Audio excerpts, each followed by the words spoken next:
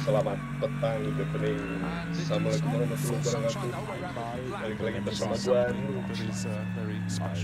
live kalau nuhun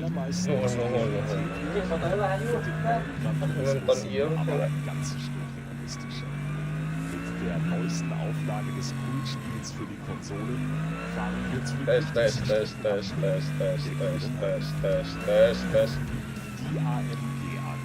Ini sebenarnya masih formation lab ya untuk gua nggak tahu untuk apa kualifikasinya. Gua kira tuh sekarang ya, kemarin ternyata ya kualifikasi untuk NLS tuh. Dan ya ini udah masuk formation lab.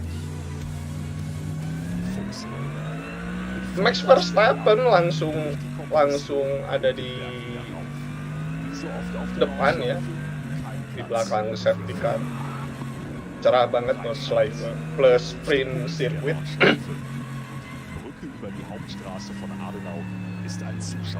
Cuma ini kalau di channel NLS-nya yang komentator Inggrisnya ini iklan ya, Gran Turismo 7. Sementara kalau di onboard 3-nya ini masih live.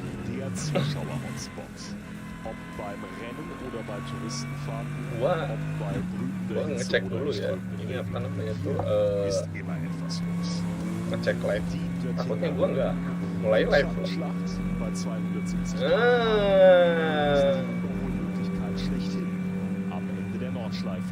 4 jam ke depan bakal nonton. Okay.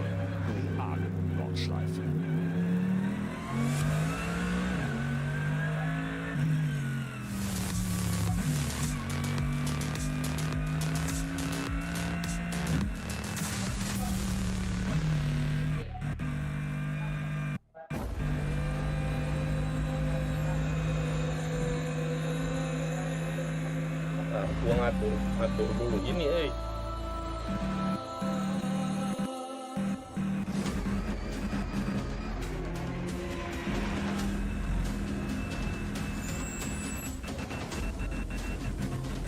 ya kalau udah masuk Nordschleife error langsung itunya ya, apa namanya tuh si kameranya emang harus cepet sih sebetulnya ya. Der Nürburgring Nordschleife sind unterwegs und zwar direkt zu dir nach Hause. Dank CK Model Cars sicherst du dir deine exklusive Erinnerung an den Besuch an der Rennstrecke. Unzählige Modelle findest du auf ckmodelcars.de oder im Shop. Astaga, error.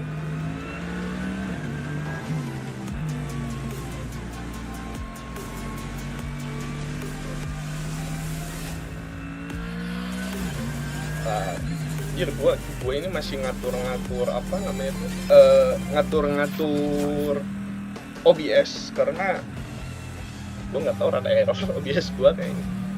Dan ya ini untuk Verstappen Racing nggak bisa lebih keras ya suaranya.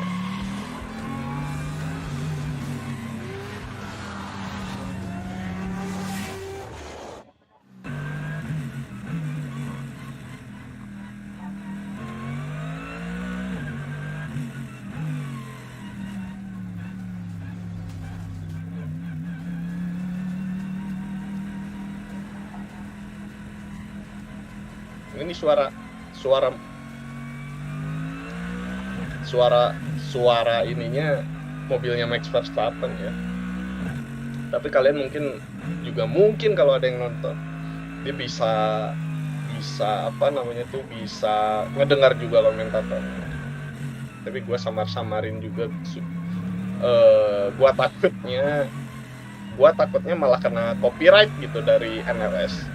Walaupun sebetulnya nggak ngaruh apa-apa sih copyright ke gue ya, soalnya ya channel gue nggak ada yang follow juga, nggak ada yang subscribe juga.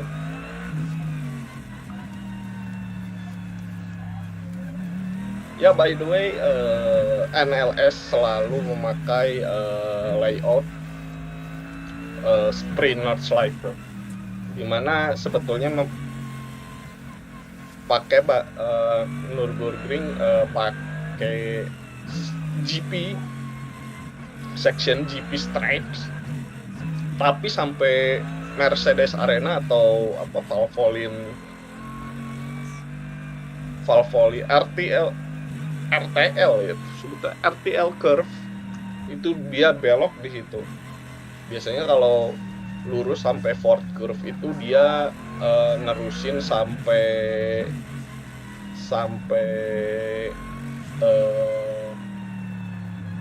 Dunlop curve ya, Goodyear curve sampai Schumacher S itu nyampe lagi di RTL curve itu adanya di ya GP stretch. Kalau misalkan balapannya cuma di GP stretch doang atau Nürburgring 24 jam itu layoutnya biasanya terus itu. Cuma kalau NLS ya sampai RTL curve, belok lagi sampai Chicken,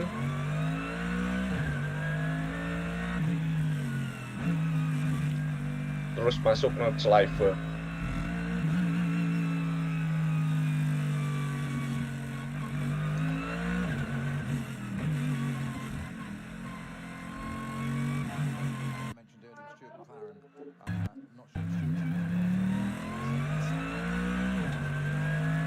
Sementara itu si Nürburgring yang pusatnya juga malah nontonin itu ya, nontonin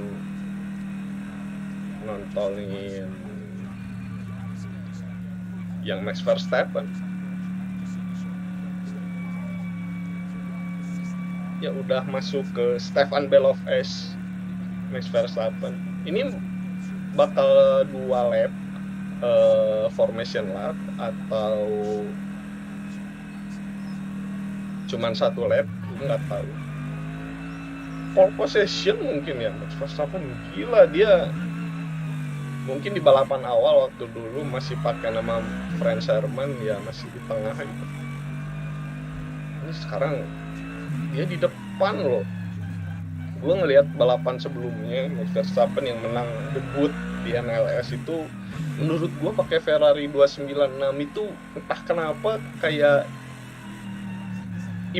imba banget gitu dibanding mobil-mobil yang lain. Mungkin kayaknya sekarang juga gitu, walaupun memang ya dia nggak menyalahi aturan ya, kayak nggak seimbang gitu ngadepin mobil-mobil yang lain gitu.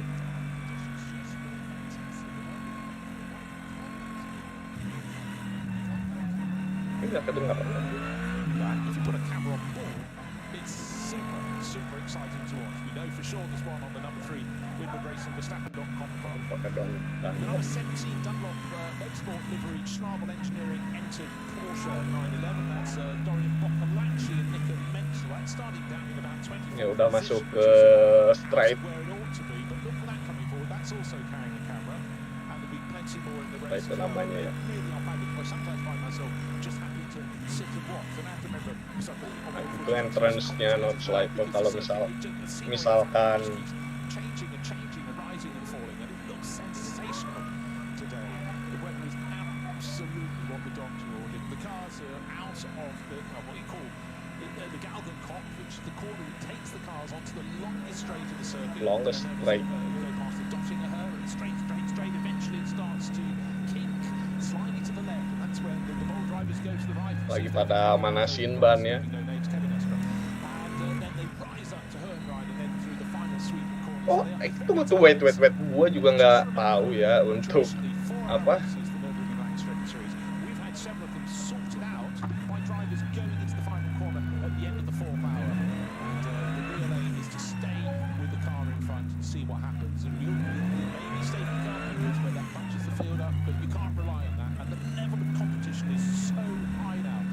Emang ada Kevin Estre ya? Oh iya, ada Kevin Estre aja. Ada Kevin Estre loh. Gue pengen lihat dulu line up pembalapnya. Ada Mercedes AMG Verstappen Racing Team. Terus ada siapa yang nama-nama terkenalnya ya? Emang kebanyakan juga yang pro lah ya, yang pro. Ada yang Raveno, ada yang pro IM, ada yang amatir juga.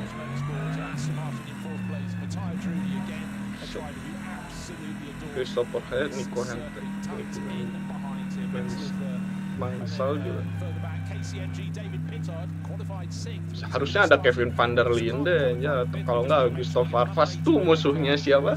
Musuhnya Kevin Estre semua tuh. Anjir, Kevin Estre dong ada lah ya. Cuman gua nggak tahu ini start dari berapa Kevin Estre. Tenggelam namanya sama ini ya. Gua pilih lihat battle-nya dah. Oh, ada Gustav Farfus tuh. Gustav Farfus ada tuh sama Kelvin van der Linde. Anjir. Wah, ngeri. Oke. Karena gue juga baru ngikutin ini. Walaupun gue nonton sih tahun kemarin untuk MLS kalau ada, cuman nggak gue live-in. Ini bakal gue kasih timing, ini tempat kosong ya.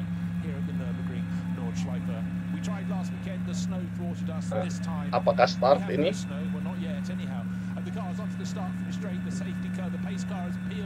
Ya udah ada di speed stop ya.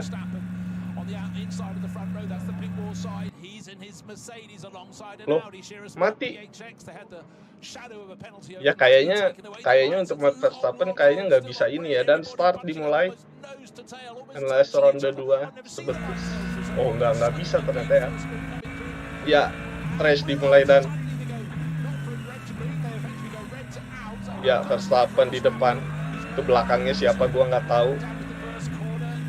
Ya, first corner Yokohama S yang menggunakan melebar dari GP stretch-nya di Mercedes Arena.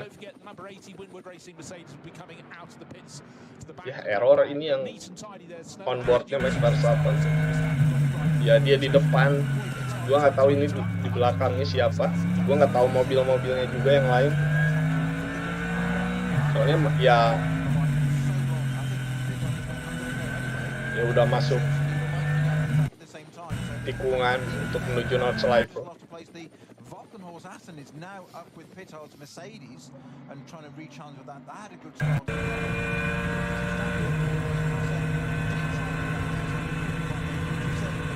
Belum ada ininya ya, belum ada timingnya, live timingnya. Ada nggak ya? Kalau buat video entry list, alah mah.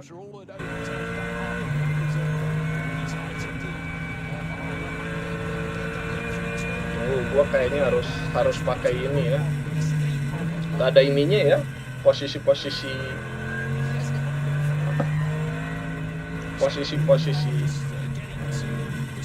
Dan ini untuk yang kelas yang lain belum ada ininya, belum ada apa namanya itu, belum ada lap timingnya.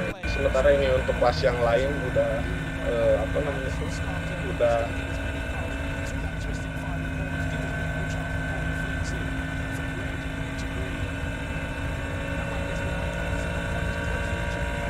masuk ke main straight. Ya, kita lihatin Max Verstappen aja ya. Banyak ini kayaknya emang 17.000 anjing yang nonton. Tapi yang MLS pusatnya 50.000. Ini pengaruh Max Verstappen ini. Kalau nggak ada dia mungkin nggak banyak yang nonton ya.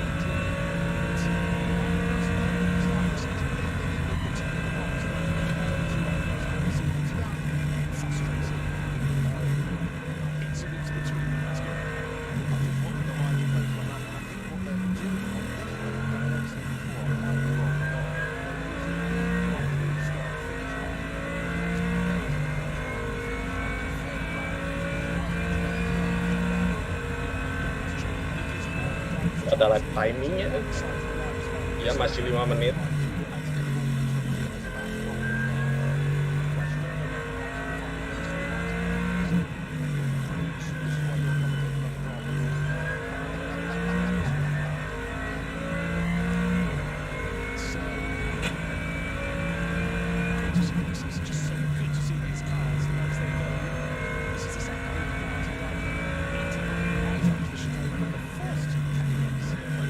Wah, ada onboard belakangnya juga ya. Gue baru ngeh ada onboard. Ada onboard, ada spion. Walaupun itu spion layar ya.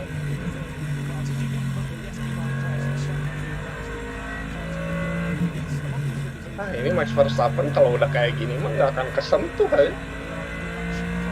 Tapi yang belakang ngikutin sih.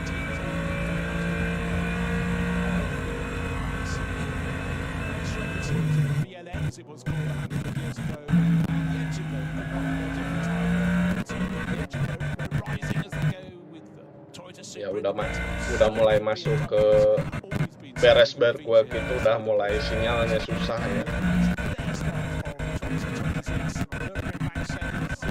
Walaupun sebetulnya itu kerekam ya sama kameranya. Biasanya Max Verstappen juga bakal nge-post yang jernihnya.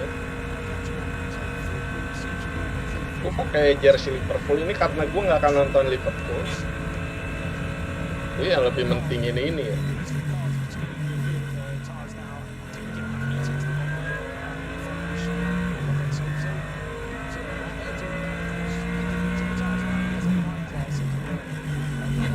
Sampai di split kameranya sama ini ya.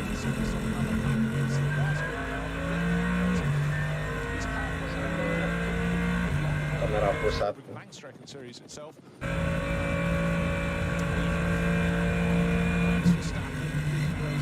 Stefan Belov S.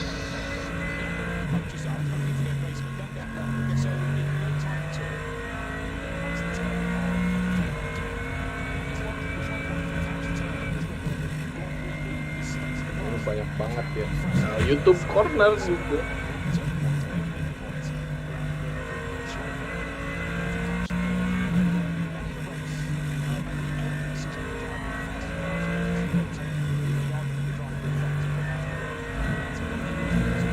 Ini YouTube Corner ya. Iya, YouTube Corner ini. Maghriban ya.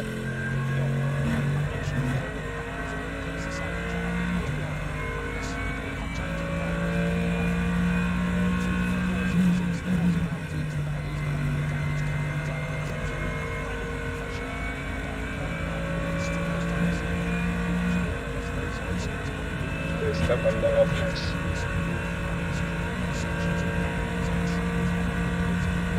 Tapi nggak kedengaran ya suara komentatornya. Itu yang disorot pasti bakal disorot pasti bakal Max Verstappen, mobilnya Max Verstappen terus. Tapi itu yang belakang siapa, itu yang biru?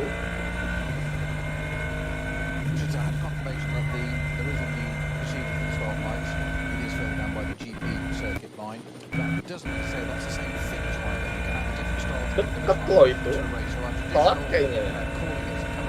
Telat sih ini yang di. Wah, kesusul Max Verstappen, kesusul di straight. Wuhuu. Ya, balapan dimulai. Kayaknya bakal balik nyusul dah. Oh, enggak anjir. Kesusul lagi nih. Jangan maksa, Max. Jangan maksa. Balapan masih lama, Max. Walaupun gua nggak tahu ini siapa yang ada di dalam. Kesusul.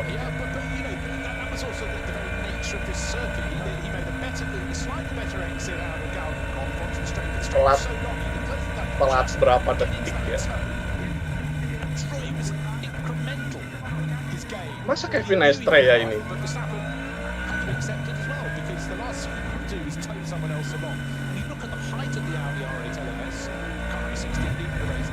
Oh, ini nomor 16. Overallnya udah ada nih, 16. Siapa nomor 16 by the way? Ada nomornya. Kayaknya pro juga sih itu. 16.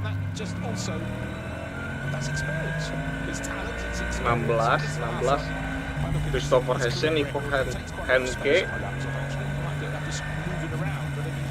GT class cars since 2009. He's the GT3 European Series champion. Sesuai main gitu. Gue juga nggak tahu itu siapa. Apakah racing WEC atau IMSA juga itu? Gue nggak tahu. Always very, very strong on loyalty with drivers, or certainly maybe make it clear what they want from new drivers. But if you match up to that, Kevin Estre 911 emang 911 dia.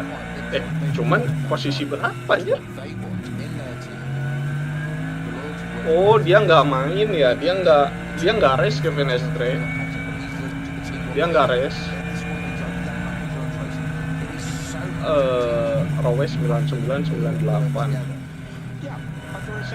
ada di peringkat 4, 99 ada di peringkat 8. Tapi nggak ada Valentino Rossi atau siapa tuh namanya itu, karena ya ini Rowe Racing.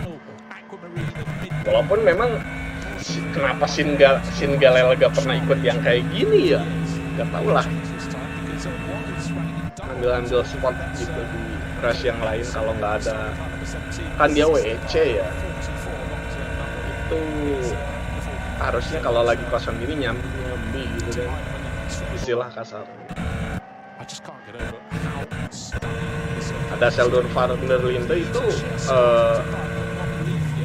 hypercar-nya, pilot hypercar-nya BMW M Hybrid 16.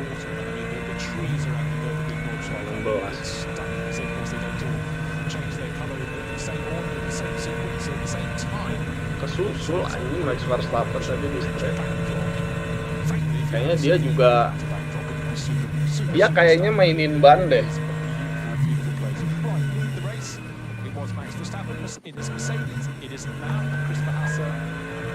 Bedanya cuma 0, ya. Masih bisa nyusul juga. Ini kebayang kalau ada Kevin Estre, dia nggak ikut balapan ya timnya ya. Memang di ronde pertama itu harusnya ada, tapi karena cuaca buruk nggak jadi ronde pertama itu. Ronde pertamanya hitungannya gini, tapi ini udah masuk ronde kedua ya.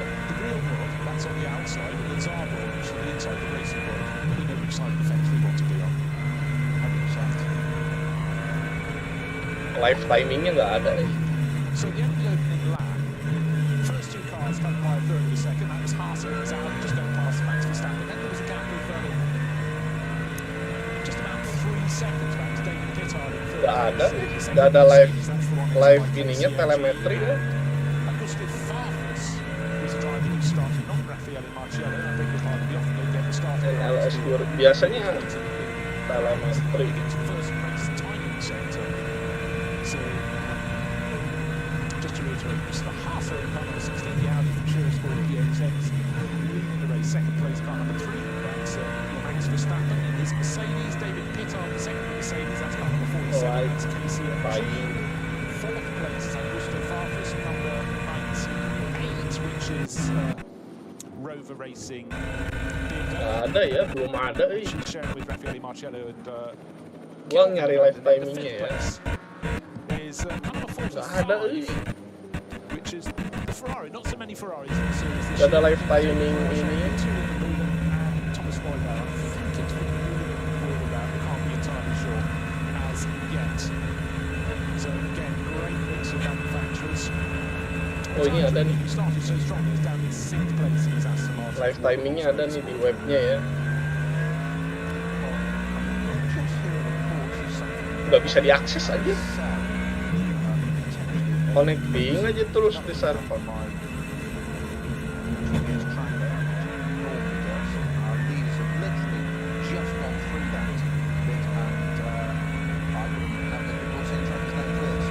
Gua tampilin di mana ya?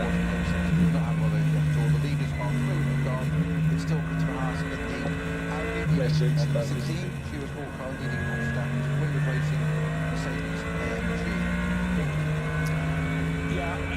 Commercial purpose base lap, ada leading base lap.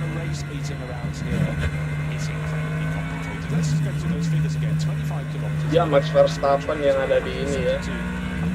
Imagine in race control, you've got your marshals at so many points around the circuit, all wanting to, radio in with an issue or text in with an issue. They manage it here. But then you've got to get the message. How long is it going to take to clear? I think the car spun is in the barrier. No, it's back on the circuit. It's good. It's all clear. So many messages coming in, and there are ways you can actually scroll in and out. What's the website? If people are S5 speed, S5 time. have a little circuit back with the moving elements. Where do they go? What app do they need to? Gede banget dia live timingnya aja. It's powered by GP-SAUGE, GPS, G-P-S-A-U-G-E, GPS being the capital, and it's on the App Store, whether you're Android or Apple, and it's called Racing the Track, it's called. I will just throw it out there. Kenapa ini nggak bisa ke atas aja? Yeah, it's something. Comes up with a big logo on the back. Itu butuh telemetri aja, kalau ada telemetri bagus.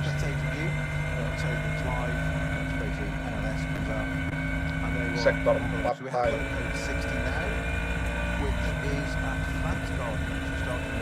Ini masih lap pertama ya dari tadi. Ini udah masuk straight, anjir jauh banget bedanya. Bedanya sih 0, ya, cuma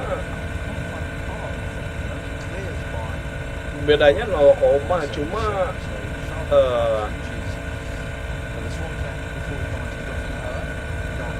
kayak jauh gitu. Bedanya kayak jauh banget gitu di straight ini.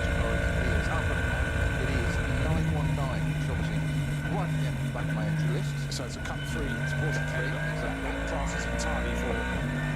Gua mau nampilin live timing tapi ini banget ya. Kalian bisa lihat ya.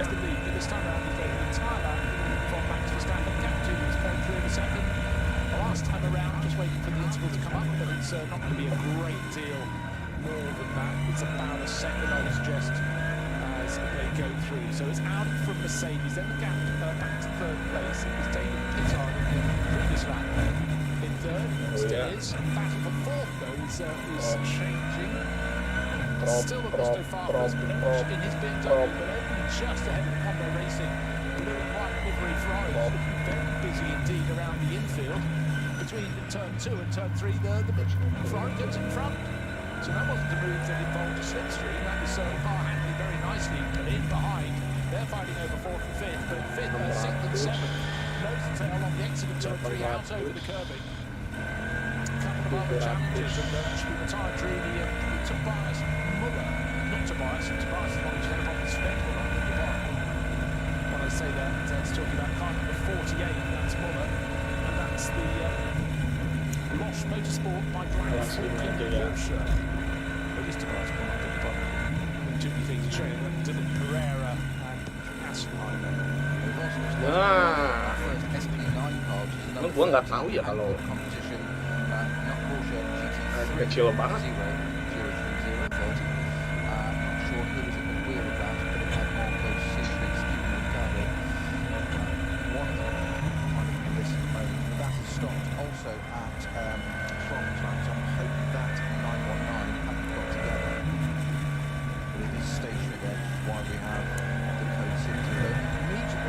Buat sistem tempelin ini di sini aja.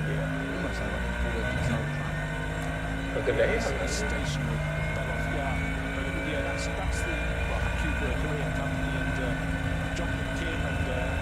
Galak pas lah ya.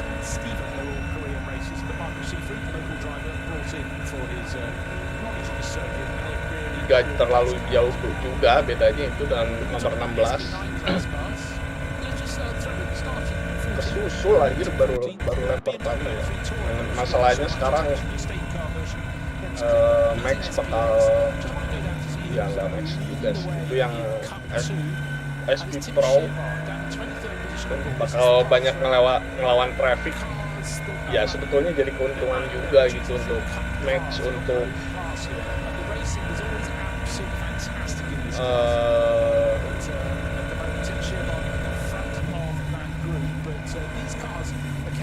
untuk dia mendekat gitu, karena bakal kepotong traffic juga itu juga yang di depan. Nah, kayak gini maksudnya. Tapi baru 1 lap udah kesusul gini tuh kadang aneh ya.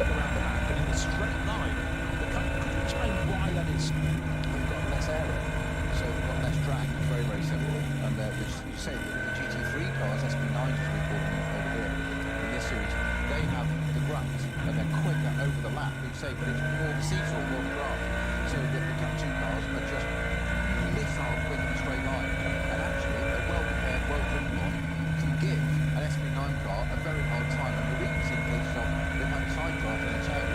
Malah pada ngeliatin yang ini ya. As a driver of the GT3 car, so you think you're in the top class, you get this car from the double class. Kalau di onboardnya Max Verstappen nggak ada nama race balapnya ya, tapi kalau misalkan ini beda berapa second ya, 2 detik mungkin ya, dia baru masuk. Kalau di onboard YouTube-nya dia udah masuk ke ini Bergware, tapi kalau yang di lama itu dia belum.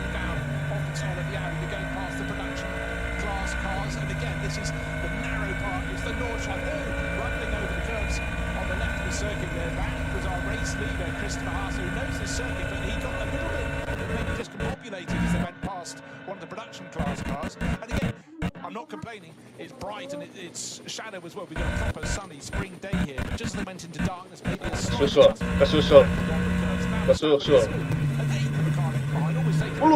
Hampir nabrak dia. Hampir nabrak. Traffic semua. Ini yellow ya, yellow. Anjir, hampir nabrak dong. Hampir nabrak itu.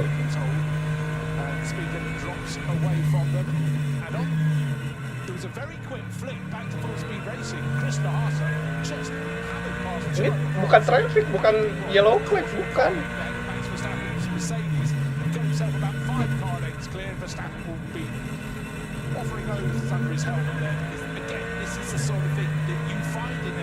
Ini belum apa-apa udah drama aja ya. Tapi untuk dramanya mungkin udah ada sejak lap pertama gitu.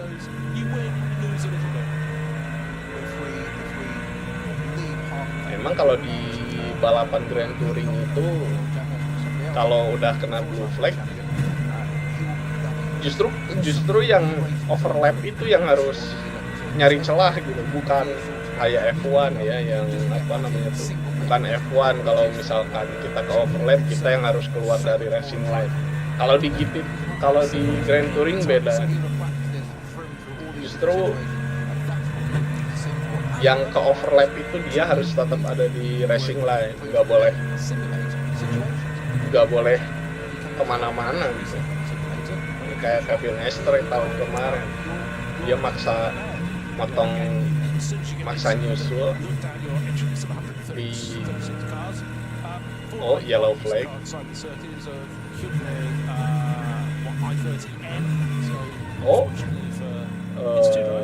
60 flag. Probably won't have a race at all, but hopefully that car can be moved to a place of safety. And again, I extol their merits every single time I look at the Langstrecken-Serie. Tapi masih bisa nyusul ya. That can be astonishing. Because bear in mind, start the race, they're standing there for a very long time before anything comes past. Then eventually they get this rolling. Ya mungkin enaknya kalau di posisi di belakang pembalap, ini dia. Nose to tail, then they give a slight gap, then the others. Then once the race is formed and it's shaped, you have the grouping of cars. Dia udah dia bisa ngikutin pergerakan musuh.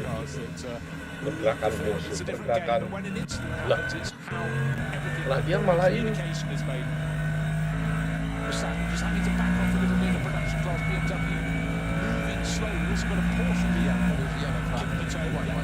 Ya ketipu, anjir, langsung jauh bedanya. Kayaknya ketipu dah Verstappen. kayaknya Max ketipu.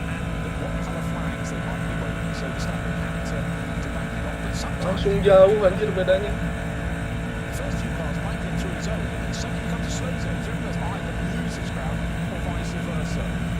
Itu ngeluarin blue flag terus-terusan. Ya langsung jauh dong bedanya.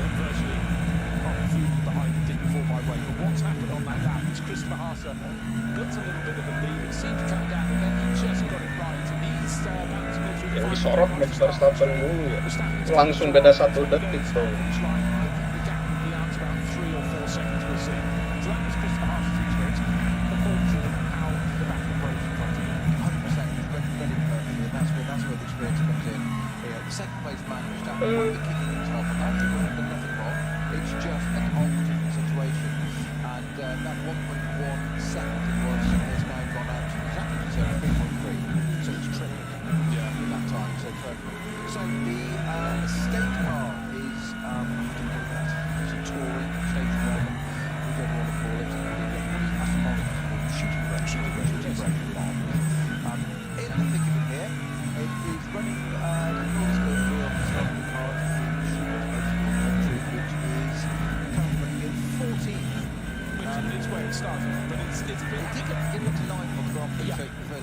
Udah masuk ke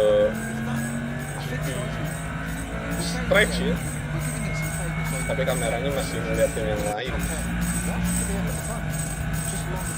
Jauh banget kan. Sekarang Max cuma ngarepin ini lagi. Dia pasti bakal ngarepin traffic lagi. Nge-slide kan.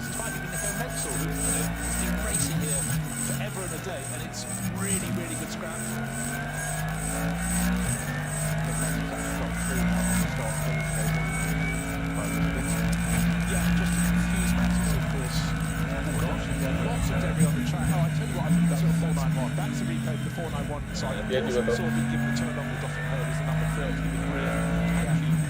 Memang rada tricky ya kalau di tikungan gini ininya ya.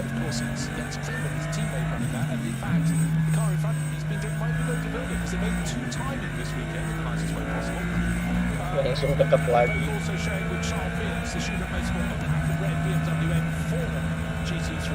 Emang harus ngalah.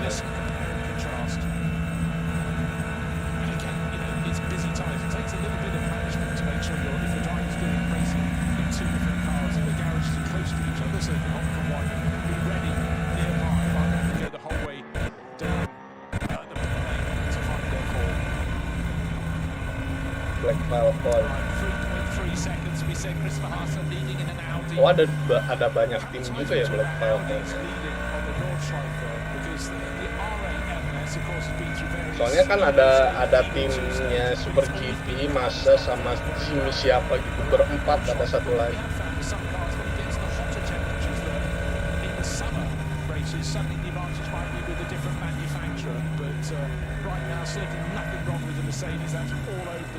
Closing back in again, worth pointing out. The Audi had got cleared. He's at 3.3 seconds, but Verstappen now halfway around this lap number 4. Some of the drivers, including Frank Stickle, sort of standing in the garage, waiting to have a go.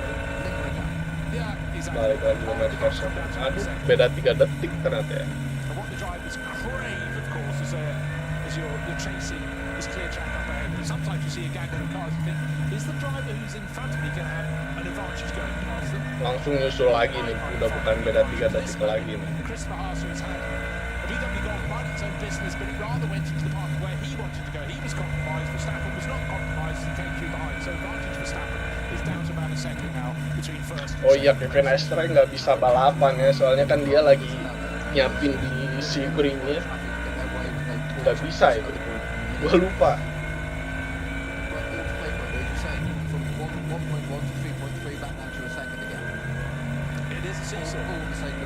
Padahal Kevin Langstrecken pakai jet pribadi.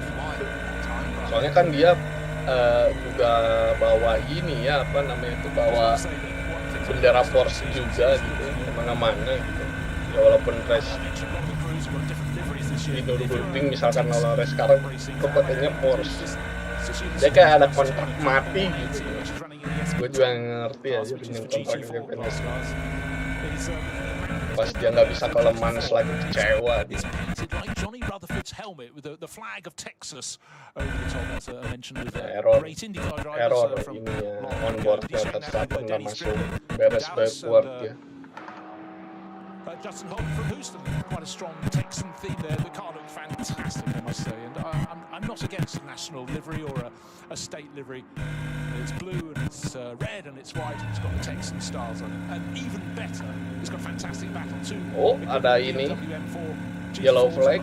Right in behind, and a couple of other cars as well. I don't remember what I've seen in the mix, but again, just to reiterate, you race against cars in your class. You might all be in a field of 132 race starters, but you might have 12 cars in your class, and they're the ones you have to contend with.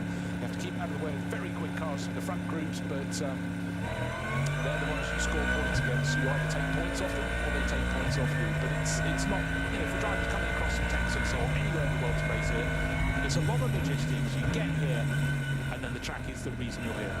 And then the fact you're racing with people hopefully of similar performance, and you have a good scrap. Sometimes you can be running 10 in your class, but having an absolute ding dong, you might be in the Masuk class. Krausel. Imagine that.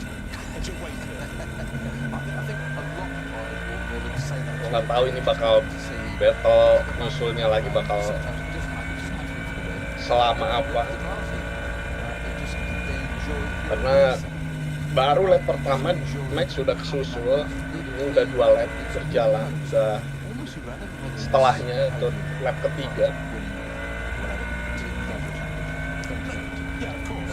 Tapi sebetulnya untuk endurance racing nggak perlu juga ngoyo untuk apa namanya tuh, untuk nyusul ya. Cuma kalau misalkan kelas tertinggi mah dipikirin sih sebetulnya. Bisa lewat strategi pit stop.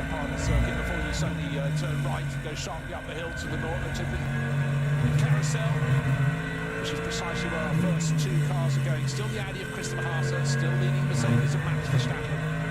Bright parts of the track, deep shadow.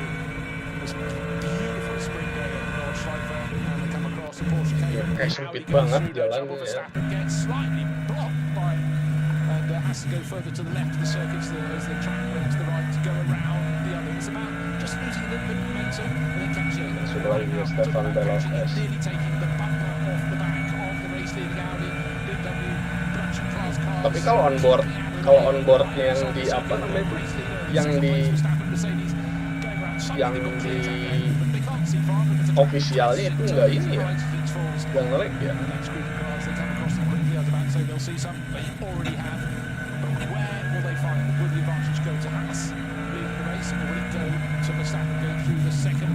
That means they're getting towards the place where they're going to unleash along the dotting arrow. Once they turn right, fairly sharp right to go and Koch. Then who's going to carry momentum on the straight? We saw at the end of the opening lap, did we not? The Audi came out, got into the toe, edged closer on this really long straight. The tail of the Audi Mercedes, and they went past long before it came to left. This time, Mercedes gimana? Mendekat mungkin ya, cuma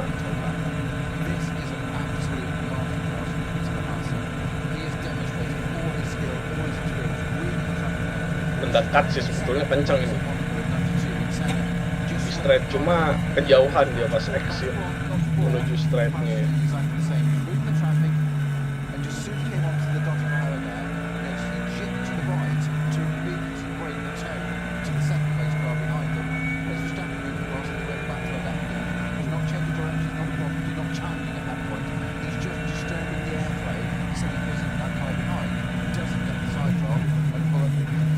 Masuk ke Yokohama S,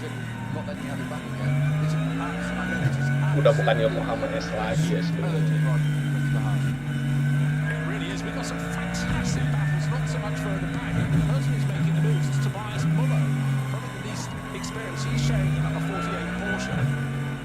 Mau menyusul itunya Mercedes Arena,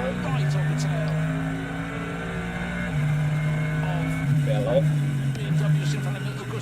And tucked in behind the Ferrari has been going backwards because that's the one that's fallen down. Thomas Lloyd, side by side contact there. Audi yang pertama ya.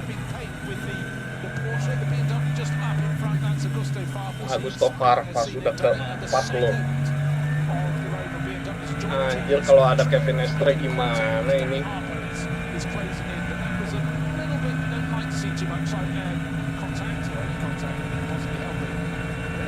Side to side rather than nose to tail, so at least it was not likely to pitch the Porsche off. A run, so a little bit of ambition from Thomas Neubauer didn't work on this instance.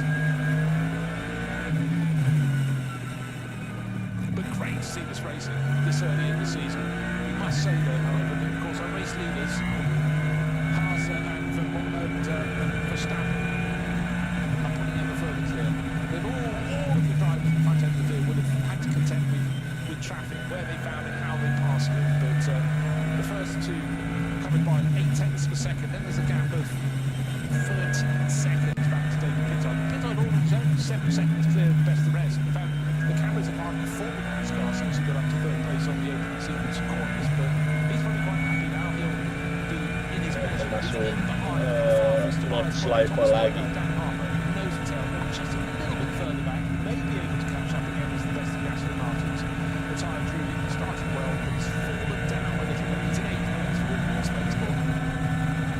Black Falcon.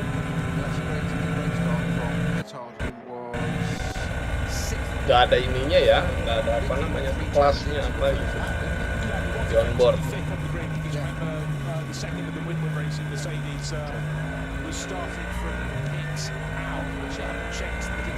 Ini injek curve aman-aman ya. Gua main Gran Turismo, injek curve langsung melintir. Saya bilang jangan ngasal gitu.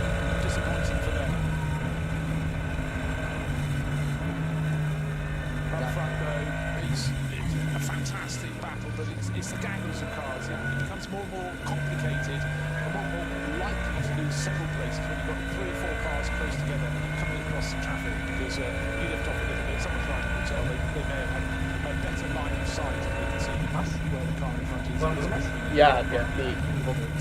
Actually, as I say that battle from Augusto Farfus to Dan Harper has closed in all over again. It stretched a bit around the back part of the circuit, but at the start of the next Iya, mepet-mepet ya karena traffic juga dia. Ada yellow flag dah itu. Bukan. Up the inside of Tobias Muller's Porsche into turn 2 and clattered into its flank.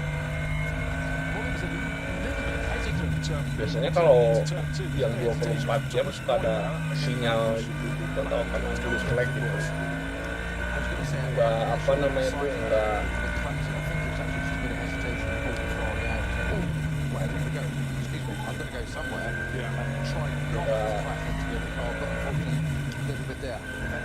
Jadi si Marshall itu nggak melulu harus ngeluarin blue flag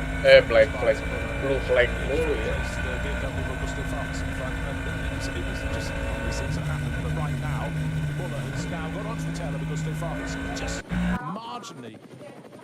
Clear of the Ferrari of Thomas Neubauer, the car that was door, and the one that just lost out through Hatzenbach, and out of that is the car fourth in that group, the second of the Rover BMWs of Dan Harper, so he's got to do all the hard work so they catch up on that front. But, and again, another man that we've not mentioned enough yet, but over the qualified for this part of the BMW Junior team that's now been temporarily disbanded. I say that because I'm convinced they'll come back again. BMW don't know that, but I think they will.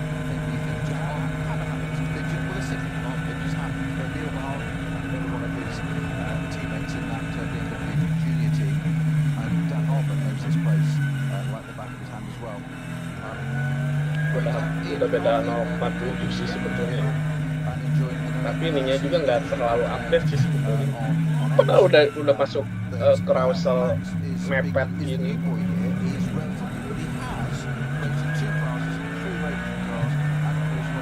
Sebenarnya kalau kesusul juga masih bisa recovery sih ini Audi. Nempel-nempel gini nggak apa-apa. Cuma mungkin yang jadi masalahnya itu di belakangnya Max Verstappen masih bakal mendekat juga. Ada Farfus. Say that because Haas's Audi was really shifting around little bumps around the back part of the circuit, and again I just have to keep emphasising the narrowness of the circuit. It's because they're proper racing cars, they're a bit loose.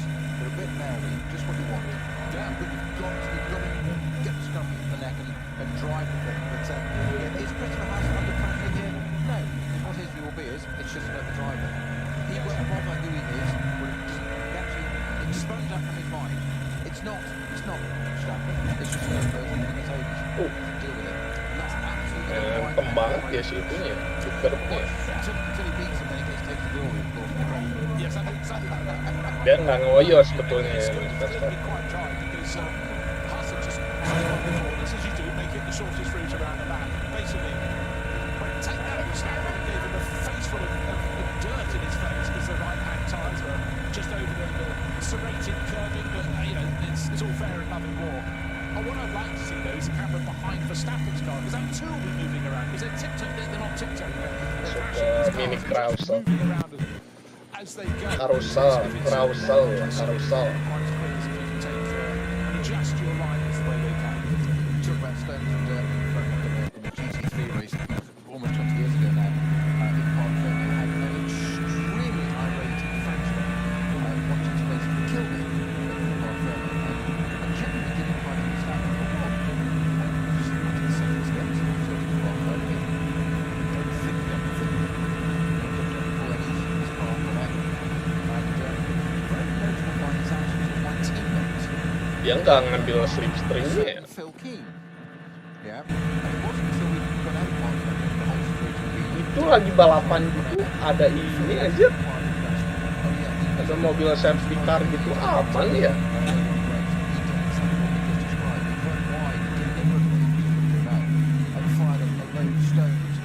Dari tadi loh di straight itu ada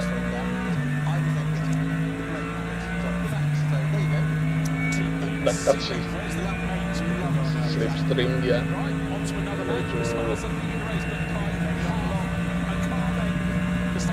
S nggak akan.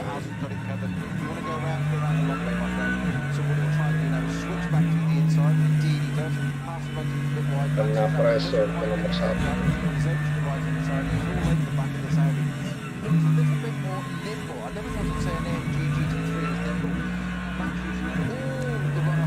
Ada kayak ngerem gitu ya.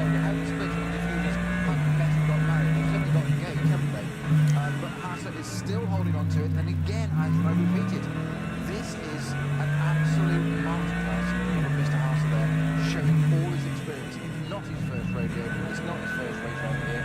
He doesn't care if that Red Bull Mercedes behind him. The point is, he's behind him, and that's where he's staying. Yeah, absolutely so. But where's your best opportunity passes on the Grand Prix move? Didn't happen into the first corner. And looking to turn through, where you're turning sharply left before you release to the right to turn 4. Didn't work for the Mercedes drivers. The Audi Masuk ke chicken endurance chicken. Is David Coulthard in fourth place? He's Masuk lagi ke 25 seconds further back. itu tikungannya itu tikungan pertama di Nürburgring itu perempuan yang memenangkan 24 jam Nürburgring. Just under a second down on the third. I tell you what, Coulthard is the one who's lost that. In the Porsche, the one who had a side strike a while ago has gone up into third place, Farfus to fourth, Nordbauer to fifth. So the gang has got his caught Coulthard, but past him, he's down in sixth place in the start finish line. And Merco brought it off. I've just been looking, the Lamborghini driver started outside the top 10. Last time round it was 10, this time round it's up to 6. Gua nunggu pit stop ya, apa berapa lap ya setiap ininya pit stop gitu kan. Regular drivers will be moving closer and closer to the front end. So good to see Merco having a real stab at this. Over the years, slowly talked about how Lamborghini just don't get the success that you think they'll get here. They've had so many strong races in the last 2 years. The anti-in fact got so much greater. It's even harder having a cameo role because you haven't been, to get to the front. Benar-benar perlu hati-hati. Had the speed for over the years. A Conrad car. Ini bakal mepet terus. Never enough to sort of win the race. The crew in number 930. It's very, very strong. Tapi Max nggak ngambil termnya tadi pas tikung.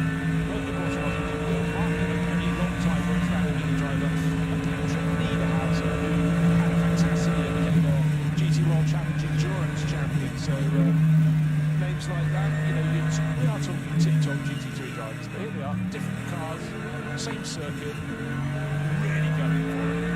I mean, the Lamborghini just never seem to be rewarded with the results that they're Justru sama ya sekarang. seeing. Nggak beda. Masuk tikungan, mainnya di timnya dulu. Which is there, but never quite 28.000 anjir yang nonton. We are the beneficiaries. Hanya untuk on board Max Verstappen. Fantastic race on both front of the field, but the fact is that now we've got this incredible battle over the third place. Every pit out caution past KCMG Mercedes, but maybe he's got time over 0,219 which is always good news. But 998 tuh Farpas dari peringkat 4, bedanya 1.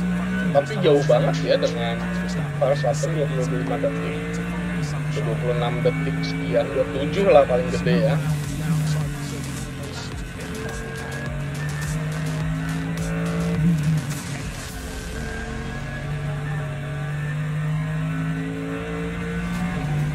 Justru iklan dulu nih.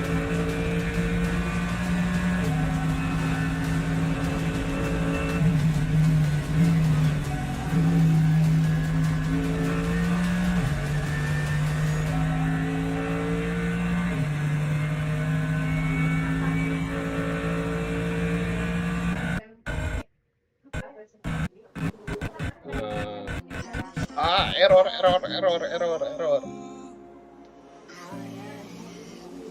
Udah masuk Kelsen itu bakal selalu error keluar barber Kelsen sampai nunggu paling di Krausel ini baru aman lagi koneksinya. Error tuh.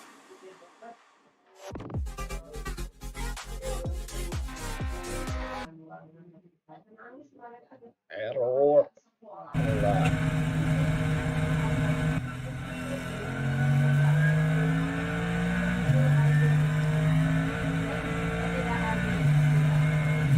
Masuk Krausel. Karusel.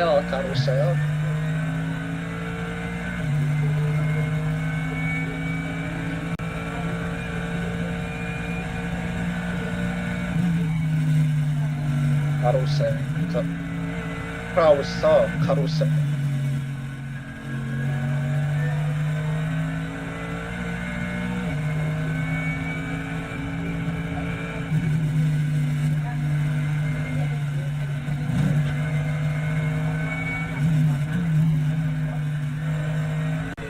Lu harus kenceng di setelah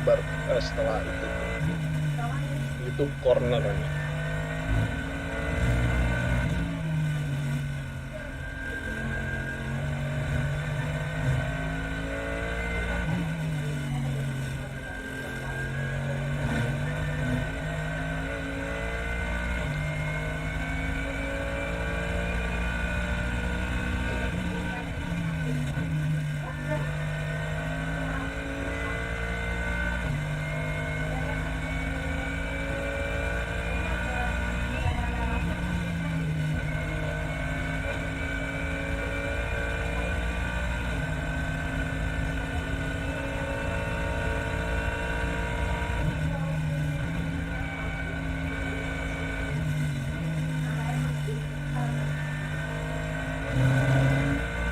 Langsung beda jauh lagi, padahal mepet tadi Max Verstappen.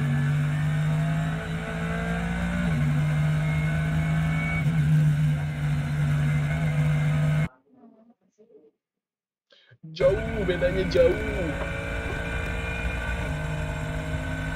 Walaupun masih bisa kekejar lagi ntar di apa? Hujan enggak? Bukan hujan kan?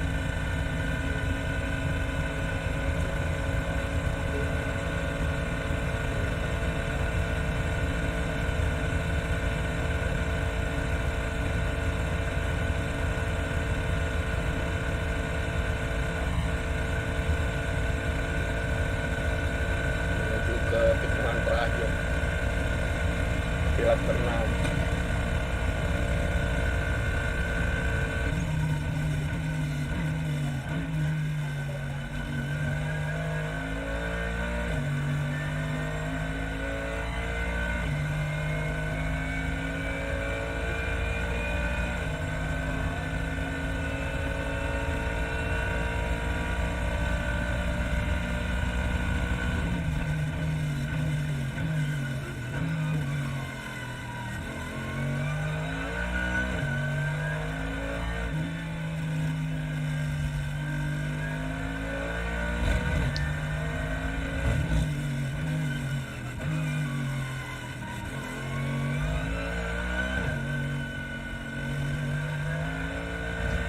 jauh banget itunya apa?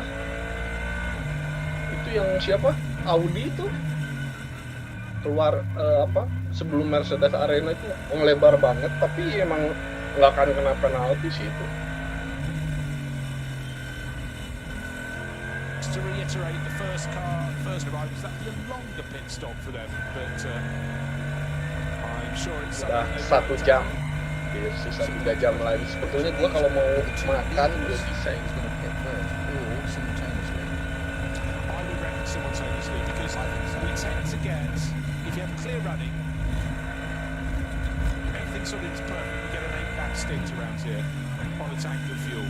But when you've had the formation lap as well, 7 laps is when you expect them to come in. What have we got on the board? We're on lap number 7. So, can Lap any advantage 7. gained by Christopher Haase or by Max Verstappen on this lap? But also, will either of these drivers stay for stint number 2 as well? Verstappen's car is shared with Jules Gounon and Danny Juncadella, so he's got some, it gives them both a go. He might do a double stint, they'll have 1 stint each, but the car he's racing against, Christopher Haase, only has 1 teammate, Nico Hanke, so he will probably do the second stint, then hand over to Hanke to do 3 and 4. But what do I know? I'm in the commentary box, I'm not the team manager. And the theatrical part of my little brain is picturing these two perfectly changing drivers standing there in top gun mode where basically Christopher Haase be my wingman anytime. Beda 0,925. Itu nomor 4 posisi ke-16 udah kesusul 1 LP. Semakin jauh sih itu siapa? Farkas. So actually, I talked a short while ago about how things were going in SP10, which is a class Orangnya 121. that's supported every year. Oh, Pro IM-nya, anjir Pro IM-nya 3 dong. GT4 class cars, and it's kind of a one-second. Bisa dibilang Sparpas sudah dapat podium, tapi kalau secara overall belum dia. That's coming out on top of them, and that's a close ball Pro racing. IM loh, 3 loh. He's showing that with Yannick Himmels and Anton Abe. He's the most experienced of that crew, but he's in the front of that class. They're just working Nggak ada through mobil kind of ini what's apa ya? second in that class, which is a Mobil Toyota Supra. So Jepang they've sampai got, KTM Expo anjir. Kazuto Kotaka in the rear, and Koyama will be taking over at some point. Skyman. Oh, ada Supra GP4. The Texan car. Tapi ini bukan GR Supra ya. BMW M4. It's top-born. Porsche 718.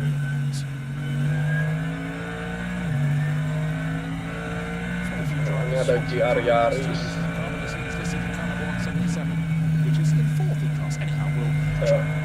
PW Volkswagen Golf yang 240i.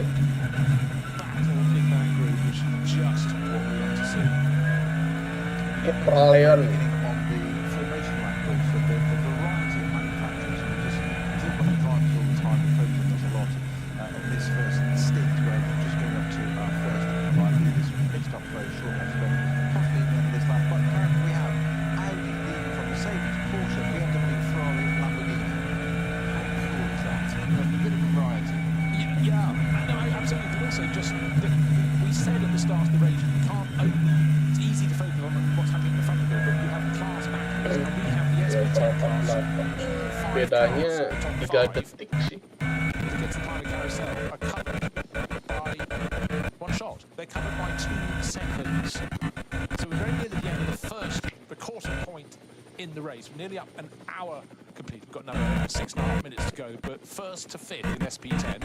Yeah, they're running down in 46, 47, 48, 49 to 50th position. Not nose to tail, but the next closest thing, probably half a second between each of them. Then they run along the dotting and the car that's leading the class, just gaining a little bit of a margin. The Texan livery BMW M4 tucking in behind, not getting a toe, but not Masuk enough to draw ke it up. menuju Is it? Again, Carousel. how long that run is. Masih bisa mepet udah masuk ke notch live ya. Towards the very end of the lap, to Hullenberg. Kepotong traffic Tightens ya. up a bit. Max Verstappen ya nih ekor aja gimana ininya ya. Sekalian ngatur ban. Soalnya yang kompresor sebetulnya kompresor juga sih Max Verstappen. Cuma yang kompresor tuh yang di depan. Dia juga harus mikirin apa. timing rem. I think we might have these cars in on this lap. I'm being intrigued, Bruce, as we said, we discussed various possibilities of strategy. We are commentators sitting in the luxury commentary box looking out and down to one of these cars, watching it, not the team managers, they all have different ideas, and we will put forward all our theories based on our lack of experience over the years and doubt to be proven wrong. When it's right, it is pure luck. Yes, more every single time, pure luck. The number 80 Mercedes, that qualified fifth, it's the second of the Winwood Racing AMG GT3s. That's in the pit lane. When you see dolly jacks being put underneath, kind of normally think, oh, going to be wheeled back in the garage. But when you're here, they just have to get them around to a 45-degree angle in the pit lane because there isn't enough space for them to be parked parallel to the front door of a garage. They don't even get a garage each. You have multiple cars in these deep garages at Nürburgring, but certainly for the two AMG Mercedes entered by Winwood Racing, the ponies, the favourites, very much in the one that's kind of the three running second in this race, and about tenth of a second behind the race-leading Audi. It's the one Max Verstappen is driving, pedaling hard. Now, end of this lap, we reckon these first two cars Sekarang malah lebih cepat yang di itu ya. will come in to make the first of their three standard pit stops in this race. It's a 4-hour Malah cepat yang di itu. Don't forget, they had the formation lap, the mere 25 kilometers. Malah cepat di ini. Cepat di ofisialnya sekarang. Ayo susul. Kesusul kayak ini sama Verstappen. Iya, kesusul lagi di lap ke-6. Max Verstappen berhasil nyusul lagi di straight. Iya, ada lagi di posisi pertama sekarang. Wah, nempel ternyata ya.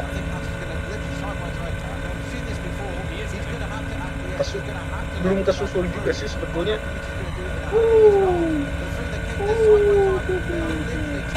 Satu harus ngalah ini.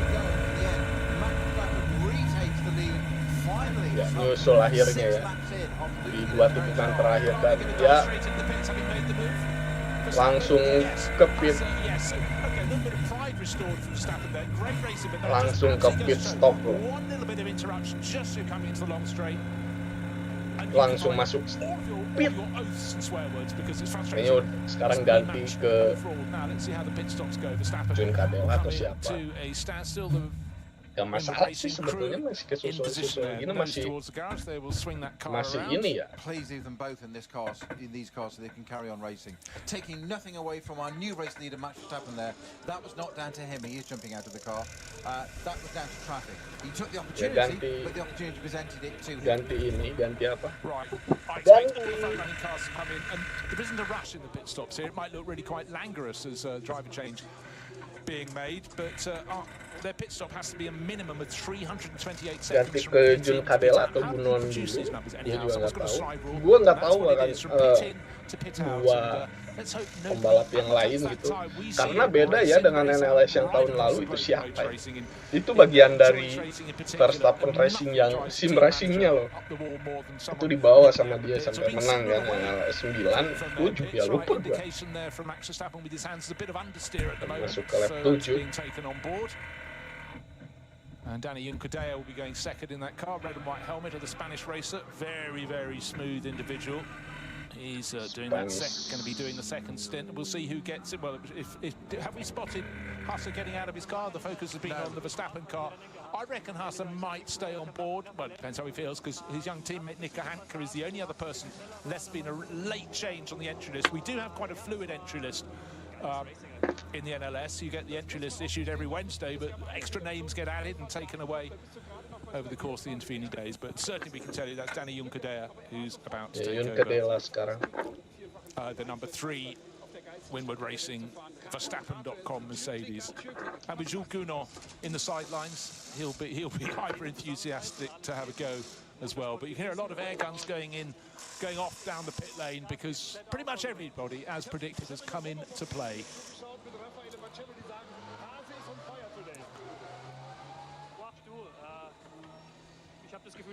Yeah, everybody had to pit. Top 10 in, isn't it? Yeah, well, as you'd expect. We might expect the dia udah masuk 1 jam race di Nürburgring Langstrecken-Serie. Sebetulnya Verstappen Racing masuk ke pit stop di lap ke-7, memimpin balapan secara overall atau kelas Progen juga. Dan ya sekarang udah ganti pembalap, Juncadella.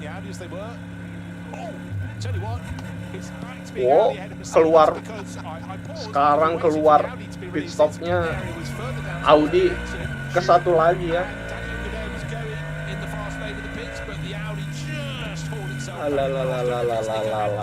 Kedua lagi dong. Tadi Max Verstappen udah ini apa? Cukup bagus ya sebelum masuk pit stop, dia masuk ke posisi pertama lagi.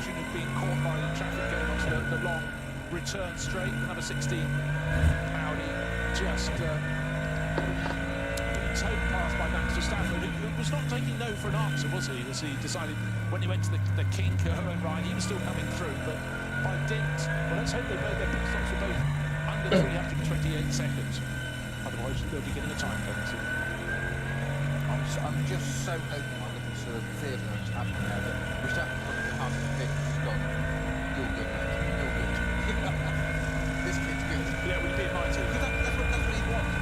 Ini Nürburgring Langstrecken-Serie Ronde 2 udah masuk di 1 jam pertama di race kali ini, dan sebetulnya tadi Max Verstappen udah masuk ke pit stop memimpin balapan ya, pas keluar pit stop malah kesusul lagi gitu sama Audi ya. Kita lihat aja nanti sampai race selesai gimana, dan ya kita ikutin lagi MLS Ronde 2.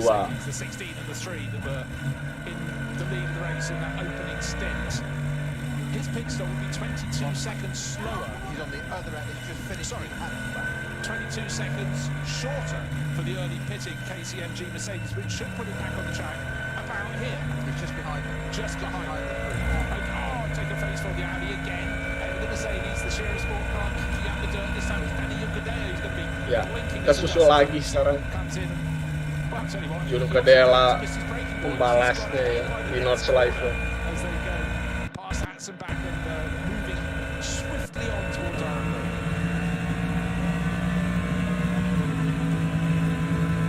That was a lot of intent. You don't often get clear overtaking maneuvers with no traffic involved.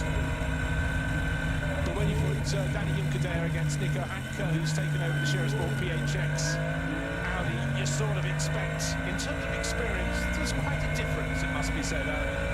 What's the age? Nico Hanke just turned 23, but a couple of last year, 2023 he was racing GT4s, last year racing GT4s. This is his first year stepping up into the big guns, the SP9 GT3 class cars. So it's better he sees the position under pressure there from Danny Juncadella that tries to fight and settle in. One of the best ways of learning a circuit is to follow a master, and Danny Juncadella is very much that. But the key is to stay with him, and at the moment Nico Hanke's falling back. In fact, get the telescope. If he can keep up, exactly. But he'll be learning. He'll see if the handful of corners. Go, okay, got it. Also, he's wanting to feel confident in the heat in the tyres. Satu lagi ya sekarang. Battles that drivers consider important. It's also an objective as well, because you can follow somebody. Oh, I should be able to do what they're doing. And you can't. You've got to be yourself. You've got to know your car. Yang lebih cepat lagi ini ya. If they're quicker, they're quicker. They might be quicker for us. Just go. Itu langsung jauh loh bedanya. Dia pakai hak kah? Yeah, so many things to be considered, but the worst thing to do is trying to go too hard too soon if you're not fully confident, because that's where you might hesitate, and hesitation never good when getting on the brakes or on the throttle. But anyhow, well, that was a really interesting run into the pits. Mercedes number 3 having just taken the lead, Max Verstappen caught it in the pits. Juncadellanya mah Number ini 16 Audi, Christopher Haas handed over to Nico Hanke. Hanke got out ahead, but not long after he got onto the Nordschleife for himself, face full of dust as Hanke ran a little wide. We with extra momentum by the time we got to the next corner, some distance away. Danny Upadea into the lead of the race. Beautiful move, important experience. And again, just noticing, hold on, he's run a little bit wide. He can't get the power down just yet. He's got dust all over his tyres. Yeah, I've got more speed. I'm bringing my Mercedes into the lead of the race. So I've just got a very quick update. Remember I said at the very beginning that our guy that just got the licence in the 112 and Sam Holman said that car didn't quite make it around formation lap. Just messaged me 5 minutes. So unfortunately gearbox issue today during quality has kept us racing. So they tried it and didn't have it. So we want to check all that work, get the licence, and then we need to do the first Stuart, I'm sure you and the rest of the team will be very, very sure you next round will be free about you've got your licence now, get on with it. Unhappiness that's the cool. That's a stage of it. Right, well, it's been a cracking fight. Listen, so far, just got to see can Ray Fukuzumu stay close to the lead duo. He knows his final pit stop's going to be longer than theirs, but it almost gave him that big track position, which certainly can be quite a factor out here. Don't forget, the car qualified very nicely, 6th fastest by David Pittard, the KCMG Mercedes. Yeah, Pittard in Mercedes this year, get used to it. But we'll have to see how the crew can fare. Because if they can fight with the lead 2 cars, well, that will give them a lot of confidence in the great. Clearly, in terms of regular race pace, the number 3 Verstappen.com Mercedes, the number 16 Shearer Sport PHX Audi are the class of the field. Don't forget, it's not just one driver doing all 4 hours, so we will have a rotation through drivers, and some cars will go. There's another driver takes over, some will lose out a little bit, but one that definitely was worth watching and seeing how it fares after the pit stops is that it gets to the Lamborghinis, which was Mirko Bortolotti's car, that had risen from outside the top 10 to 7th place overall, when them all settled to, oh dear, a Toyota Supra has left the pit lane, just gone over the dotted white line into the line where you feed out, has come to a halt with half of the car on the grass, so that's someone that's having a very, very short stint indeed. Can't know who is the, oh gosh, it's the car that was right at the short sharp end, second in the GT4 class. I think Kotaka in the Toyota just handed over to teammate or vice versa, but that is not going anywhere at all. See from our camera footage at the end there, looking at through the sort of foreshortening across the track there, there's a bit of driver work going on to try to do an alt control reset. I'm sure obviously that car can't stay there. There's no real problem where it is, but you don't want anybody back in the pit straight and putting it on the inside, something like a Supra on the pit exit, so that car will need to be removed by the authorities at some point fairly shortly. The car also under its own steam. So, meanwhile, the front six, Mercedes currently from anchor in the Shearer Sport Audi, that's swapping around. I'm looking at the fastest times of the race so far. Fastest lap by Max Verstappen, that was 7:55. It's the half second on fire, 7:52 points on. That's proper. It is, isn't it? That you covered that there. That was about lap 3, I think. Yeah, that was a lap that he gained about a 3-second margin, and then the traffic worked against him. Right. Cracking battle now. Unfortunately, Nico Hanke falling back a little bit, but Gennaro Fukuzumu taking the KCMG the safety pass just as they complete another lap. The better place of the 2 BMWs from Rover Racing goes through as well, so order chopping and changing. At the end of lap 8, Danny Upadea leading. This is after all the front runners made their first pit stop. He's got a margin of 6 seconds over KCMG Mercedes. So that was the one. Just remember, KCMG rider Ray Fukuzumu, that pitted 2 laps earlier. That means at the end of the race, his final pit stop probably 2 laps earlier than Lewis. And they gained about 22 seconds because their first pit stop could be shorter, but they'll have a commensurate pain at the end of the race. But right now, KCMG running in 2nd place overall. Change came behind them with Jordan Petcher gaining a position in car number 99 Rover Racing car. Nico Hanke falling back to 4th in the Shearer Sport PHX Audi that led the race in the hands of his teammate Chris Mahasa. His first stint at the time, truly best placed Aston Martin in 6th. Now we've got a K120 currently just at the exit of Exeter going up to there. There's 2 cars currently.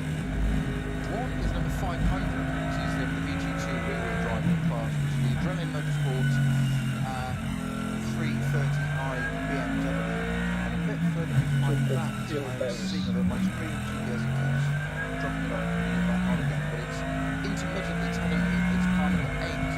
If that is the case, that's the Uta Racing Audi R8 from SB9. It's the Audi car with Alexei Ferdinand and Marcel on the wheel of that. It keeps logging on, logging off my screen here. The only constant is though, Bruce, everybody listening, that it's Carnival 500 is completely stationary from the most small car. So whether the 8 is there or not, I don't know. I will keep you posted on that. I will try and just let me see if I can get a page on that. Now 8 appears to be moving again, albeit very slowly, heading up towards the carousel. Yes, it is moving a bit slowly. So that's why it's speared off that little extra there, but it's not going at pace, shall we say. I'll tell you who's going at pace. So that's Daniel Kader settling very nicely in the lead the race. The Nürburgring Racing entered Mercedes took over from Max Verstappen. He was 6 seconds clear at the end of his first lap, out of the pits. Remember, he came out in second place, got ahead of Nico Andrews, number 16, and that's fallen back to fourth place and will lose further ground because he's not yet on the pace of those around him. There's Kangaroo, presumably for now, hang on in second place overall, but just to get that final pit stop from 47 KLG. Mercedes is driving will be longer than those that came in after the standard pit stop sequence of lap 7. But at the end of lap 7, and everybody and their best mate came in as well because they couldn't do 8 laps on their tank of fuel. But since then, certainly Daniel Kader pulling further clear. We'll see what sort of pace and ready for Union can lap relative. Is he gaining or losing? I would suggest he's further into the stint, so should be gaining a bit. The car being towed along the Dotting again. Course vehicle, orange flashing lights on the roof, and the drivers accelerating off that Bedanya long langsung. run for home. They can see from a long distance off, and the tow vehicles tend to run on the right-hand side of the track from the driver's point of view. That's the side where they can sooner turn into the pits, or if you've got a damaged car, drag into the side of the circuit by some of the circuit openings, and then pop it away.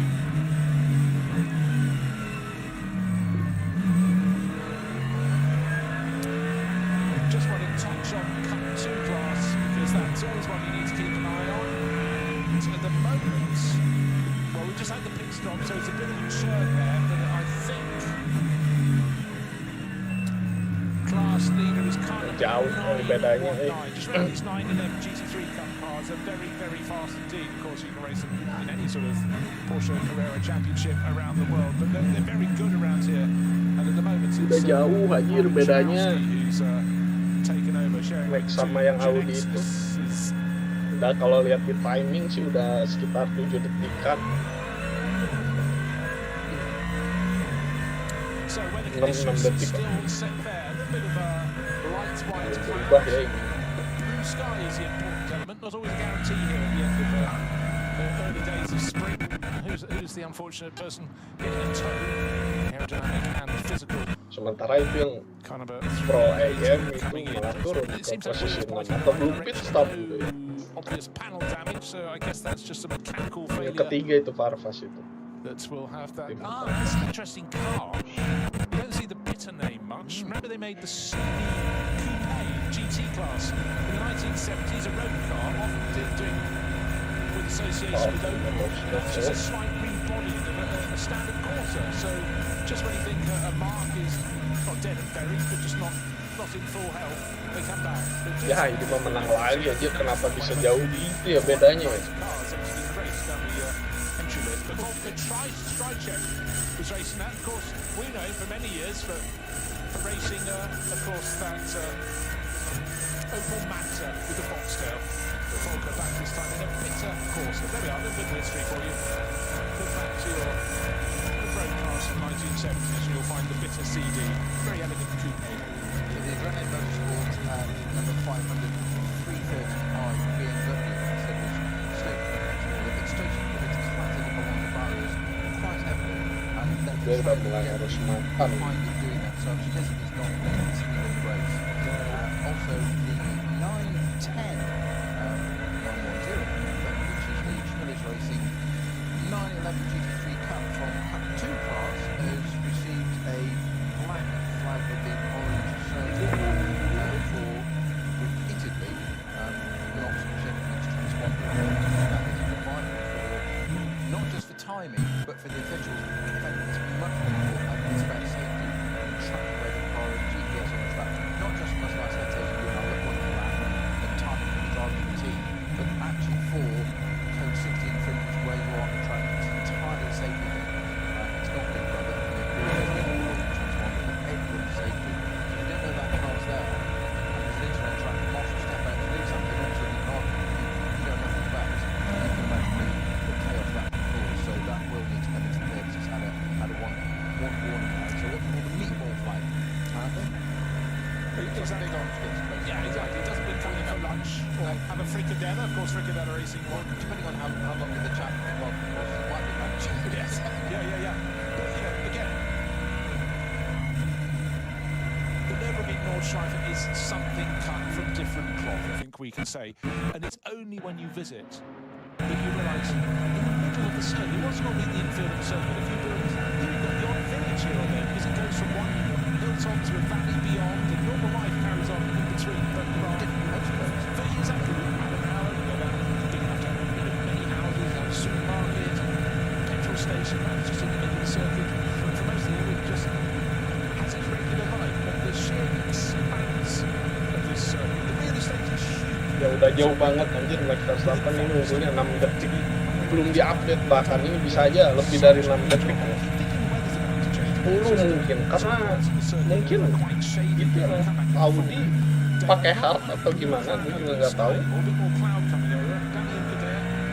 Just want to see what his margin is over the still being a race for Brazil in second place, and I can't tell you just yet. It might be Jordan Pepper who's going very gutsy to the better place. Langsung beda 1 lap, gimana sih ini? Hopefully just comes into sight on the start of the straight. KCMG Mercedes is tucked in behind the blue and white. It's long been the livery of KCMG. So they're now BMW up into Gimana? second. Kok bisa langsung beda 1 lap? 6220. 6 detik sih, tapi kok kayak jauh banget. Who's doing a double stint in that Aston Martin Walker Horse Motorsport, and he comes across behind there. Now up into 4th place overall. Hank has lost another 10. Gue pengen lihat ininya apa, pembalap yang lainnya dari Verstappen Racing.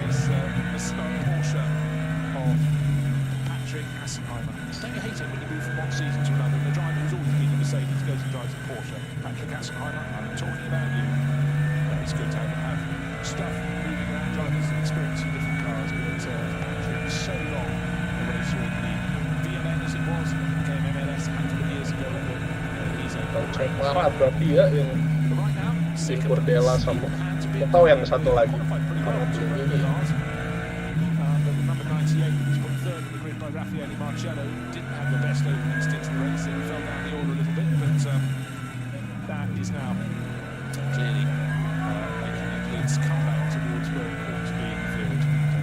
But it's the sister car that's better places. Jordan Pepper. Daniel Jordan Pepper. 98 Raffaele Marcello. Oh, dia pembalap WEC ya?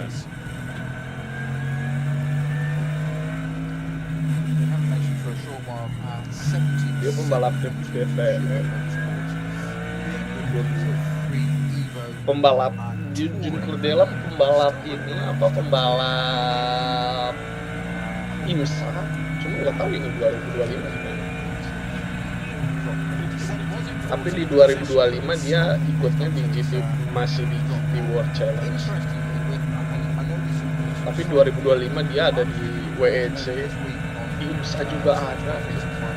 Dia pembalap ngeri sih ini. It's on our entry list and on our timing screens as a BMW M4.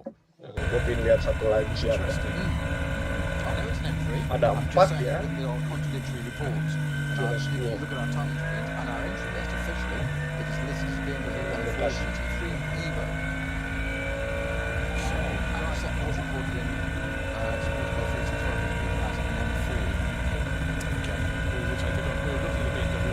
2025 gimana nih dia? GT3 bomb, but it's got 98. Jelas Actually, kuno. in the area that it is. It's been swung around. This is the car Udah di Marcello IMSA dia. just taken over and started the race.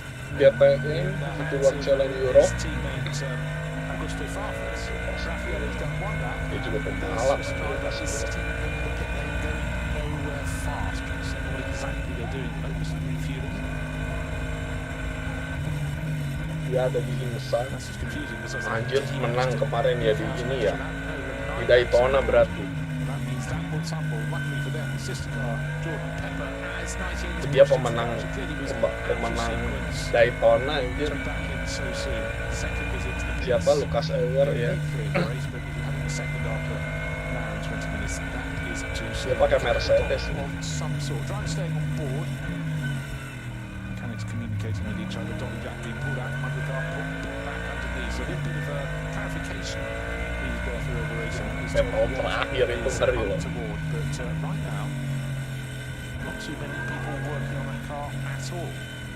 And driver undoing belts, and it's always hard to tell which is Raffaele Marcello's helmet because he changes it, I think, according to the day of the week. But that would be disappointing. That's GT over ya, and bukan out. GT Pro. Bukan ternyata, bukan GT ya. Tapi yang GT biasa. Great sadness to see that car out already. Kelas Of course, ya. that was going to be Raffaele Marcello, Augusto Farfus, and Calvin van der Linde. Bit of an amateur lineup there, wasn't it? Even though it's a pro team. Yeah. I'm being slightly sarcastic, tongue-in-cheek for anybody avoidance of doubt. What if they not won?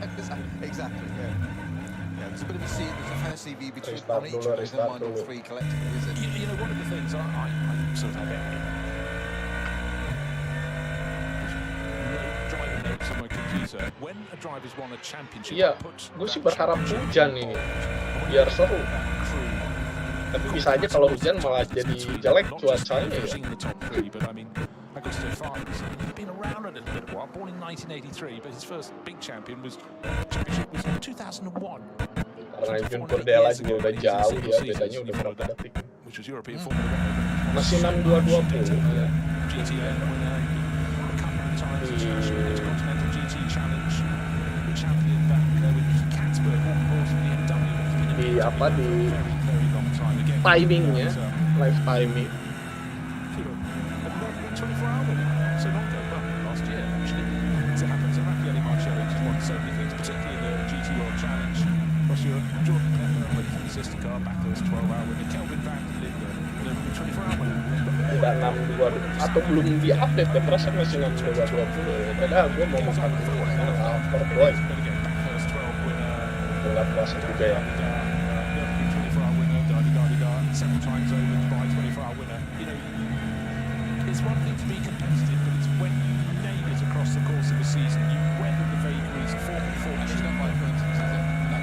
No. But again, we've talked about this many a time.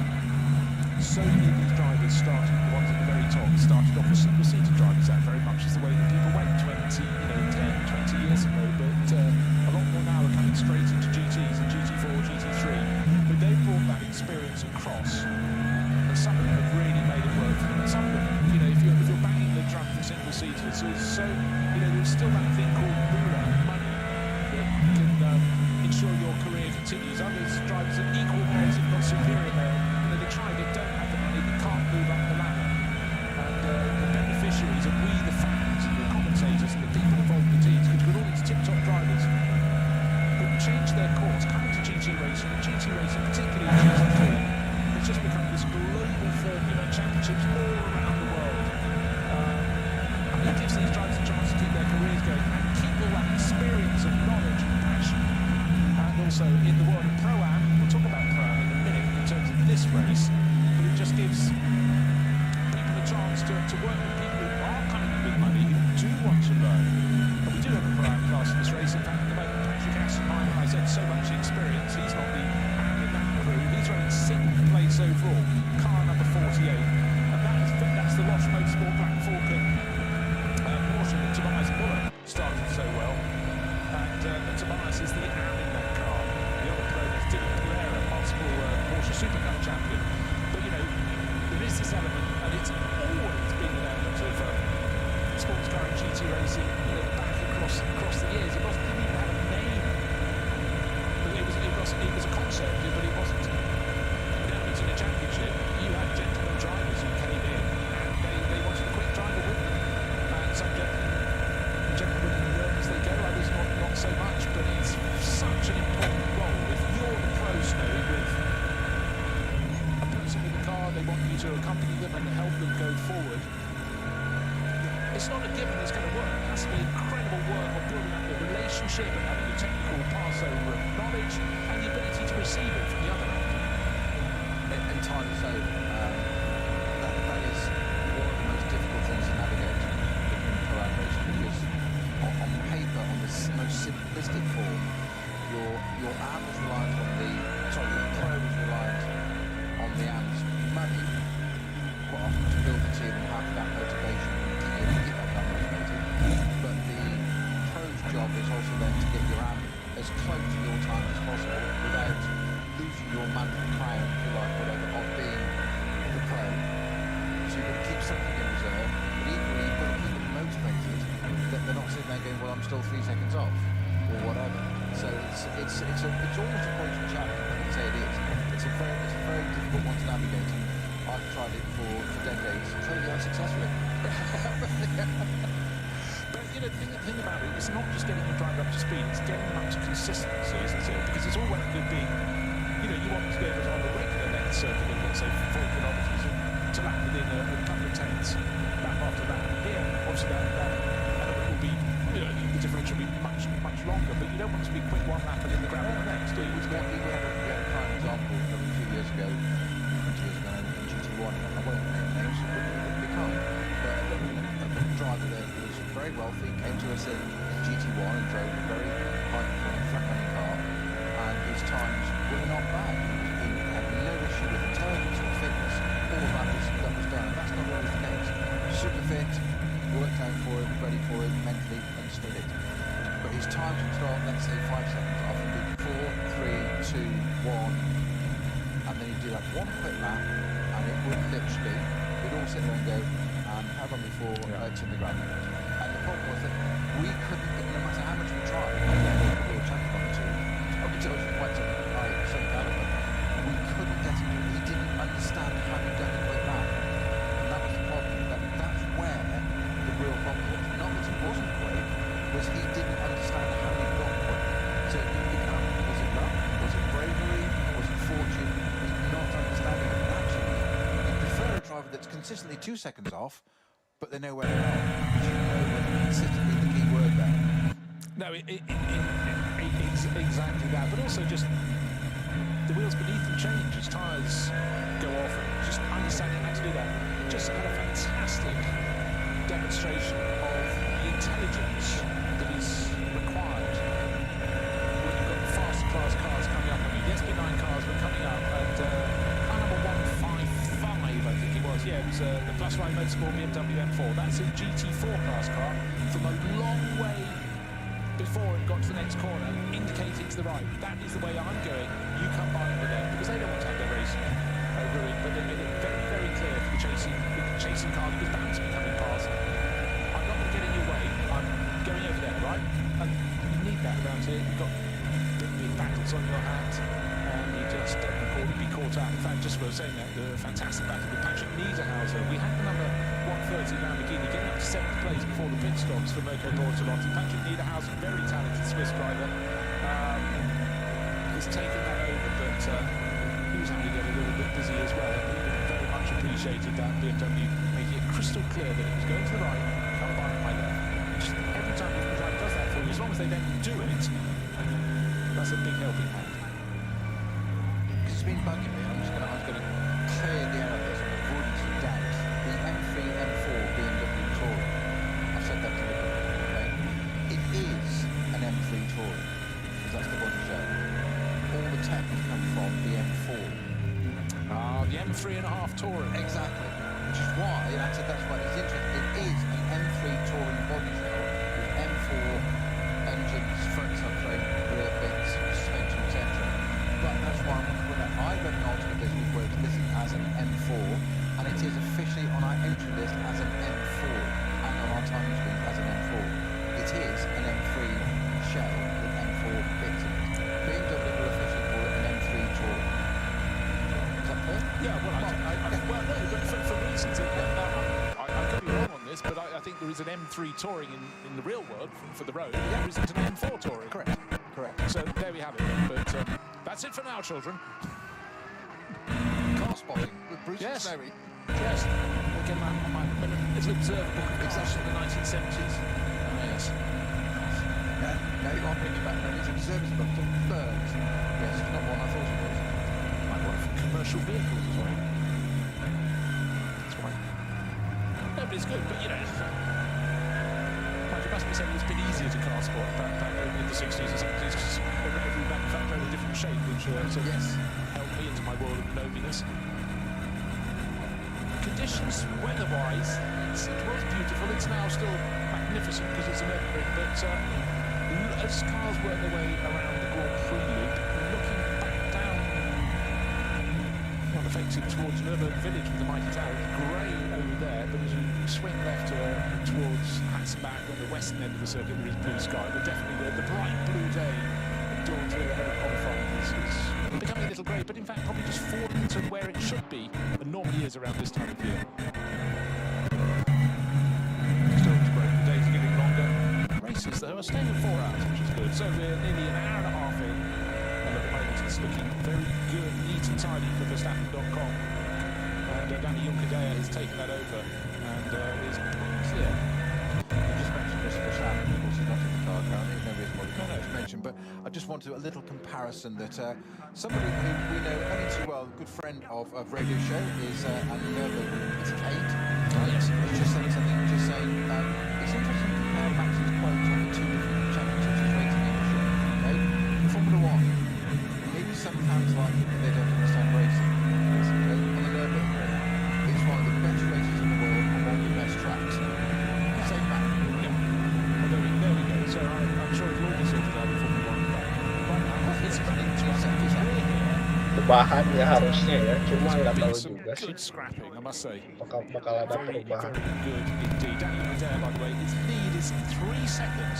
You go, but it used to be more than that. Yes, it did, because Jordan Pepper, the flying South African, has taken 3 Malah seconds hampir off. kesusul 6 itu. seconds last time around after 10 laps on the board. 3 seconds. Coba nomor berapa sih si Just came out siapa into the super took it over itu? from Christopher Haas, who had just been passed by Verstappen before the first pit stops. He is holding on to fourth place. You know what? He's settling his pace, but he is going to be caught very soon indeed by Patrick Assenheimer. Assenheimer right now on his tail, about a second behind. 5th place for Black Falcon Porsche. Assenheimer Porsche still got a long back in my mind. And he's going to use his experience, not just with a GT3 class car, but the SP9 class, but also with backmarkers. Nico Hanke hasn't got the experience in the NOS that and with his top class car Assenheimer has, but right now after the Kleiner carousel, the hour is still in front, but will Assenheimer get his car well placed? SP10, SP9 kalau nggak salah And then ya. on to Dotting Her at the Max straight. Verstappen ini SP9. As they go to that long right hand, and then they get the long view ahead. Assenheimer, I'd say, didn't gain an advantage Regulasi. in terms of gaining any margin to the Audi in front, but now he's close enough to just eke a little bit closer with every handful of meters he goes, because he's just getting half a toe. 632. I don't think it's going to be enough to get in. He's getting closer, closer, closer. As you do, whatever toe you get will give you a bit of a helping hand, and then the track is going to cut to the left. Nico Hanke weighs his car right in the middle of the track. He goes slightly to the right, giving the 632. at the inside line. And that's why Hanke goes, I should have done that. Thank you very much indeed. I should Dia have peringkat thought this. 1 loh. Rank 1 loh. Winding up to perfection, came out the right side. There was got no choice in it, as we saw for the lead earlier on. He had no choice but to let it happen. Misha Haroldin. Yes, I know. Yeah, you really didn't need to do that. Now, one car we haven't mentioned. The Dacia, still with us in AT2 ya. 2026, the Dacia Logan. A car of very different AT2-nya jauh apa ya? Of racing. It's been a staple in the championship in the MLS for years and in Nürburgring 24 hours. And it lives to fight another day. It's blue and it's keeping out of the way, which is what we expect. But again, it's just a rich history that you have these totally different classes of cars racing. And it's for all the drivers with this car, looking cars to make sure AT2, AT1. stay there. Masa AT2, AT1 sendiri ya? Patrick Assenheimer, his next target is going to be a bit further up the track. It's actually Assenheimer into, as we said, having just taken 4th place, but he's God, he cruised 23 seconds behind 3rd place, which is the title is Aston Martin, which just keeps Masa inching sendiri ya? forward. But remember a lap ago, I said Jordan Pepper had taken and halved the lead, went from 6 seconds to 3. He ended that lap. Probably gone the other way. No, not probably, definitely. 9.5 seconds now. Danny Medea is clear. Traffic would have been an element within that, for sure. It may swing back the other way, but 1.46 time. gimana But it was 6.5 seconds. That is not. When you're dealing with the drivers in front of the field, no driver. Oh, dia nggak ikut balapan ya? 6.5 seconds, even around a long lap. Balapan. So traffic has had an element within that. 1.8. BMW would be frustrated. Nggak ada. It may come back the other way. Tenggelam We mungkin. need to throw in is we're on lap 12. All the front runners came in after 7 laps. We expect this stint to be 8 laps for most of them. So end of lap 15 they'll be driving. Some might do 7-7. Again, we come to the sliding scale of pit stops. The real aim in this race is to do the final pit stop as late as Sudah jauh anjir bedanya ini. the shorter your pit stop is mandated to be. Beda 5 detik nomor 99 tuh. It's just fantastic. If you've been with us on Radio RSL 3 since the start. Udah kasusul sama ini Augusto Farfus kayaknya 99 ya. Touring car in a racing touring car way. Touring as in a BMW touring. Anjir dikejar dong. We built it as the message, and it's something different. And I'm sure there will be men.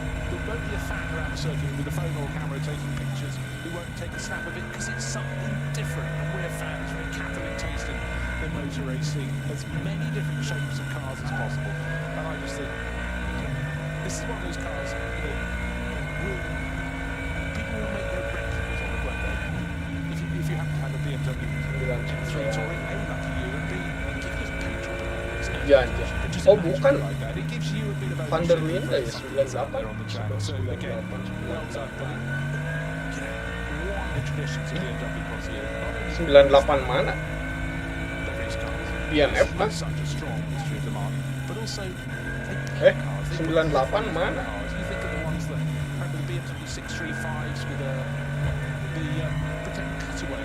Yes. Like a cutaway drawing of the car on the side. Yeah, the art cars. Yeah, they put it out cars that basically. 98 mana? Etc. Winding through the decades. And this is again something different, something clever, much easier now. You can wrap the car and have something with stickers and stencils. But Masa trouble ya? it's something different. I'm delighted it's here. And I've always thought aesthetically that the estate cars, especially the German estate cars, Audi RSs, Iya udah beda 9 detik dong. they just, to me, they just aesthetically look more appealing than the saloon car version. Yeah, I agree. Something about them, whether road or track. And we used to have at Goodwood in the UK, we used to have BMW until last year. And when we get to the end of the session, we do hot laps, and we've got a range of vehicles, just choosing customers along. Nah, ini siapa? DNF? Masa ke ini apa? Because people didn't expect Masa DNF ya? perception change, just as this one is on track now. You should go out there and go, everyone's going to Farfus DNF aja. Masa DNF sih? Cuman 20 ya? Enggak sih, nggak ada tadi di live timing juga.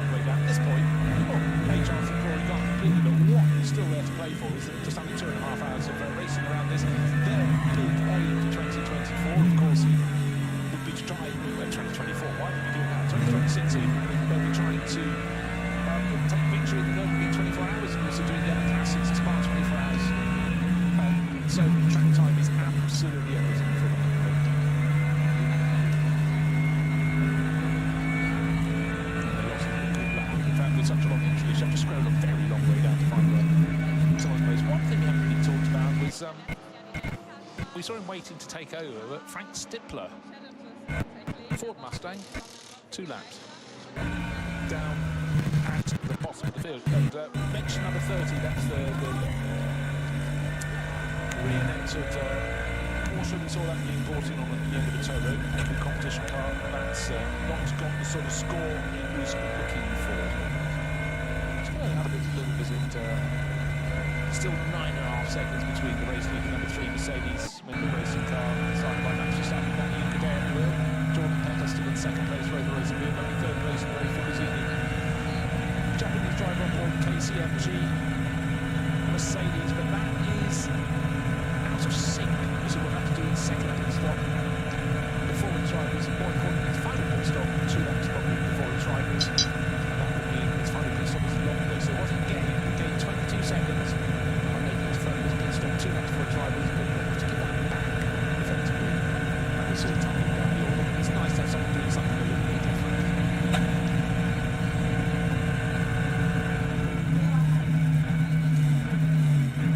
Very strange for me to see the name BMW race when it seems to be in the beginning.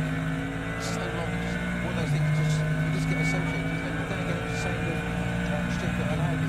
And Shearer, it was always the thing that Shearer's for years and whatever. And there he is in the Mustang. We have to adapt. But it is this. I'm just looking at that and seeing it. However, Rover Racing, are you sure? Yeah, I was just having a quick while you were saying that, just having just mentioned Frank Stickler, not going anywhere at the moment. The sister car for Howe Racing team, bear in mind it's a really local team, just across the road, Cuba House team. The sister car number 64 in the hands of young Norwegian. There is Emil Christian Giabro, probably not how you pronounce it, is not featuring in the shop. That Mustang is 19th position overall, just behind Michele Beretta's Porsche. So it's got a few rivals in there, but for Hubert Howe, you'd expect we've had the Mustangs around for a few seasons now. Boy, they sound good, but not going as well as they'd have liked. True, sounding good. One of the things that isn't sounding so good is number 37 Pro Sport. Hanya 12 detik. Boy GT3 Vantage. I think take maximum leader numero at the wheel, but it's just had notification for its first noise violation. It is running down in 32nd, but that's a new one for me here, and this far into the race. So whether it's happened to it or it's damage to the silencing system or exhaust system, obviously, just an odd notification that first noise being for number 37 the Aston Martin. Yes, that is an unusual one. That one or information, I don't understand that cracking battle. Hopefully qualified for testing. Yeah. There's a big denial as to his last 2 laps we expected it because he just hasn't got the pace as yet. The second into the SP9 class. Nico Hanke came out in the lead, remember, ahead of Danny Yucadea, but he fell down to 3rd, 4th, running in 6th. But a bit of a gap between the next lot, and we've got Dorian Boccolacci. David Pirelli is having a really good scrap in his Ferrari over 8th place with Patrick Peterhouse, the green Lamborghini tucked in behind him. And tucked in behind him is the Falcon livery, Schnabel Motorsport, Schnabel Engineering Porsche, and that is Tim Heinemann with some combo racing Ferrari. Just be mentioning driver on board that David Pirelli at the moment, South African. Remember we had that running in 4th place earlier in the race, so it's fallen back a little bit as the sunshine goes away. The Ferrari doesn't want to play, so it seems a little bit. And again, through the double left, sort of the Sabine Schmitz curves, the circuit looks great. The sun is rather fading to grey, but the racing is fading to absolutely not fading at all. In fact, it's brilliant. And when you have 3 cars, 3 different manufacturers going through Hats and back, that's what it's all about at the top end of this field. It is about the smallest elements, the whole element. Conquer the Nordschleife at one point, keep it on the island, and then you've got to play with the traffic smoke. Yeah, and I think ultimately it's a fallacy. David Bradford fallen to never conquer the Nordschleife. I think if you get into that mindset, that's dangerous. Ada kamera drone. And it will, as you've said so many times, it always wins. It will, just when you think you've seen it all or done something with it, snow, sleet, or rain, or fog, or whatever it may be, it's jalur. car facing our way went wide. I think you're seeing Sisa 2 something. jam lagi. You think that- Race bakal beres jam sekitar jam 10-an. He said, yeah, I've got it covered. This place will just turn around, have a little laugh at it, we'll look at it, just throw something else in. That's how it should be. Right. I mean, you mentioned that body a bit. Malah sebenarnya bakal ada race ini juga. Okay in the race, but not where he Yeah, wants to be. Suddenly decided Emil Christian, yeah, he's all overtaken Michele Pareto, unfortunately. So, it's been a cracking race so far. It's very much a donkey. Gibt es keinen Raum für Fehler. Kein Entkommen. Nur Asphalt, Adrenalin und die Legende. Die grüne Hölle vergisst nicht. Sie verzeiht nicht. Jede Kurve, ein Kampf, kein Platz für Schwäche. Die Nordschleife ist kein Ort für leere Versprechen. Sie ist der Ort, an dem sie gehalten werden. Engineered for the Green Hell. Offizieller Partner der NLS. Die Nürburgring-Nordschleife sind unterwegs. Und zwar direkt zu dir nach Hause. Dank CK Model Cars sicherst du dir deine exklusive Erinnerung an den Besuch der Rennstrecke. Unzählige Modelle findest du auf ckmodelcars.de oder im Shop direkt in Adenauer.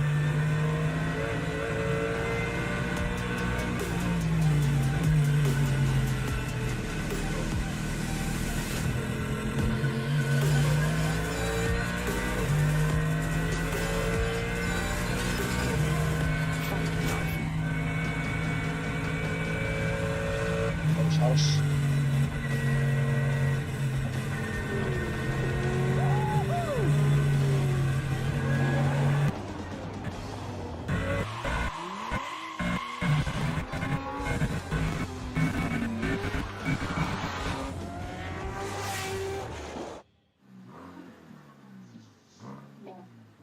Aku takar di kasarnya di situ.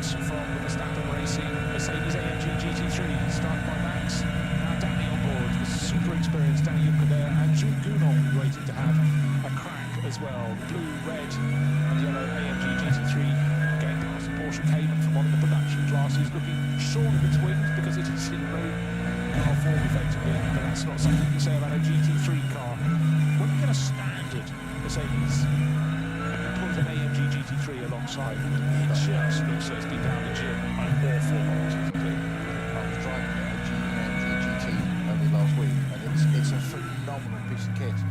as a road car, put it on a track. As the road car on the track, it's an amazing piece of kit. And then I was driving around thinking, I would look like this on track. So we've got a very badly damaged Rover BMW by looking No, at it. it's one of the Mustangs. It's car 65. It was the one my friend Stigler went out. And we talked about cars. I was so afraid I couldn't just recognise what it was. We're looking at the rear end, and the fact you can see the rear tyres means no bodywork left behind it, and something has either crumpled into it. And again, underneath you can see the structure of the racing car. That all seems fairly square, but the bodywork, well, taxis just start to cover it, so that's going to be rotated around. But this is a car that apparently was eventually towed back. But when you scroll down the scoreboard, it is pretty much right bottom. That's just interesting. I'm very kindly they've got good eyes on that for us, as you mentioned, Bruce. And it's, that's odd damage because there's a lot of damage to the rear of that car, but it doesn't look like it's actually impacted anything. I've gone off and done a lot of damage to the barriers, back itself, and rear wheels pointed the wrong way, cameras and all sorts. So it does suggest, and the rear wings intact, it does suggest something run into it from behind. So I wonder whether there's a yellow flag or something, or it's just slowed down for a backmark of some sort. The car behind could just be caught out. I'm speculating, but I could just looking at the damage, it doesn't look like it's been off. So It's a very been hit. It's taken a very long time to be brought back. It's now got 3 laps on scored against it. It's run down. udah jauh banget. It took an awful long time, but I'm thinking that did happen on lap 3. Bear in mind our race leaders are on lap 13.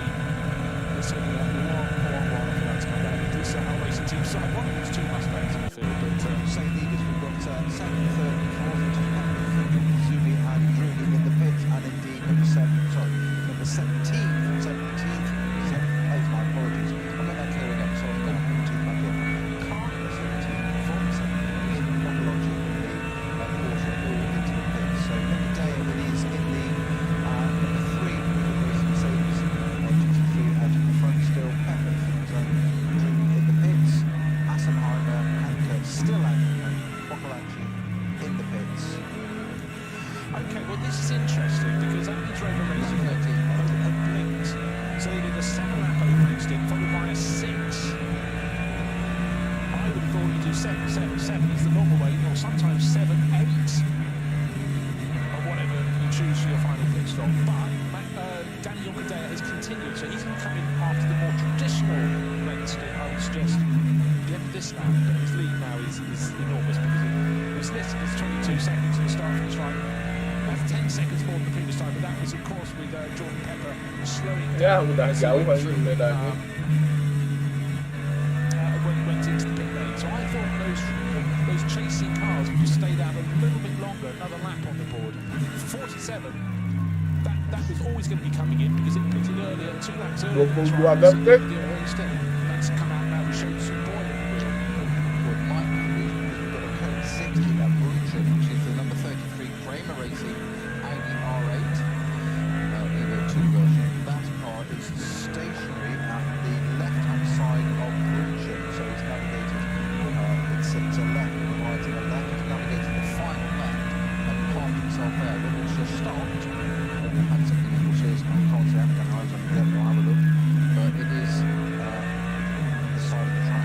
So that could have been a very, very quick call, couldn't it? Exactly. From Rover Racing using all their experience, Jordan Pepper probably expecting another lap under his belt, but he's jumped out and so Dan Harvey's now taken over number 99 from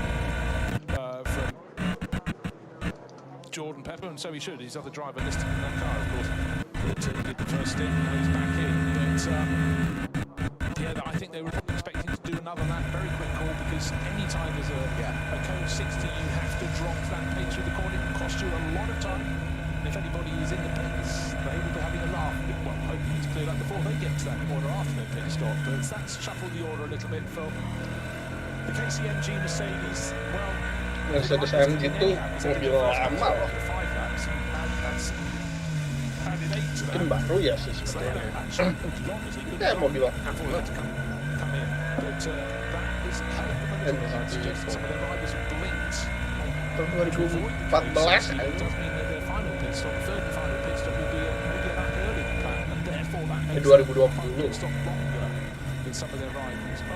so many variations, but let's just Lama itu paraphrase. kan. If you come in early Mobil for yang the stop, your rata-rata first stop dipakai can be sama shorter than that of your rivals, but if you pick late kelas in your GT3. rivals, your final pit stop, Mercedes. their pit stop will be shorter. So, you know, it's yin and yang. You take the pain at one point, one end of the race, and gain it back at the end. And it's really where it puts you in traffic a lot of the time.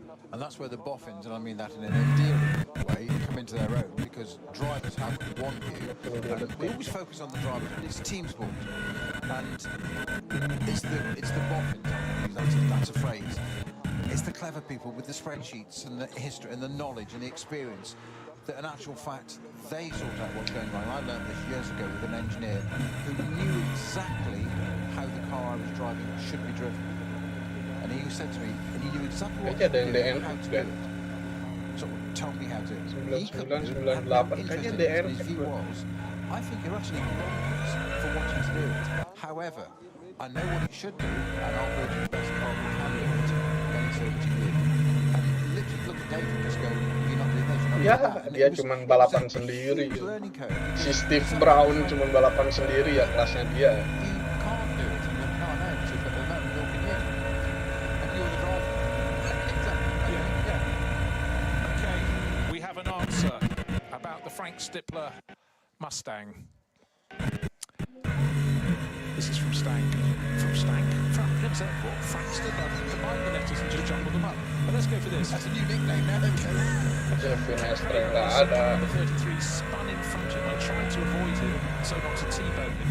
Touched the barrier due to this. So he didn't have rear end from being rear end. He got rear end damage from avoiding a spinning car. Forward And split, just forward to reiterate, five. that would have been on the Nordschleife section. And as I said at the start, Right, it's that's a- very narrow. The track is relatively narrow, but it's the fact the area beyond is First a lap, blink of grass, that's all. The cars Right, moving left, past, left, sideways, yep, no left.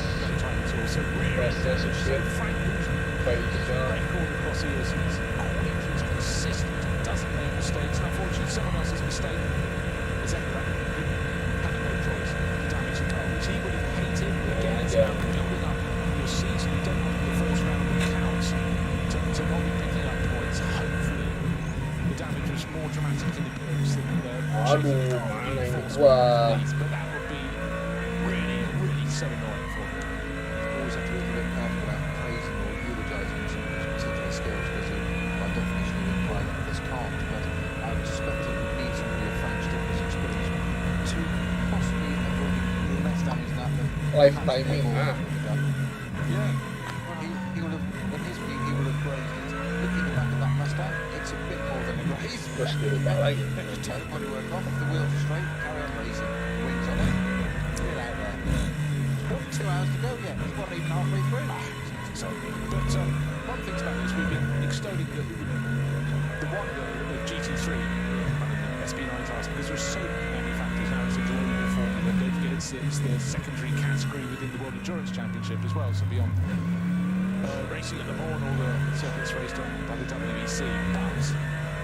But it's also variety in other cars you don't get to see too much. Just the insides of the KTM Crossbow GTX, long and low and red and very. Iya, ada crossbow itu. Sharp front and back end. That's led to my writer engineering, who basically have been KTM in terms of racing over the part of Nicholas Bourne, Martin Hoffmeister, and Julian Potolos.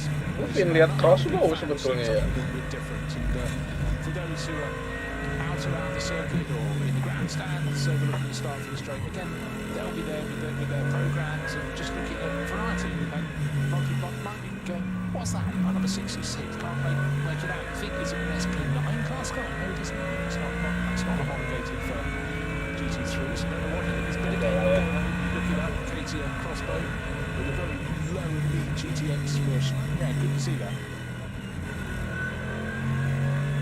SP9 Pro semua yang di atas ya sekarang. Tadi ada SP9 Pro amatir aja. Udah masuk jam kedua, stint kedua malah. Nah, udah bosan. 51 detik anjir bedanya lah. Apa ini?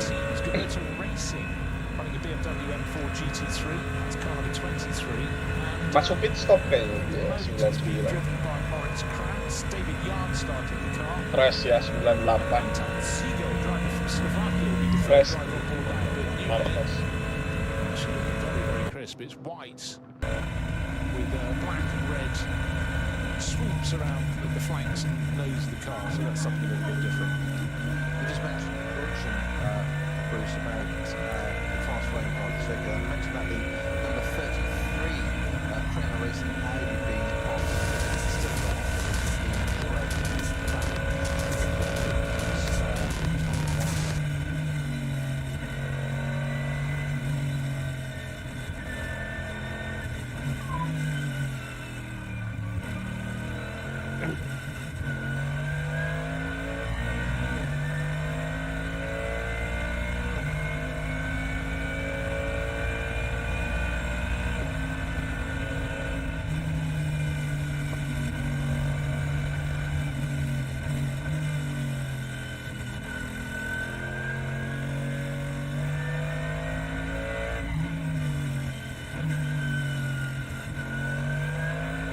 Kenapa ini gua error anjing?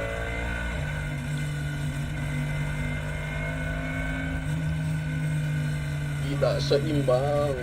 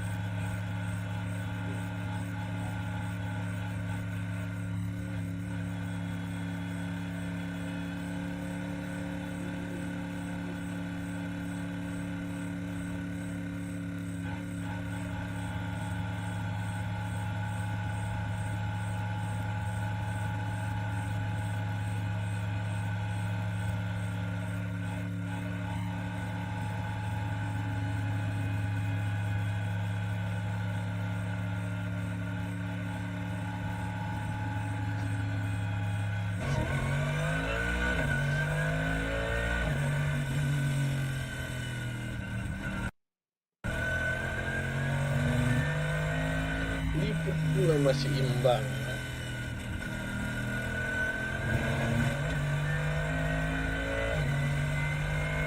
Ya malah kecolongan.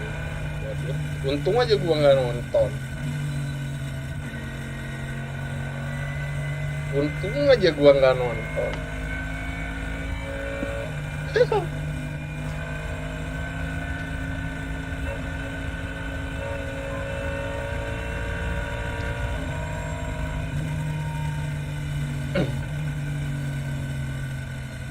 seimbang gini aja. Dia malah jadi kayak gini aja, lagi balapan biasa aja. They're not that different from how they might leave the showroom. But right now, I would say half the race done, and a very good job by all involved. But just waiting for Danny Juncadella. Maybe he's getting. Yeah, I'm waiting to see if he's Masih Juncadella ya? Masih Juncadella loh. Kayaknya tiga stint ya. Second stint. Well, that is bold, but we know it can be done. So get made that stint if it all goes smoothly. Terlalu smooth, anjing Juncadella terlalu smooth. Gapnya 1 menit anjing.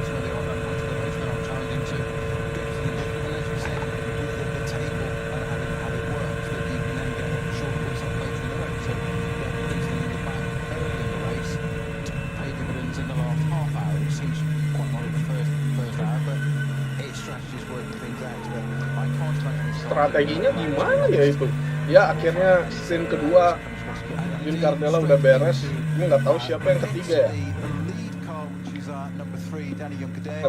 Ada Jules Gunon, ada Lucas Au, Jules Gunon ternyata untuk 1 jam ketiga. His turn to play in the currently the leading car, which of course this will now change. So it's going to be Patrick Assenheimer, is it not, that's going to take the lead, or was that too far down to do that? No, Patrick will be pitting, Nico Hanke will pit, David Perel in the Ferrari, and Tim Heinemann, they will all be diving in, as will Christian Engelhardt, who's driving the other Lamborghini, the Huracan from Conrad Motorsport, because they kind of go any further than an 8-lap stint, so they'll be diving in. So this means the order will be shuffled, but just remember, all the cars pitting now, they will be pitting a lap, in some cases 2 laps later than their rivals when they get to the 3rd and final pit stop, and that means their final pit stop will be shorter. So they might fall down the order now, but they know they've got something coming their way, something in the bag for that final hour of the race. But certainly the markers have been laid down, not just in terms of pace, but by intent from the Verstappen.com Winward Racing Mercedes. That's car number 3. Jules Gounod on board, the safety net just being plugged back into position by the outgoing driver Danny Juncadella. Fresh set of Michelin slicks on board. The pit stop's not hurried because there is a minimum pit stop time, so that's ample for a handful of mechanics to go around. What I love there is the door closes, a great big sticker on the inside of the driver's door with the track map and with as many corners. We think it's around 172. We're never quite sure. Particularly if a driver goes off, it's quite nice if they can tell the crew within half a kilometre of where they actually are. But and for a lot of the drivers here, they don't always know the corner names. They just, it's the corner after this. With so many to learn, it's more important to learn the flow of the circuit. Well, it's one of the things that's very, very different when I started racing, which obviously was eons ago, and etc. and all those black and white, even those early sepia photographs. It was you had corner names, and circuits are. I'm still a great believer of that. That circuits have names for a reason. They're evocative. There's history. There's a connection. But it's become much the way now with not so much sim racing, but even just data when it came into racing 30, 40 years ago, more prolifically, of turn 1, turn 2, turn 7. Drivers and analysts, team coaches talk about you're going to turn 7, you're doing this and whatever now. The Nordschleife, like everything, bucks the trend. You can't easily just say it's turn 37, turn 102. It's not quite as easy. There's a lot more names on this circuit. You do have some of the most famous ones. We've got some of the great names that I think are just so German. Quiddelbacher Hoher, leading up to Flugplatz. The famous Exmuller and up to Hoher to the highest part of the circuit. Bergwerk, Kastrigen, Klosttal up to the Caracciolo Carousel. And it's the Carousel. It's named after Rudolf. Ya, keluar pit stop pembalap ketiga dari Verstappen Racing. Jules Gunon. So, great technical driver, even then we talk about so tell you what, let's name the corner after him. So let's use its name, don't lose it, it's not turn 47 or whatever it is now. It's the correct German carousel. Yeah, no. The word description is always rally driving style, isn't it? Hooking on a corner, but also carousel, roundabout. You know, merry-go-round. Bedanya juga udah satu menitan, masih 1 menitan.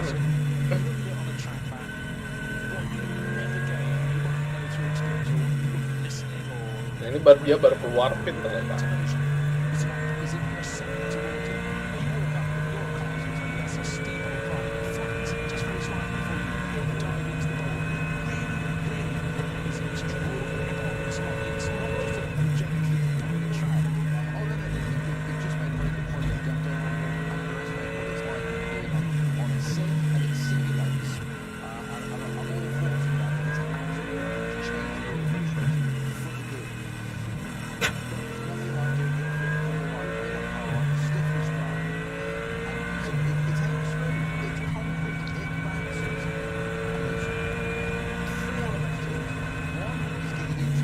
Stint kedua benar-benar imba banget anjir.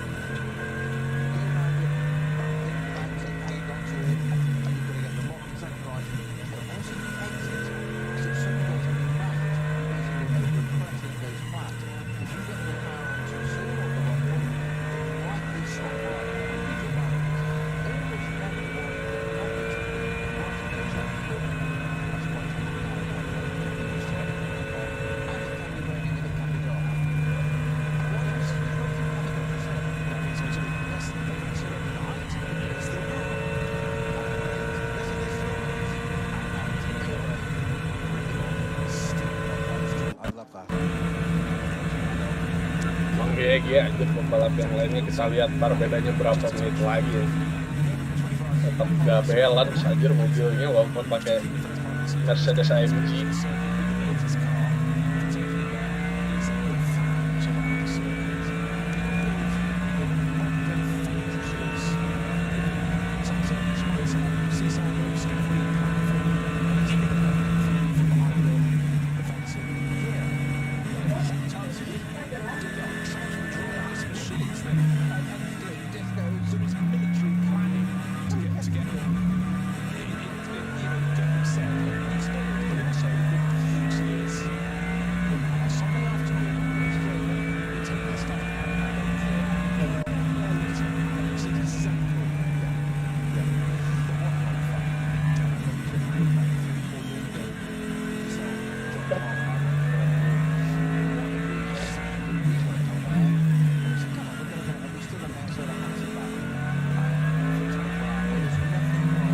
Bapuk begini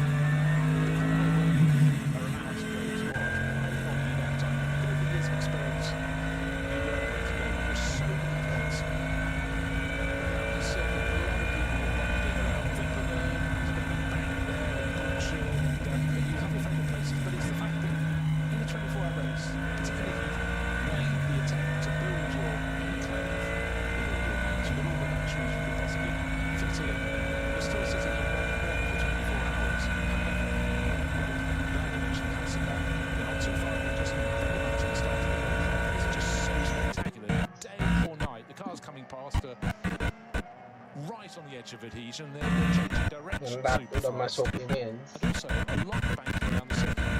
Quite a way up the track, so really good lead down back to the top of the cars, and that's when you just see even more how dynamic they are.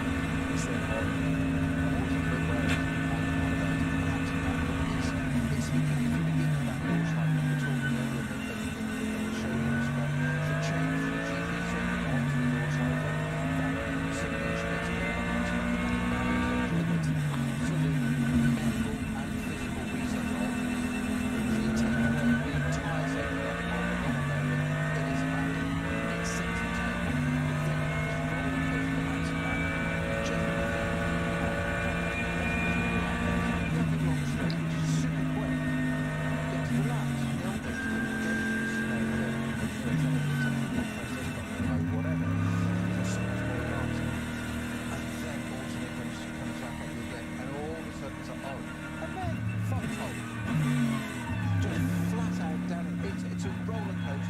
steroids and more.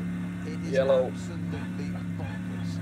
Base lap 852 651. Zone coming up for the car that's led the Oh, majority of this race. itunya nggak ada ya dari Austria itu, cuma 3 ya Union. On the circuit, but for Jugonon not long into that.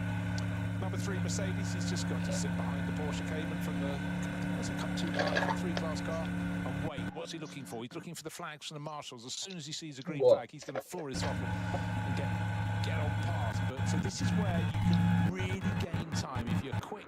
Milos Kerkes. Cars ahead of you that are quite slow. If you can hit that throttle. Milos Kerkes.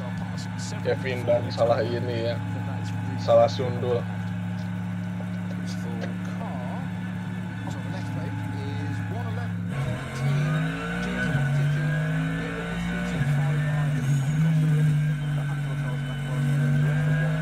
Gak tahu dia.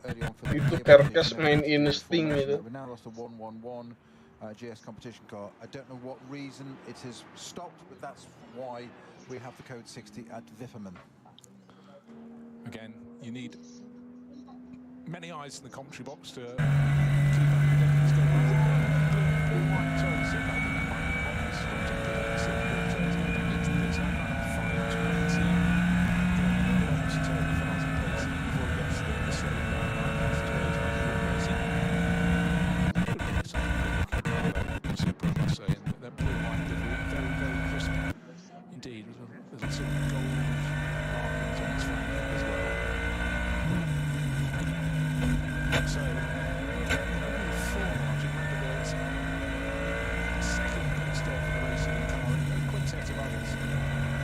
that was after 15 laps. Let's see what the position is after 16 laps. And we can look at this one to see how it shakes out. Because it's right, it's been 2 laps before.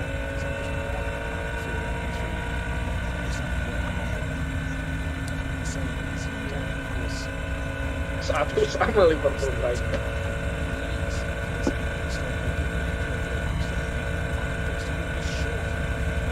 Ya, masih lap 15.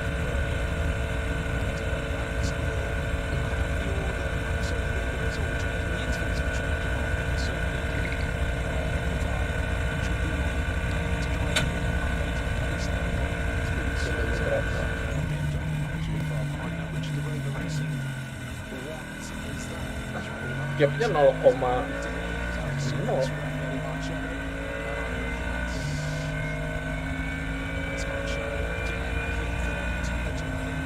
Oh, kayaknya slip ya itu dia ya.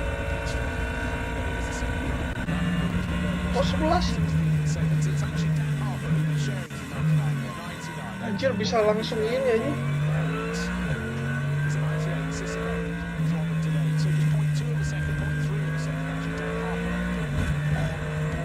Itu 99 itu dari tadi ngilang. Anjir, bisa tinggal 0,385 gitu. Kesalahan kah? Ya kesusul dia. Atau masuk pit stop lagi itu.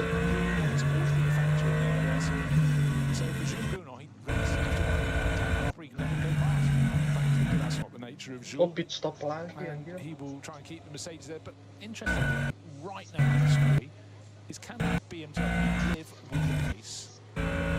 Mercedes in front. They made its pit stop 2 laps early, so right now it should be an option for eating his tyres, etc. But Mercedes just looks fantastic this weekend. He just looks doing everything he should. BMW not really so bad, maybe a little less cumbersome through the corner. But just remember when Dale got out, his body language. Oh, dia belum pit sih. Itu belum pit ya. Belum pit ya. Siapa namanya tuh? Tapi nggak tahu juga kalau bannya hard ya. Mau super hard gitu.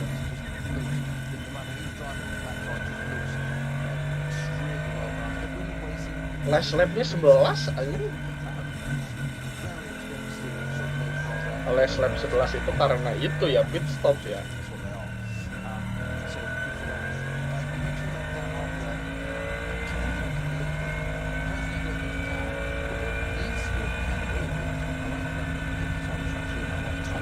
Enggak, dia udah pit loh.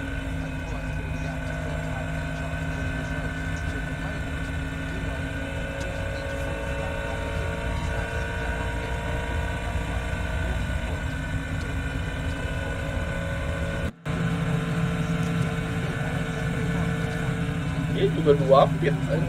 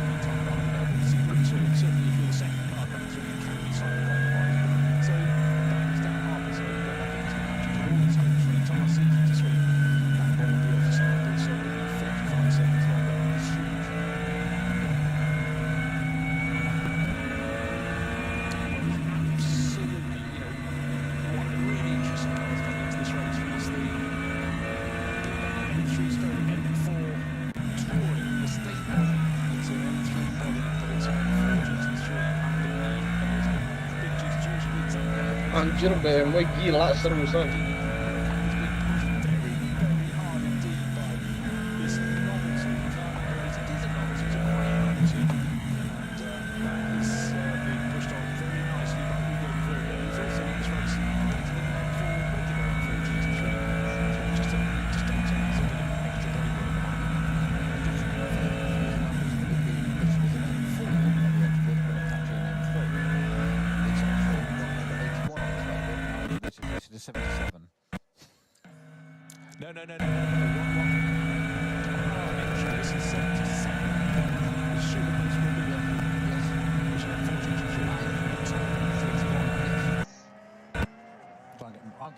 Yeah. No, but it's good because sometimes by pointing out these elements, it makes it absolutely clear.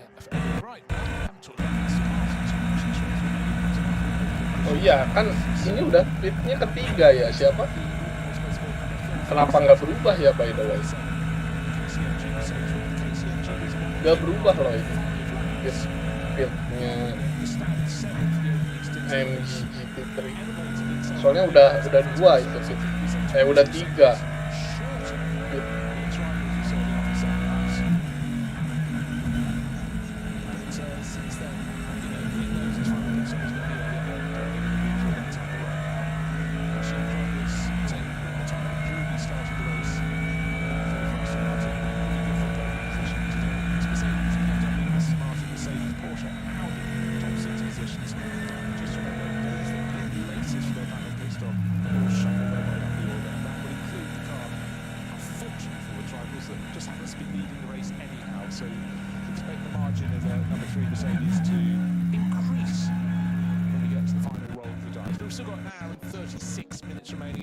Yang dia malah kena ini, kena traffic.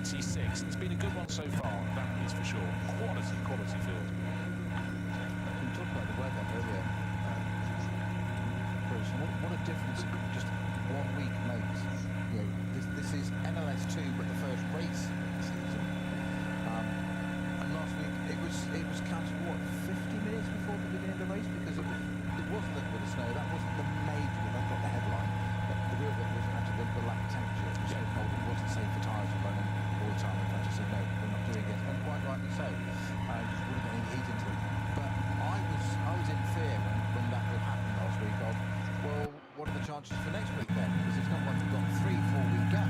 We've got 1 week. And yet here we are, as you say, possibly blue skies. Dia kena kode 60 aja.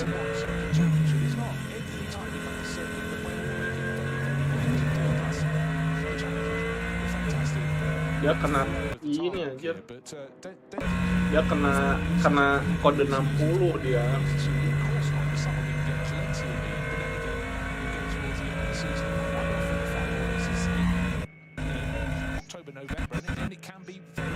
difficult indeed. They normally keep a free weekend if there is a race delay, cancellation, postponement, whatever you want to call it.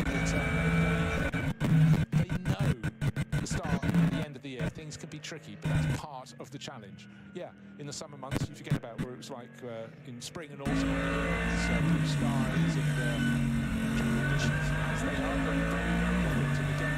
It's still not warm. It's just blue sky. But just getting the tyres working. I said it was wrong. You don't have to do that. It's 10 degrees rather than be 12 degrees.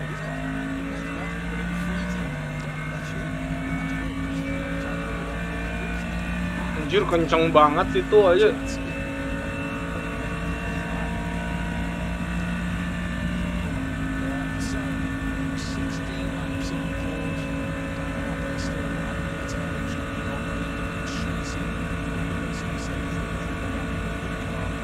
Anjir mepet banget.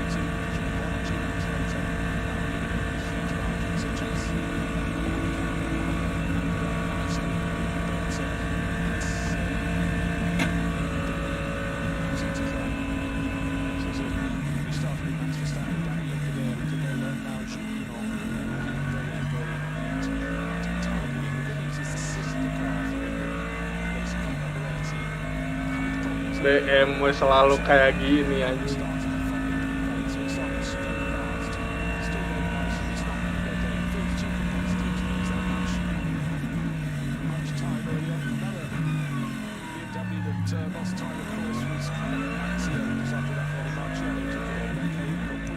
Wah, disusul lagi anjir di ini loh. Anjir beton ngeri nih. Beton.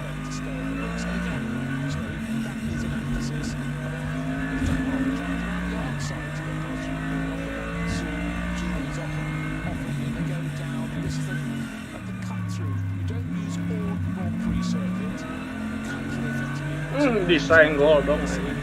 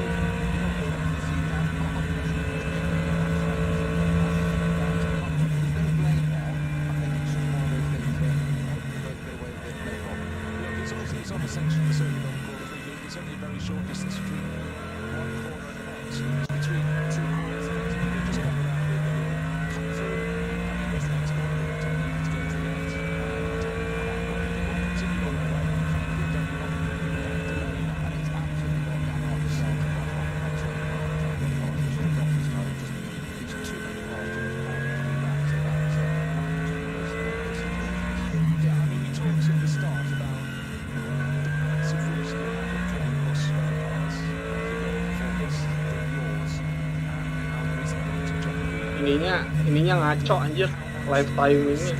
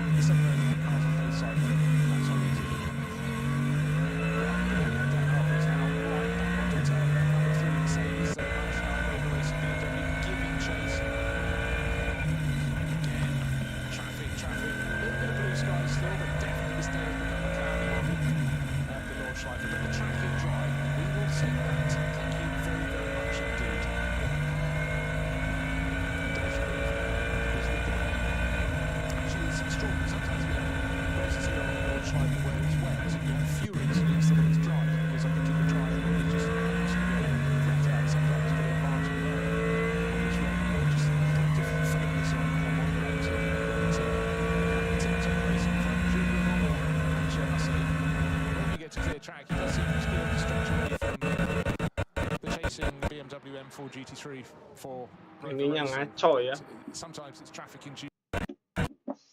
Kena penalti atau gimana ini, overallnya kok bisa ngaco gini?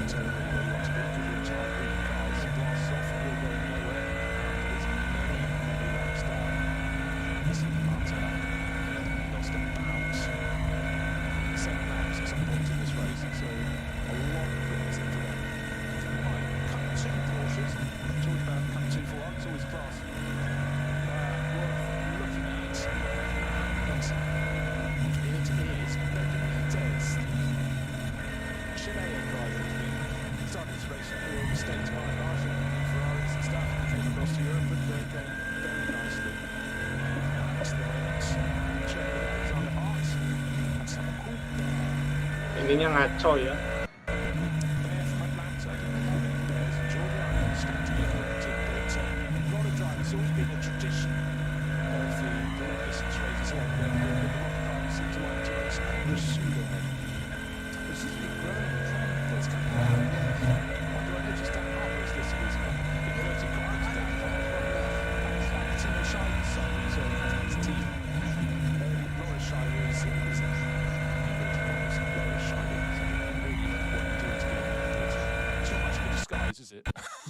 Ininya telat banget ininya ini.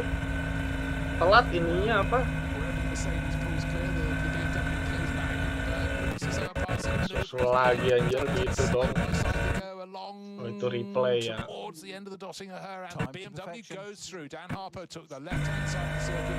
Replay ya.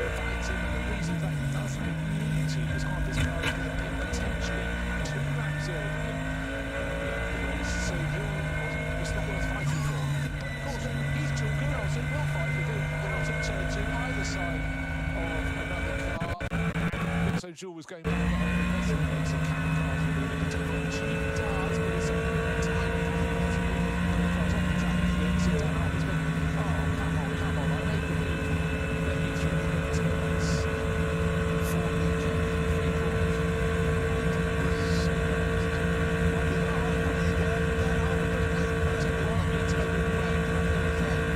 Ini replaynya nggak selesai ya. Kenapa ya kedua ya? Oh nggak naik lagi ke atas, sudah naik lagi.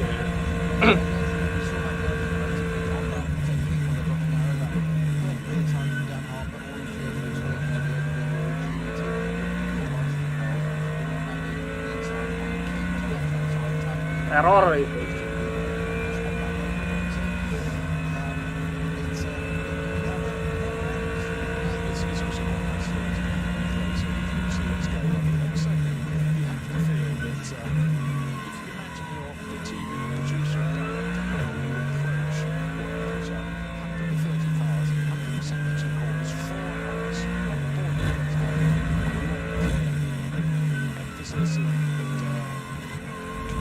communication as to what's going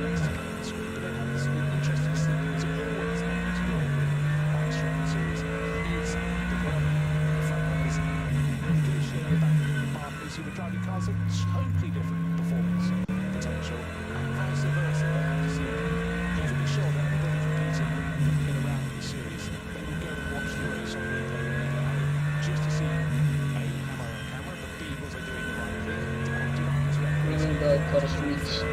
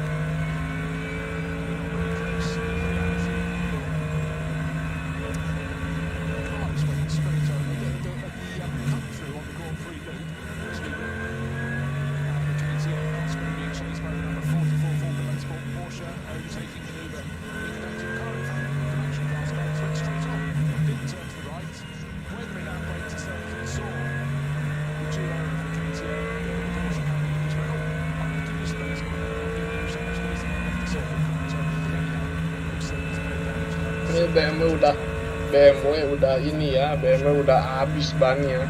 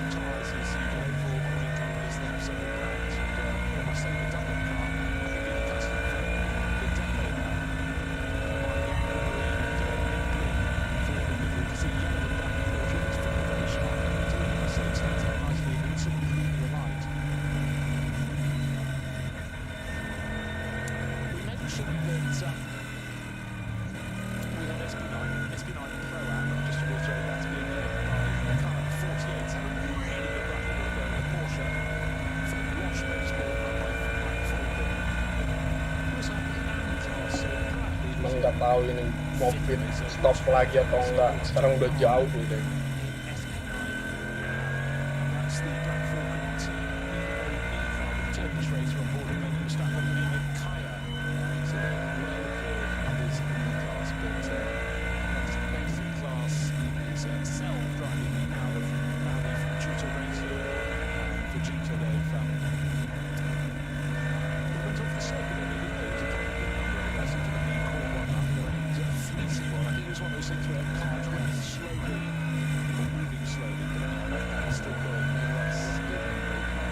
Tire different ini BMW.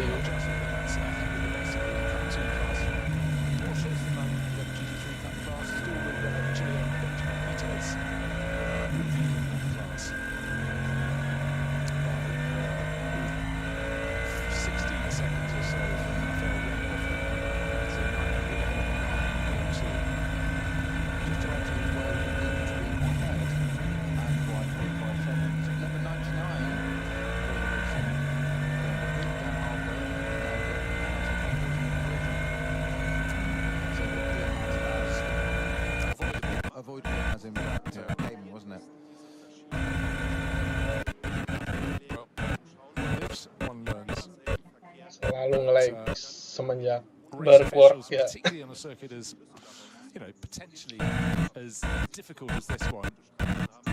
No race official likes contact between cars, so they're very clear there.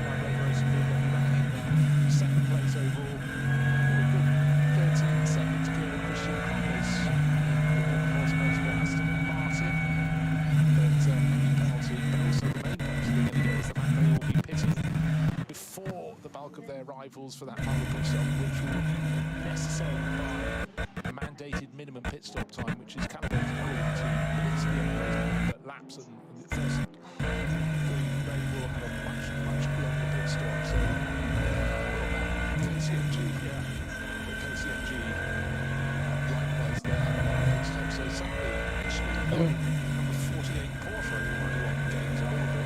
Udah jauh lagi. Oh belum.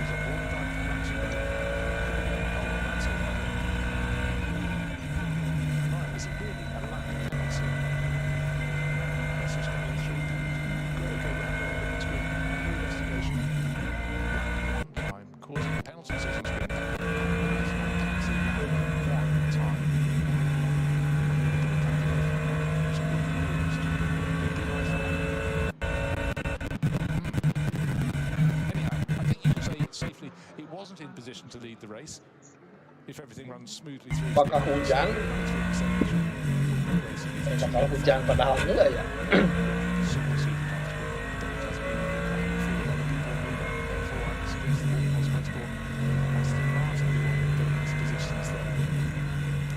Sharing with Matthias Drury, strong lineup there.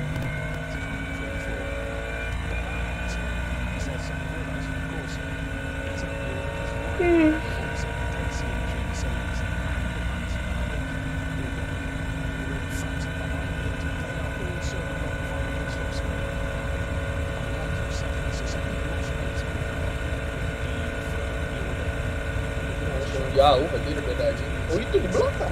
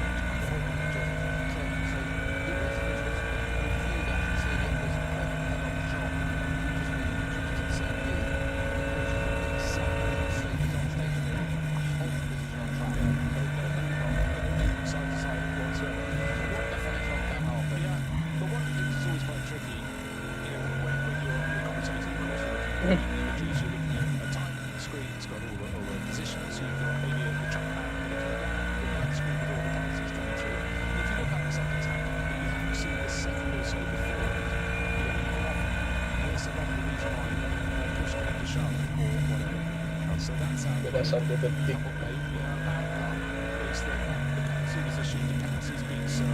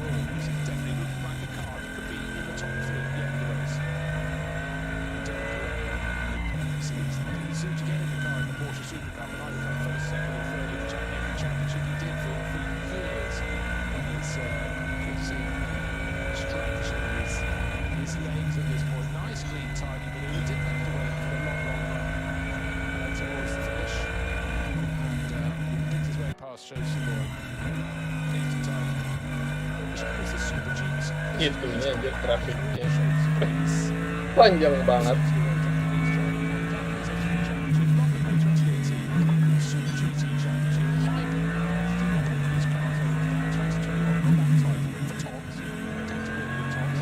Ya sisa satu mungkin hampir sejam lagi lah ya.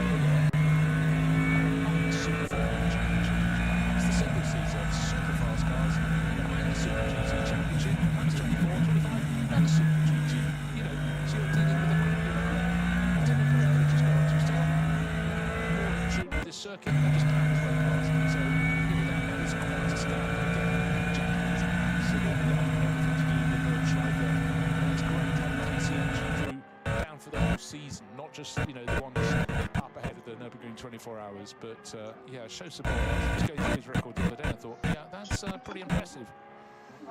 Very impressive. Before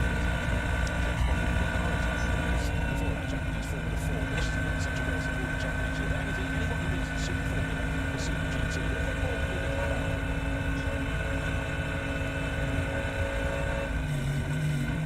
Track conditions still very, very good. Doang.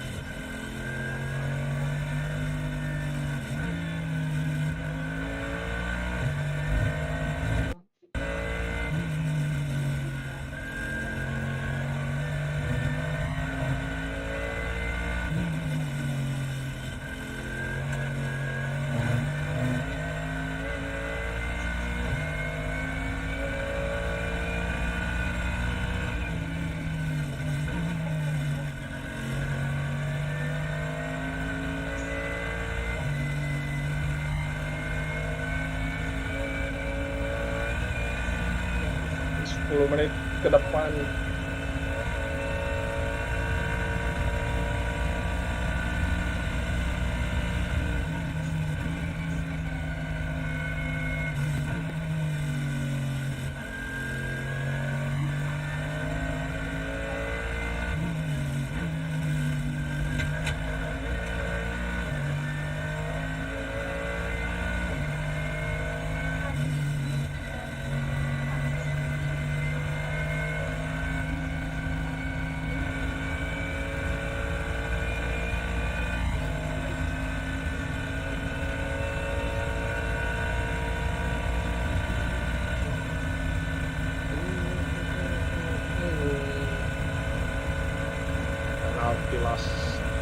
Beda semenit aja, hampir beda semenit, 1 detik.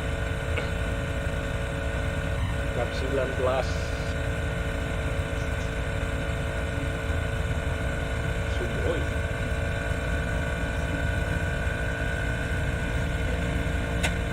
Ini 98 ada anjir Van der Linde.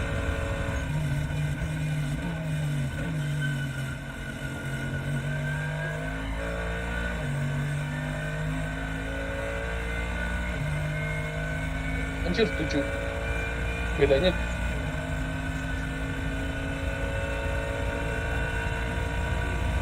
Oh ini kenceng banget ini. Apa Audi sama Van der Linde 98 sama Audi cepet.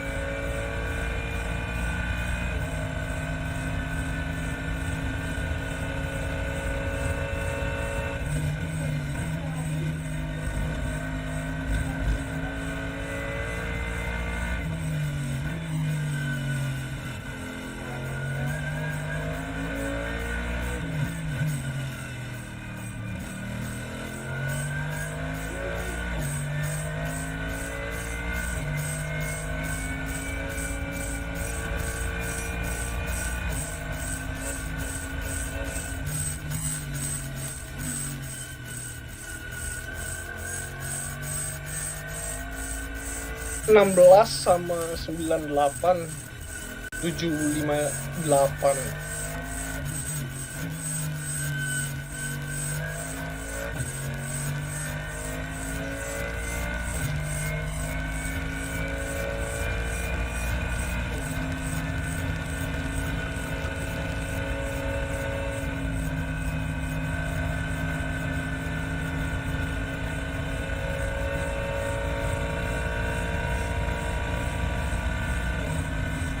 Anjir 753 dong ini apa? Verstappen 753 552. Kenceng. Paling itu waktu nggak ada yang lebih cepet tuh Audi anjir, fastest lap Audi.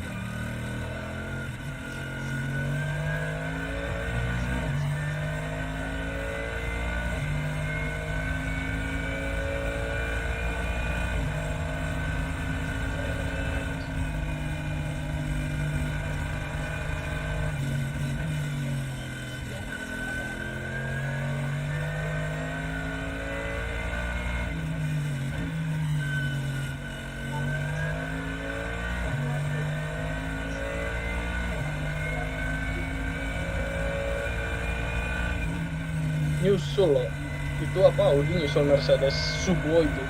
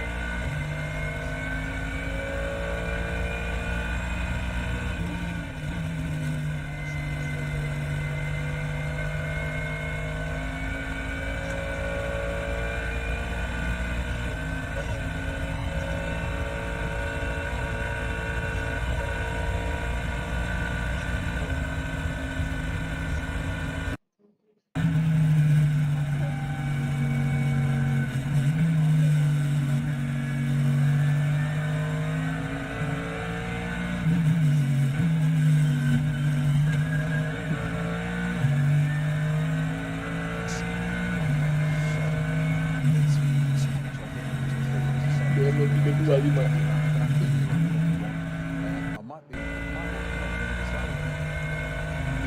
Doesn't need to, just a little bit extra money it can do in real time. So I think that could actually come in. So it shows us that it could come in after 22, could come in after 23. If you want to do that, it's not worth taking after 22. Yeah, it's just not worth it. They've got a sizable lead. I obviously think an extra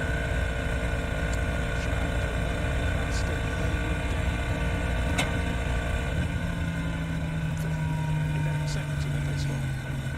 The pit stop will be allowed to be 11 seconds shorter. But it's a bit of a risk when you're sitting in a nice lead.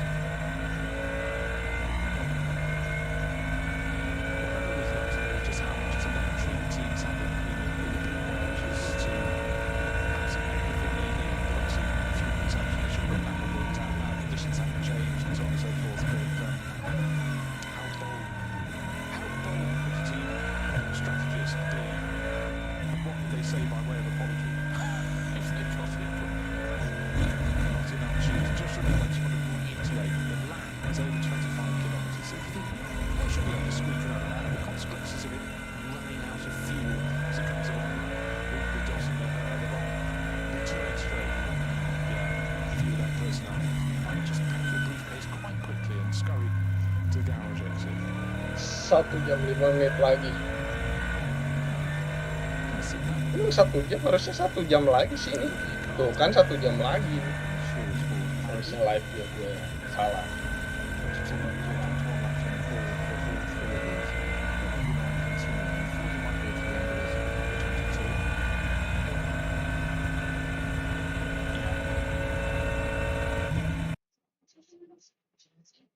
On first pit stop, the regular first pit stop after the second lap, but it was the point where they stretched to an 8 lap stint for their Error second anjing stint that ini really gua YouTube gua. put them in this position of control in terms of pace, but also control of the way they've run their race tactics. It's wise. And it's certainly good to take a look at it now.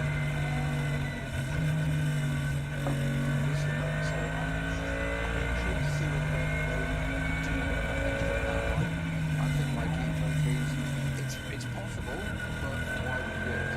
Why risk it? So we should get No, it's an embarrassment can come in many forms.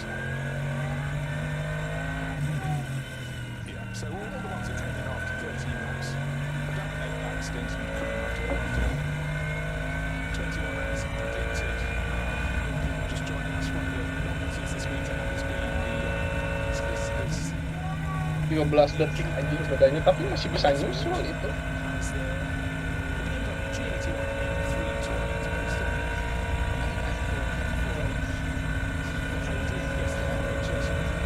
so they should be able to pack sleeping bags in the back for the, but that's coming in on now, but it's an M4 with an M3 body racing trim, effectively, to paraphrase and abbreviate it to the sort of lowest common denominator, but it's something great. There's been a history of the state car body cars, obviously the BMW Touring has been effective since the 1970s in terms of the yeah, exactly, 2002.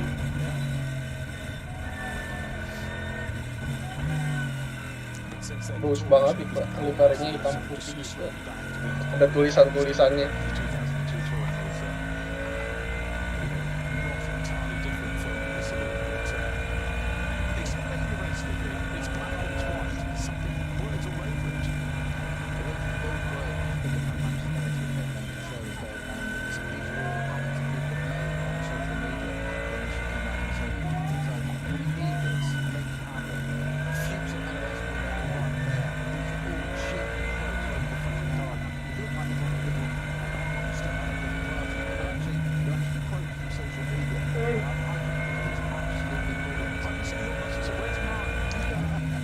Mantap.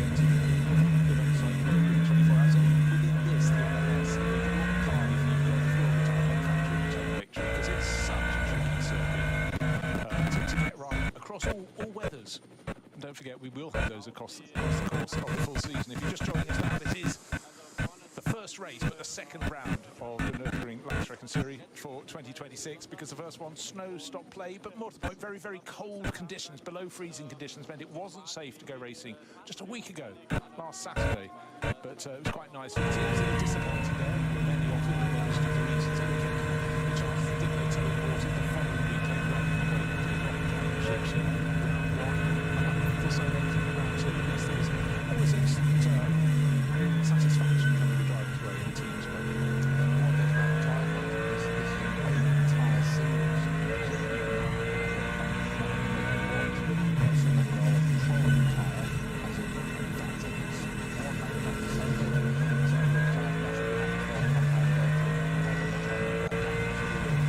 Offset.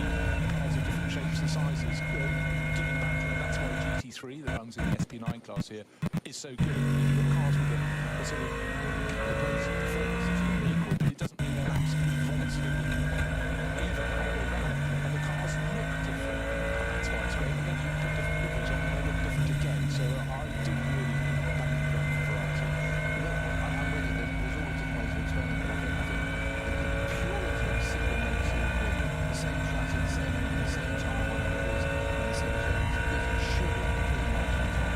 It's down to the driver. That's the principle. It doesn't really work. Flips out of its smell. There's such extraordinary vehicles.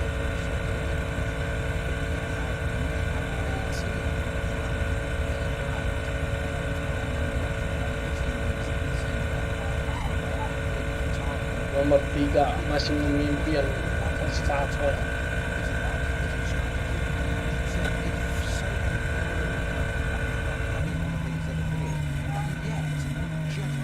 Berapa menit anjir beda? Ya beda 1 lap kan.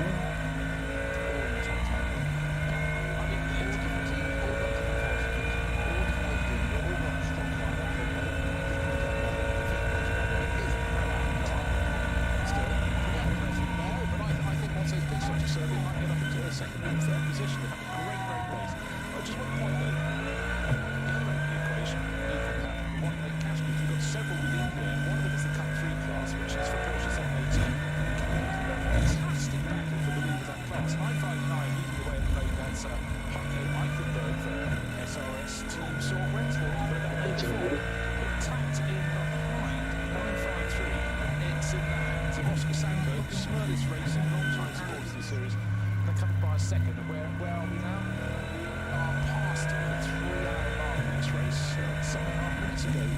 52 minutes remain in this race, and they are now, as they go through the infield sector, nose to tail. However, nose to tail is not what Juguan is experiencing, because here he is going around lap number 23. He last pitted on lap 15, so we've got to come in this time around, so the got the whole hog. And so we wondered if he'd come in after 22 to be on the safe side, but we thought he would come in after 22. No, I thought they could go on, but I thought, what's the point? Unless they, they obviously think they've got more than enough fuel to go tested, so it's not like they're experimenting. If they put the same amount of fuel, then it should go on. You've got to get those calculations right.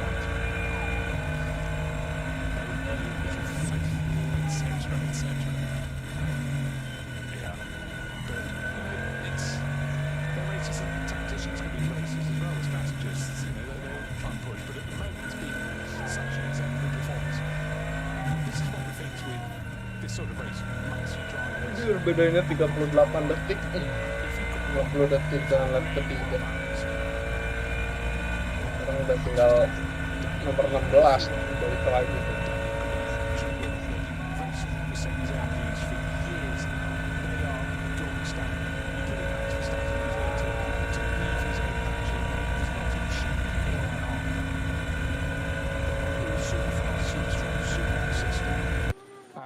It's looking, it's mighty.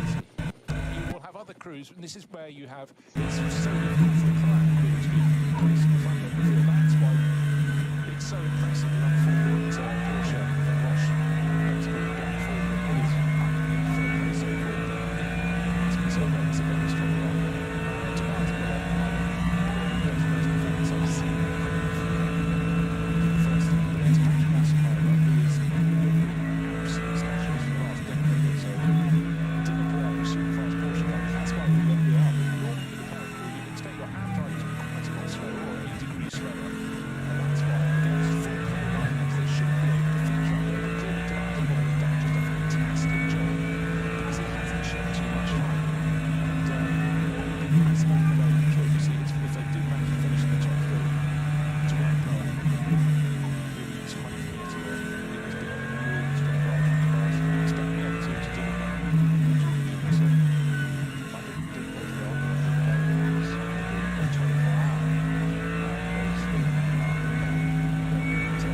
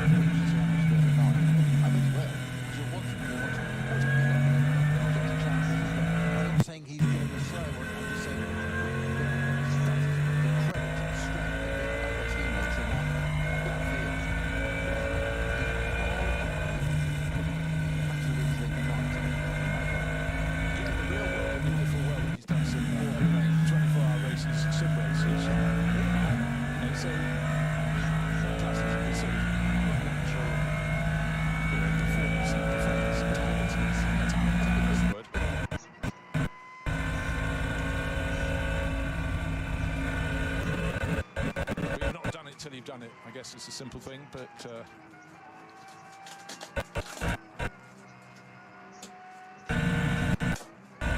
yeah, it's a nice one. It takes 24 hours here in Nürburgring 2017, but his diet of racing has largely been the MLS, but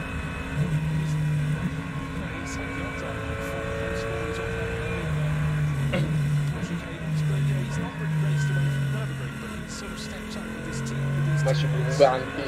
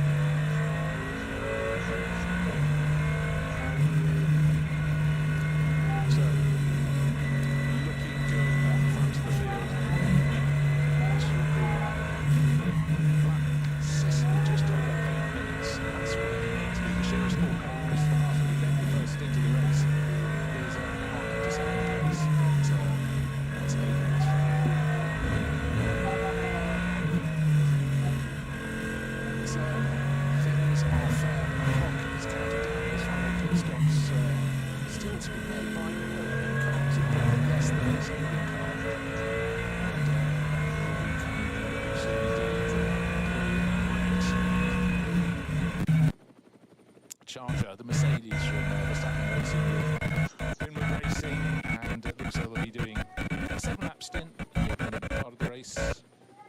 8-lap stint, followed by an 8-lap stint. They'll come in, and then by dint of the fact their final pit stop will be closer to the end of the 4 hours, will be fine. They have a much, much shorter pit stop than their rivals who are behind them anyhow. So they've got it all covered. And so, of course, their rivals will fall back very soon for a pit stop. And then they'll still be on track racing at full speed while the number 3 Mercedes is at a standstill. But his pit stop will be far shorter as well. So we're going from the lead of the race and come out back into the lead. Some extraordinary circumstance.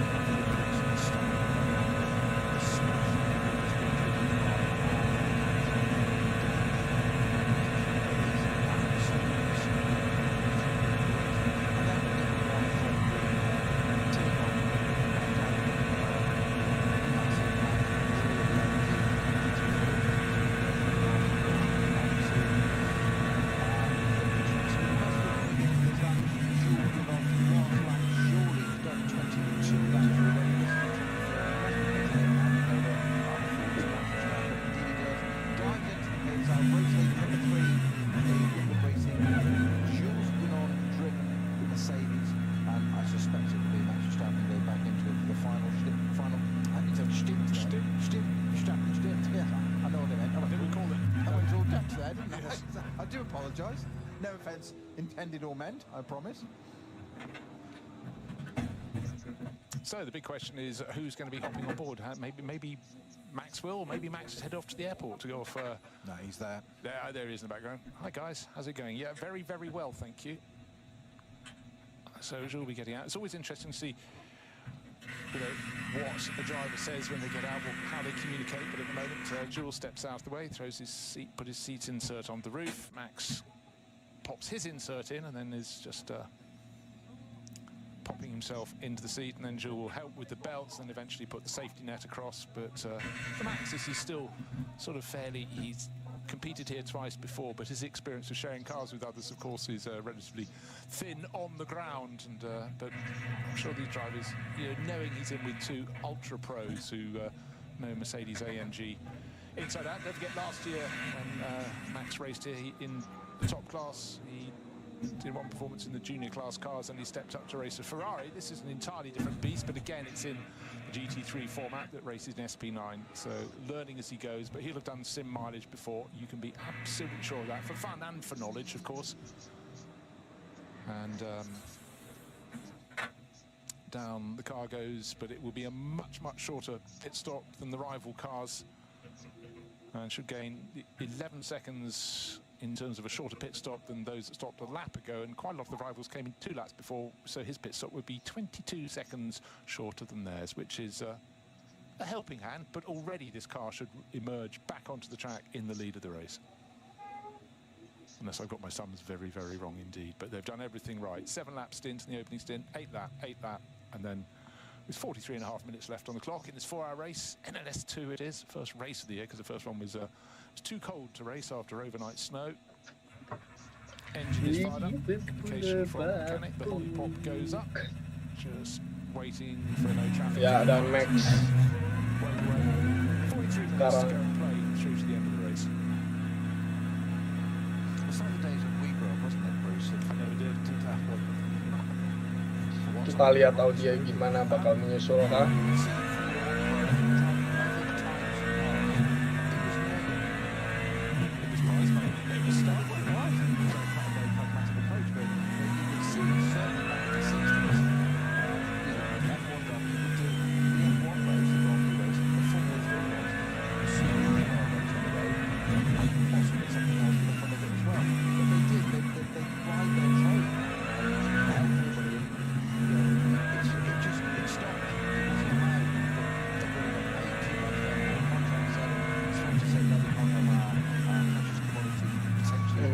Untuk melapor.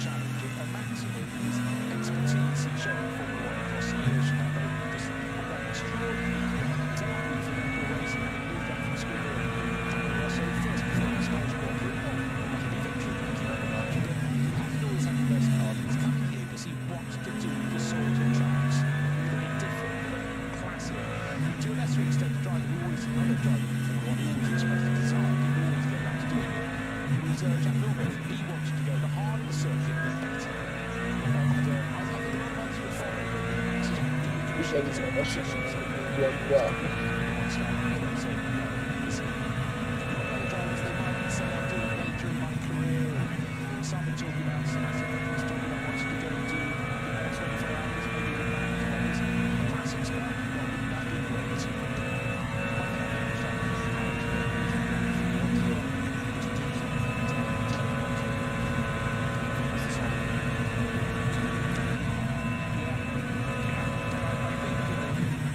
It's so first in racing, it follows on for father Joss. And he sees these races that if you sort of have a walk through them, I'm sure you absolutely agree that the World Championship qualifying to play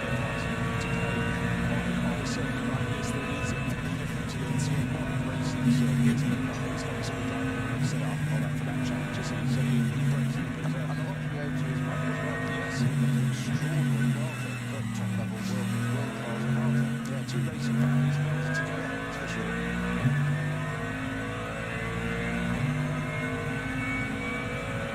It always feels like another day. We did start in bright conditions and still the sort of weather that you accepted with very good eyes.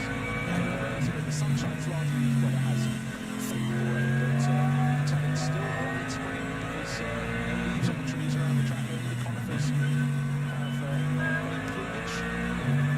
The track conditions dry. It's 10 degrees in the last day of the jungle area, but that's comfortable for this time of year. But of course, the cars, the tyres, and everything performs differently. In this normal temperatures in the summer, in the summer, that might ruin now. Or looking forward to indeed. 48. As I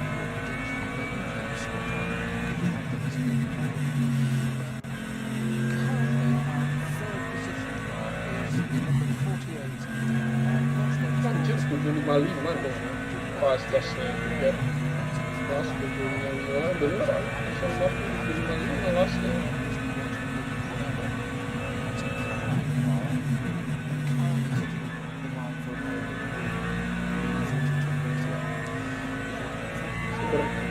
kurang terus gasnya ini. In terms of very strong performance of Arsenal since 2017, experience. He stepped up. He's had a few performances in the pro class before, but he's listed as an aim, and he's doing just an exceptionally good job.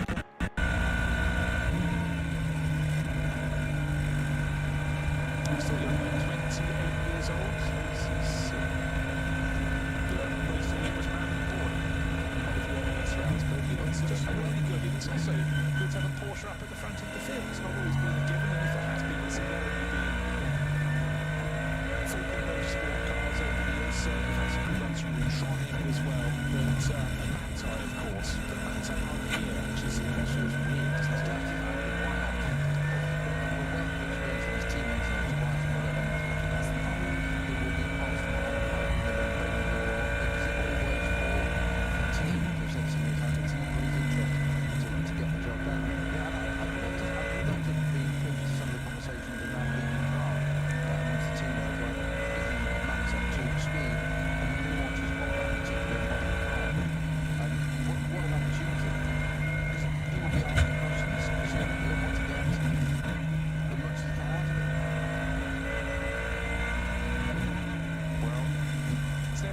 It's over. We're just settling down on the last quarter of the race. And it's something you know from the dust. Why is it dusty on the circuit? Well, it's not on the circuit running through. Actually, unfortunately, the only large gravel track on the Nürburgring itself, but a Porsche came and eventually came back onto the racing circuit. But now, let's just wonder, are we going to get close changes towards the end of the race? It's certainly up front. We've got Verstappen. We've Verstappen back on board. Second place. The Sirius car forward. Now making his second start. Chris Haas has started early for Anchor. It's still three Haas in the back, coming towards the front. Really interesting in this still to see how close the pace of front runners going to have come. Because he had that first stint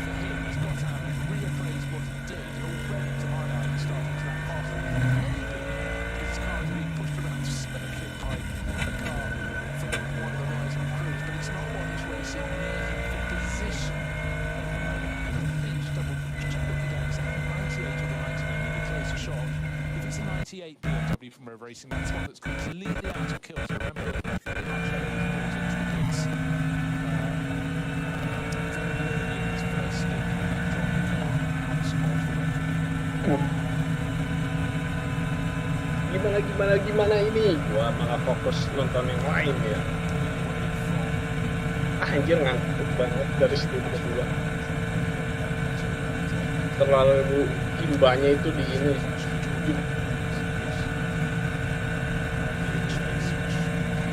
Di Jun Kadelanya aja.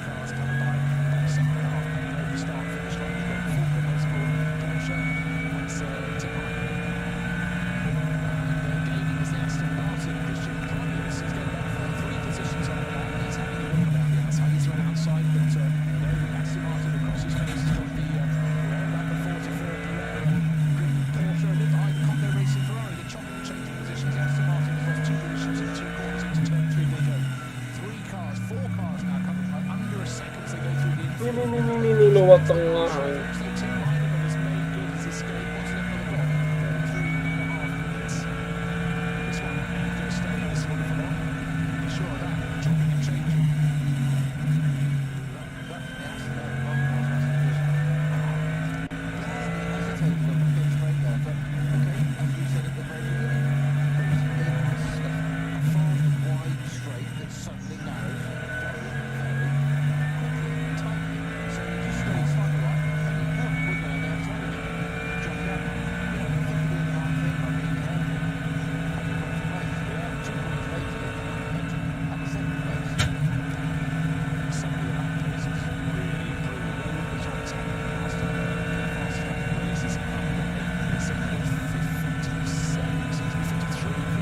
Leading Mercedes.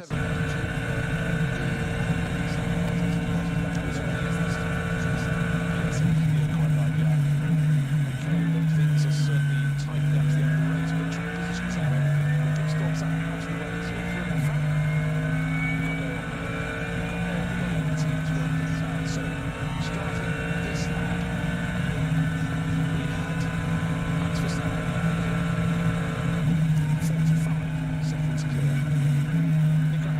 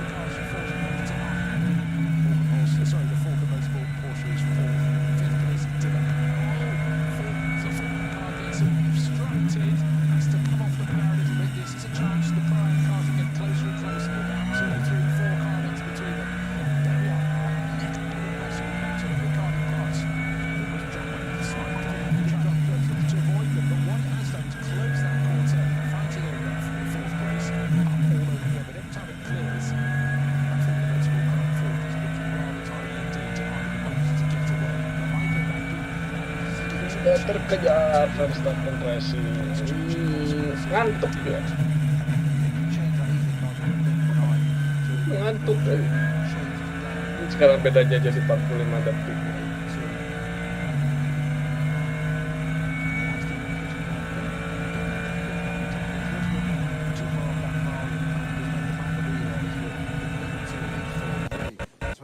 Ya setengah jam lagi untuk NLS Ronde 2. Hangs on to second place, but I'm sure that's a matter of time before the other racing car, Jordan Pepper, goes on through. In fact, if Franken pace falls away, he could well be in this group from fourth place down, get onto his tail, start to make this life difficult. But just remember some of the rules, of course, racing with 3 driver lineup, some with 4, some with 2.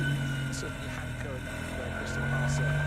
There's the hard way, but actually, we talked about this a lot over the years, that sometimes it's better to have just 2 cars and 2 drivers in a 4-hour race because they're conversant with the conditions when they go out to do their second stint. In fact, a high-up shot is shown from the back goes right back far ahead of Tim Heinemann. Tim Heinemann, you can see the 2 shades of blue on the upper head. It's about 2 seconds clear with 3 seconds perhaps, just not quite in the same shot.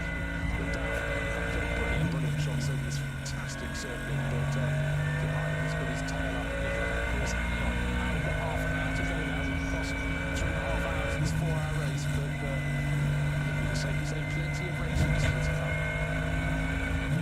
I can't believe that we've got within half an hour of the end of the race. Little message on the timing screen. Car rate has been causing collision 35 second penalty. That's the tutor racing body, isn't it? So it's shared by Alexa Nico and driver races as Self. Again, into the world of pseudonyms or abbreviations quite often actually. Yes, on the course. Some of it actually sealing off. He races to Self, which is less it.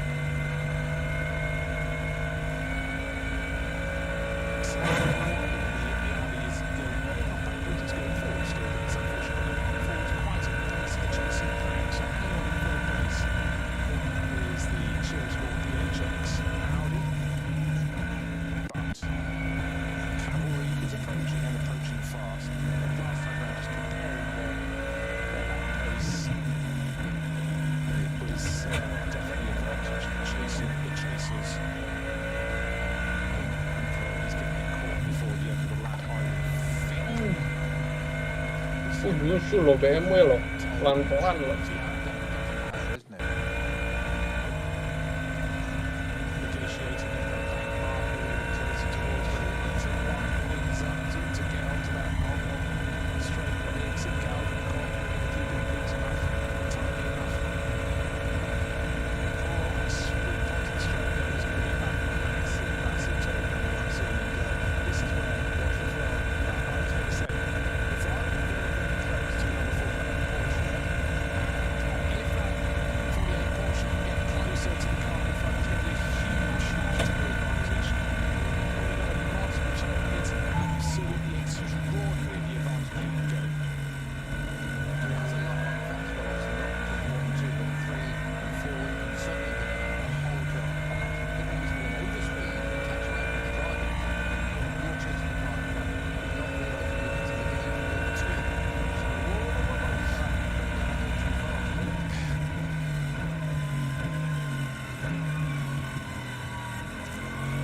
Just going to highlight what's happening in the Porsche Cup race at the moment. That's being led by Rafael Renoff. Carmelo to the back, chasing as well, and in the dip before you start rising towards the end of the dotting line.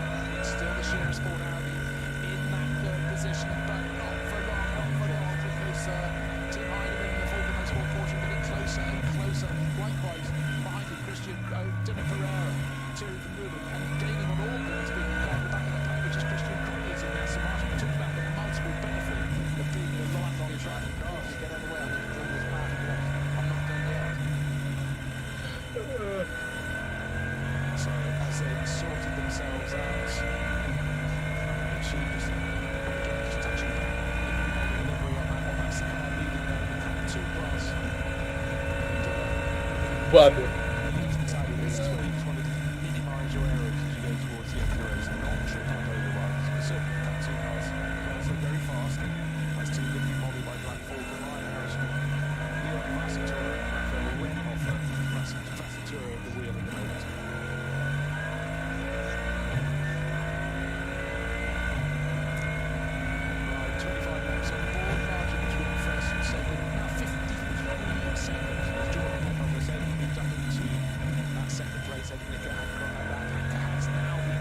Oh. That's the cut through on the Grand Prix.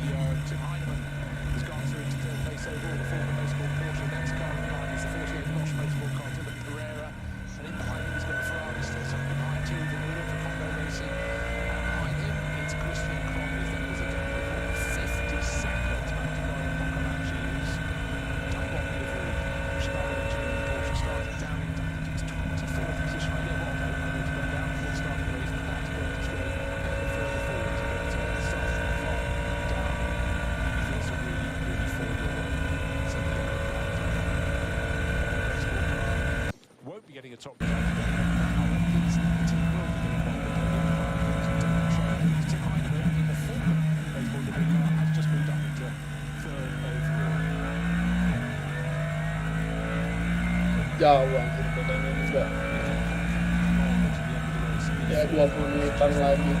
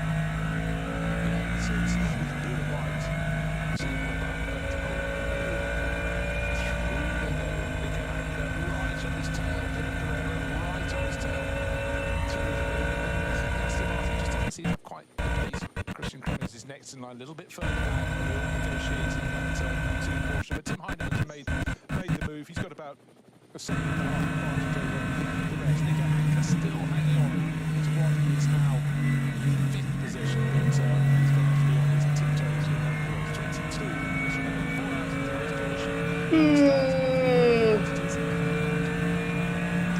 Aku bosan. Bukan bosan sih sebetulnya, gimana ya, udah kelihatan menang aja.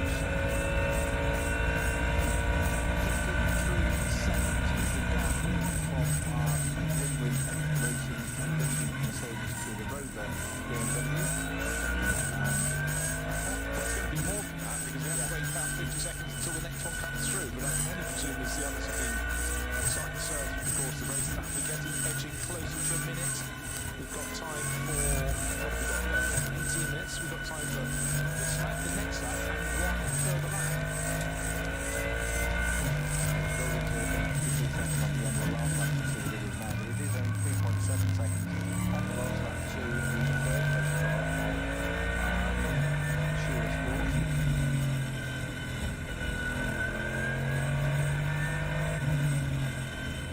Oh, it's gone down on the floor. 51.8. Senses just sniffed through. And he's from his point of view, he's 3.5 seconds clear of the Mike. And I tell you what, that's touches to Mike marginally faster than Jordan Pepper. So having observed Nico Anker falling back from third place and being caught by the group, I didn't realise actually they were quite as close as they are. Ricard in second place, but for Jordan Pepper, he should be fine with all his experience, all his nous. Should be safe for over racing in the BMW. He didn't come back towards him because he's not on the pace. He's at the sort of pace they are, but he was a bit close as I realised. The previous few laps have been very good for them chasing a bunch. And again, if this is the first time you've watched around the MLS, Michael, it's really interesting with different names of pit stops. They're confusing. They are a little bit confusing, but you get used to them in the end, and it does make things in a different way. And as I say, Conway Racing, Ferrari has finally managed to get its way past that 2 million, going past the Shearer Sport. So the Shearer Sport now has shown great pace and very first into the race, and second for a long time, but the best win in the world with Anko still there without his top class cars. He's found those in motorsport just that little bit quicker. I'm pretty sure he'll go back, he'll watch this race on replay and observe and learn. That's what it's all about. You step back in the cars, feel differently, behave differently, but also the way you have to police them is different too. So he's been a little bit generous to some of the other drivers, but he's been clean and tidy, and he will learn in the future now. But a podium not coming their way today is what was something to third. He's down 7 more positions into 7th overall for the Shearer Sport PHA today.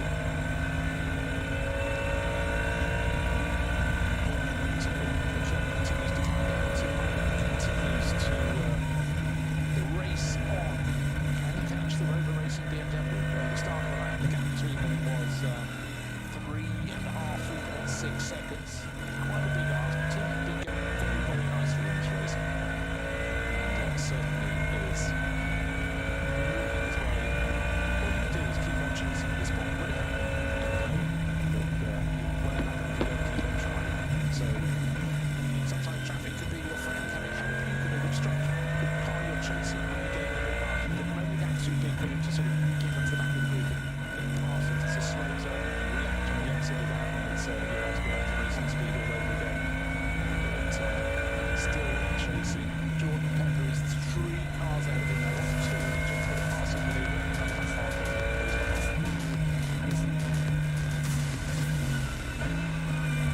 So sometimes Gibt es keinen Raum für Fehler. Kein Entkommen. Nur Asphalt, Adrenalin und die Legende. Die Hölle vergisst nicht. Sie verzeiht nicht. Jede Kurve, ein Kampf, kein Platz für Schwäche. Die Nordschleife ist kein Ort für leere Versprechen. Sie ist der Ort, an dem sie gehalten werden. Engineered for the Green Area. Offizieller Partner der MLS.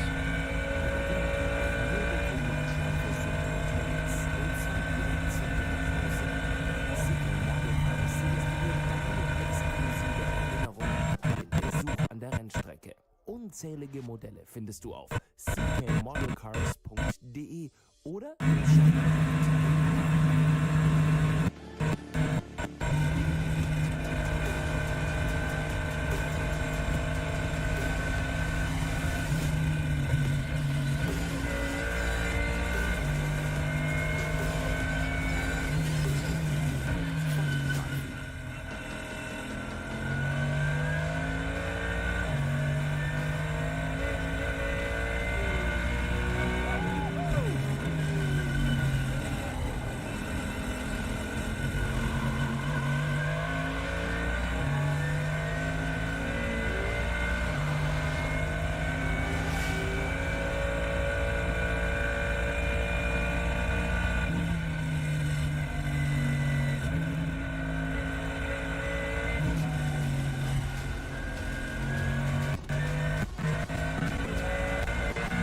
Saat 13 menit lagi untuk kalah nih Liverpool. Shit.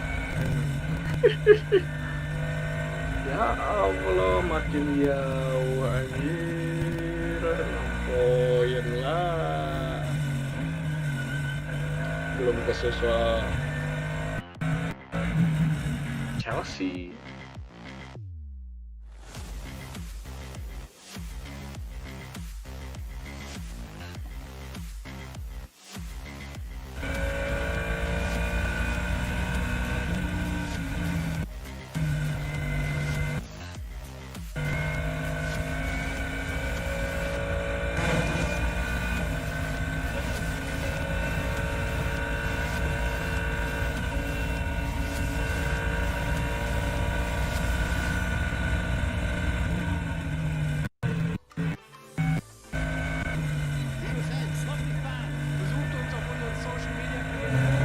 Auf Facebook, Instagram, YouTube und TikTok.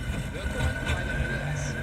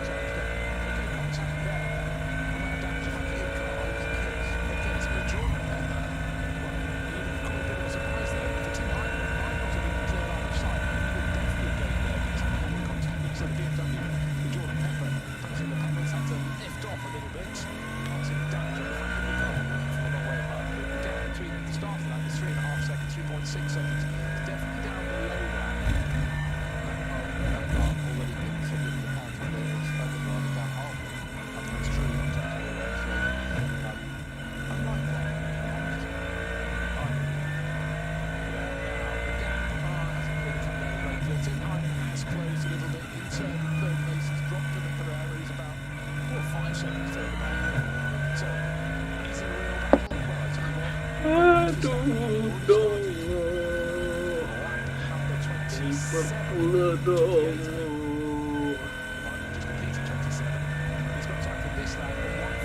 Liverpool dong.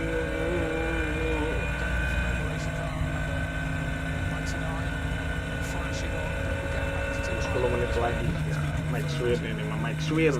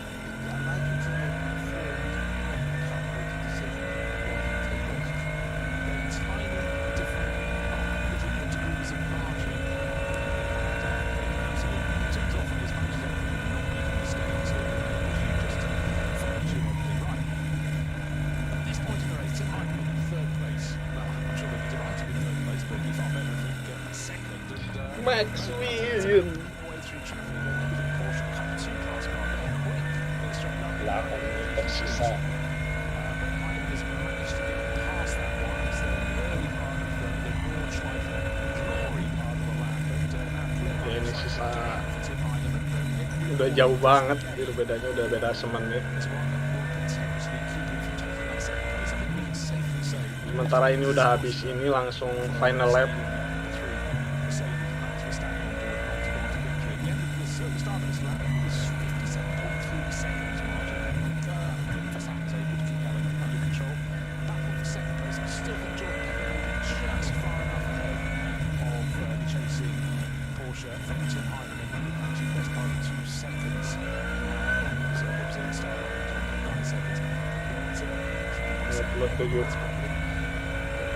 Detik bedanya juga.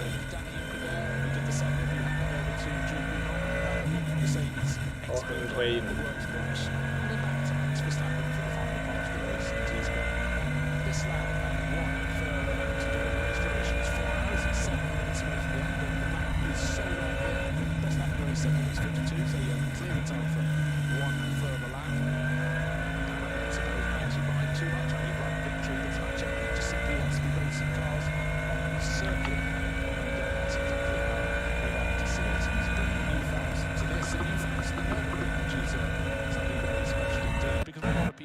This circuit's over a century old. 1976, remember the Formula One didn't win the race here. Niki Lauda had his near-fatal accident, but then his team not safe enough for Formula One anymore.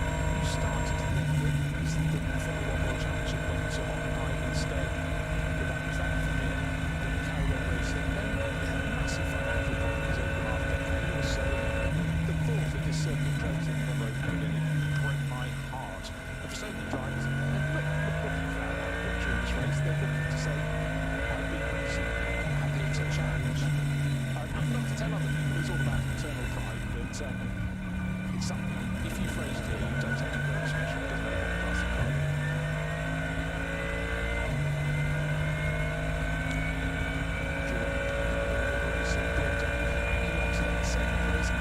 Should be safe, maybe traffic can fall the wrong way in front of it, but it's certainly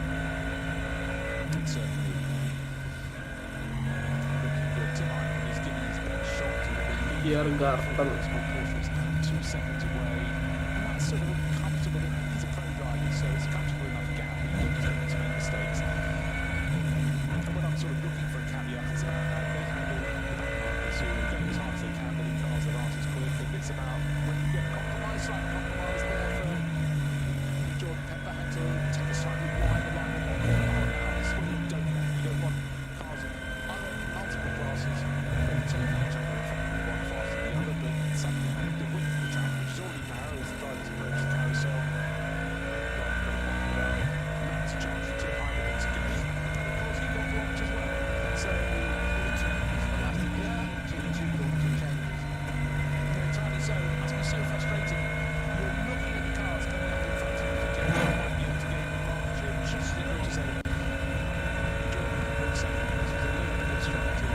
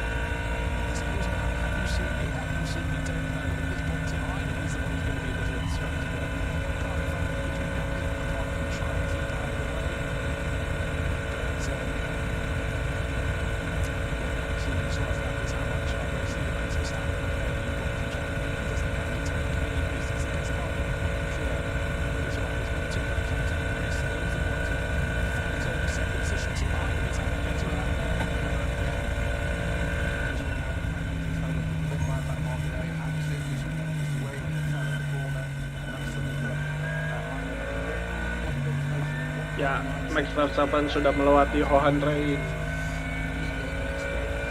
dan masuk untuk last lap Nordschleife.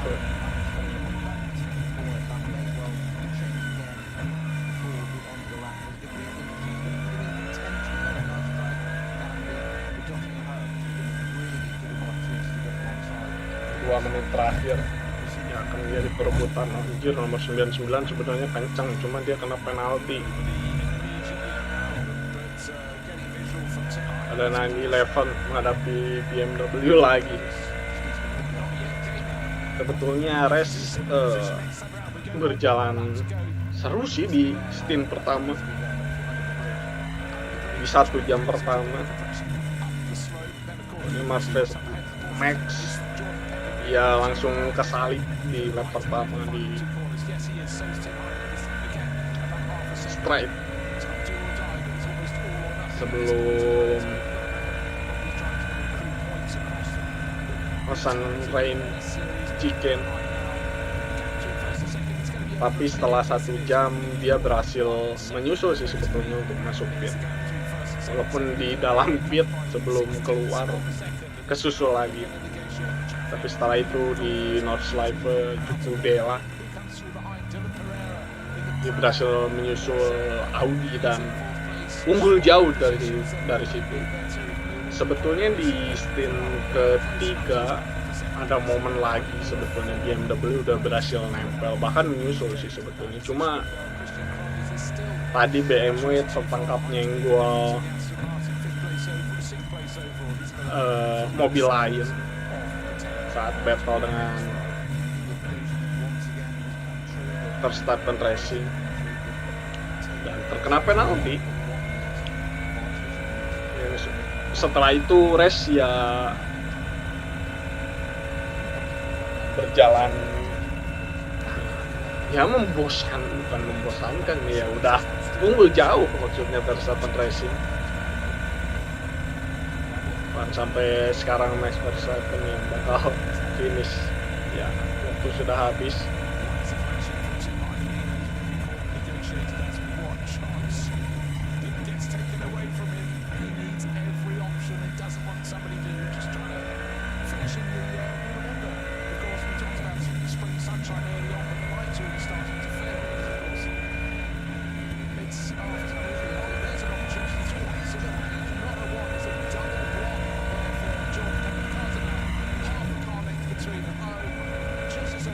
Max Verstappen datang lagi ke Nordschleife untuk menang lagi.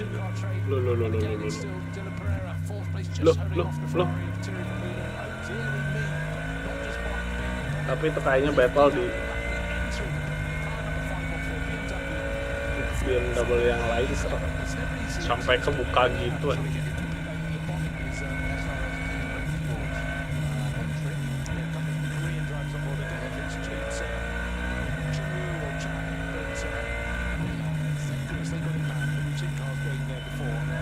Final lap.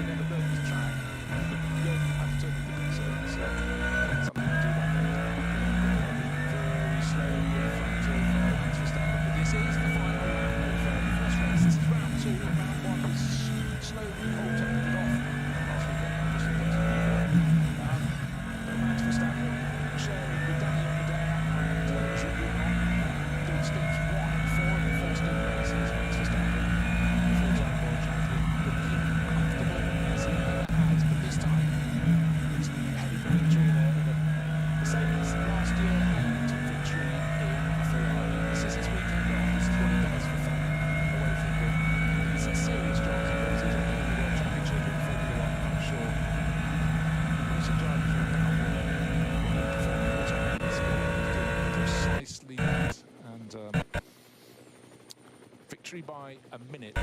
Ya udah gue pas dia loh. The teams and drivers at the front end of the grid. And just looking down that grid, just refresh your memory. Mr. Snow, Max Verstappen, starting the competition. Christian Haas, the expert, starting second. Final lap-nya pakai itu dong, helikopter. Last year's third rising superstar. Maxime Martin didn't start the sister car to this race here. So he's like, had to start. Tinggal Lemans nih gimana. Verstappen. Dan Harper, BMW superstar, Thierry Vermeulen, Crazy Ferrari, Frank Stilberg. That was the ultimate quality. Is it mix? But the fact they couldn't clear was running through Mercedes with a very poor sponsorship to win attention. But certainly to be running around the final lap and really clear. This is a monstrous win. This is extraordinary. There's so many times I've mentioned here before that the outcome of the race win isn't known until the final couple of corners where the cars have dragged each other. Kalau North Live itu sejam tuh kayak sebentar. Soalnya satu lap aja hampir 10 menit. 8 menit, 7 menit lah paling cepat, 7 menit 50 sekian detik. Paling lama 8 menit atau mungkin 9 menit gitu. Jadi sejam tuh bisa 5 lapan.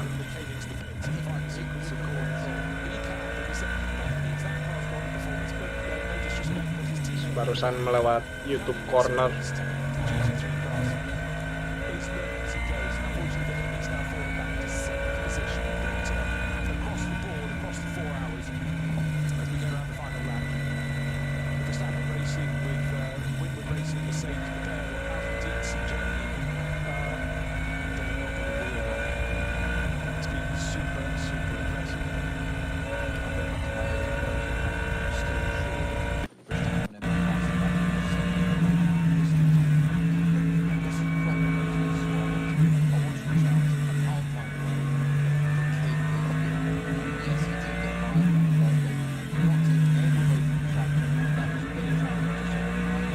Lagi Max Verstappen akan melintasi Dottinger straight. Telat ya ini ya.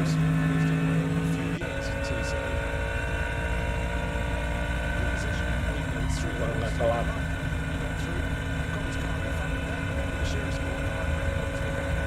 Dan akan masuk Autonomous dan Tiergarten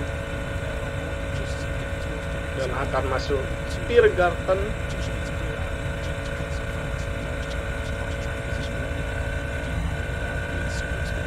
dan masuk Hohenrein chicane. Max melewati Hohenrein chicane dan Max Verstappen menang lagi di Nürburgring Langstrecken-Serie. 2 kali beruntun menang Max. Max win. Ngeri ya. Ngeri. 2 kali beruntun menang dan ya selamat Max, selamat.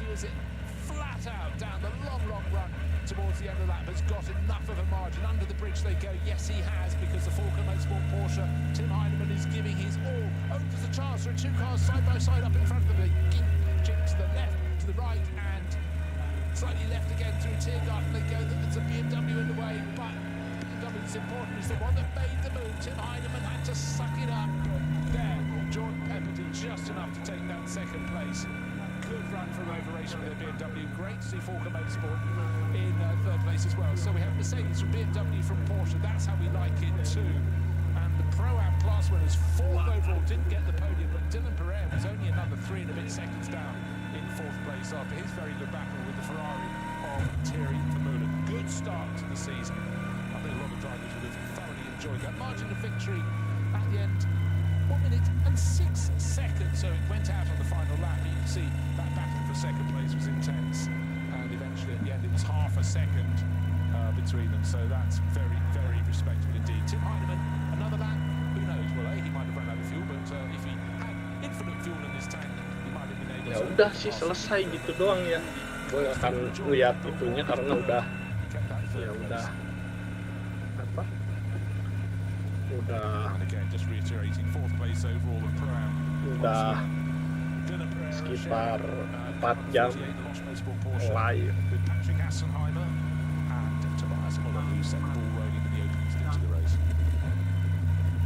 So for Verstappen to be the short run back to the pitch, you don't go around the full Nordschleife, you just go and where the track turns left to go on the Nordschleife, you go to the right and we'll come in.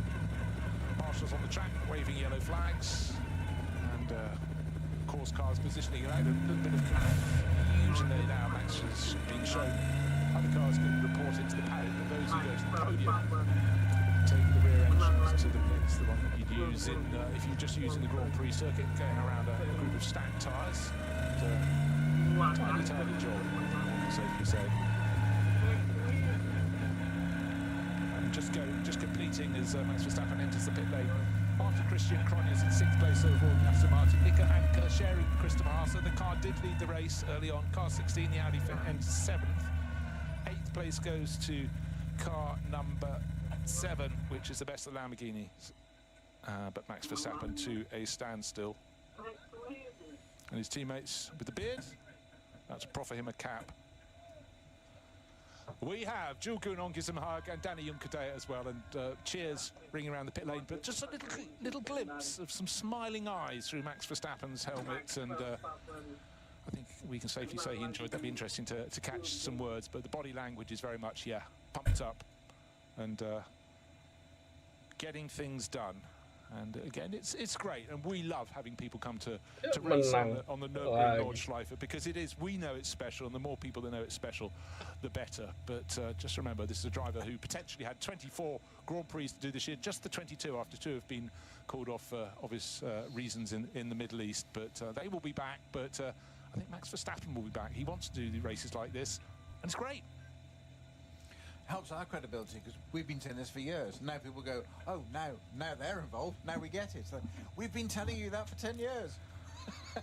Exactly so. But look at the smiles, absolutely genuine smiles on the bottom there. Max beaming from ear to ear, Jules Gounon, finger up in the air, number 1. Ach, ihr glaubt gar nicht, was hier unten für ein Riesenauflauf ist, ne?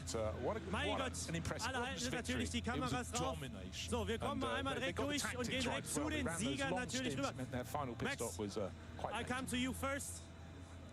So let's Max, congratulations, your second race on the Nordschleife in the GT3 car, second win. Could be worse, right? Yeah, it could be much worse. 2 different cars as well. Yeah, for me, this whole weekend has been about getting to grips with the car around the Nordschleife, which has been super enjoyable. The team also, they prepared the car really well, so we could do some decent testing, and it made me feel really comfortable, you know, with the car. So yeah, really good experience for me today to drive here. Congratulations, shake hands natürlich auch da drüben. Max, as you switched your simulation for preparations to Mario Kart, how many times did you drive the rainbow track to prepare for the Nürburgring? I've done a lot of simulator work also here in the past few years, you know, so it helps a lot when you are a rookie and you drive here for the first time. If you at least know where you're going, that helps a lot. Then it's all about just, yeah, getting up to speed with the GT cars. But yeah, I mean, of course, this whole venue is just amazing, and also to see all the fans and in general just how passionate they are about racing and the cars here. It's always fantastic to see, and I'm very happy to be a part of that. You're sitting in a GT3 car right now. I mean, there are also other GT3 series that could be possibly driven by you. Why especially the Nordschleife? Why especially the Nürburgring Langstrecken-Serie? Well, for me, this is one of course, let's say the craziest tracks in the world in a good way. I've been watching this for a very long time, and it's one of these races that you just want to compete in. And at least finally this year, I have the chance to do it. It also depends a bit, of course, on what the calendar allows me to do. I'm already, of course, racing a lot, so I'll try to do as much as I can. You just said the calendar and what it allows you. I mean, the F1 calendar now is a little bit thinner. Is there a chance that we see you in 3 weeks again here? We're looking into it. It just all depends on, yeah, if it's all feasible. But I mean, I'm always happy to race him. All right. Thank you very much. Congratulations. Enjoy your time. Come. Jules Gounon, you're the next one. Now just going to hear how does it feel to win in preparation for the big 24 race now? Yeah, amazing. Last year I didn't do the Nürburgring because I had other program. First race back at the ring with Max and Danny, it's just exceptional. The story is exceptional. My two teammates were exceptional today, the team also, so it feels great, honestly. Is it somehow another kind of pressure right now, sitting on one car, sharing the car with a 4-time world champion in F1? To be honest, no, because Max is just so amazing, so humble. I just feel I have a top teammate next to me, and that's the thing, you know. It's Max. I think there is no relative for him, and together with Danny and him, we have a really good relationship. Lucky will join us for the rest, and we are the four of us, really close, and can't wait to start it, honestly. All right. You're also here again for NLS3? I don't think so. I think I have a clash somewhere, so the next race for me will be the 24 hours. All right. Then congratulations as well for your win. Thank you. So, wir schauen mal einfach, würde ich jetzt sagen, dass wir uns jetzt hier durchswitchen vielleicht. Danny Hooker, sorry, I nearly forgot. What are your feelings about this win?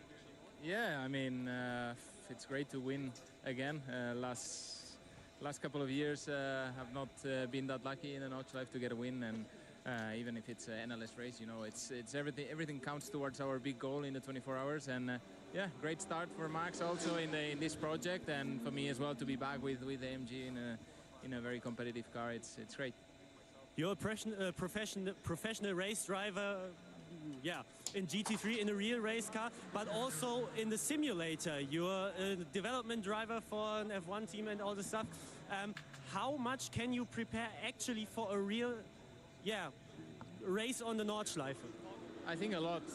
Nowadays you have a couple of softwares that are very, very competitive and very similar to the real thing. I think iRacing mostly is what I like to compete in. I've been competing a lot in the Nordschleife there the last couple of years, even though the track is the layout, well, not the layout, but the surface has changed quite a bit. It's been resurfaced in real life, so it's a bit more bumpy in the simulator, but I think it gives you a really good practice towards this race. And even through the winter with Jules and Max, we've been practicing a lot online, racing against each other, racing with traffic, with cars. And that shows, you know, you come here and already you can feel competitive, you can feel you can take some risk in the places you know you can take the risk. And yeah, it's a good way to get ready for the real thing. All right. Congratulations for yourself as well. And thank you for that.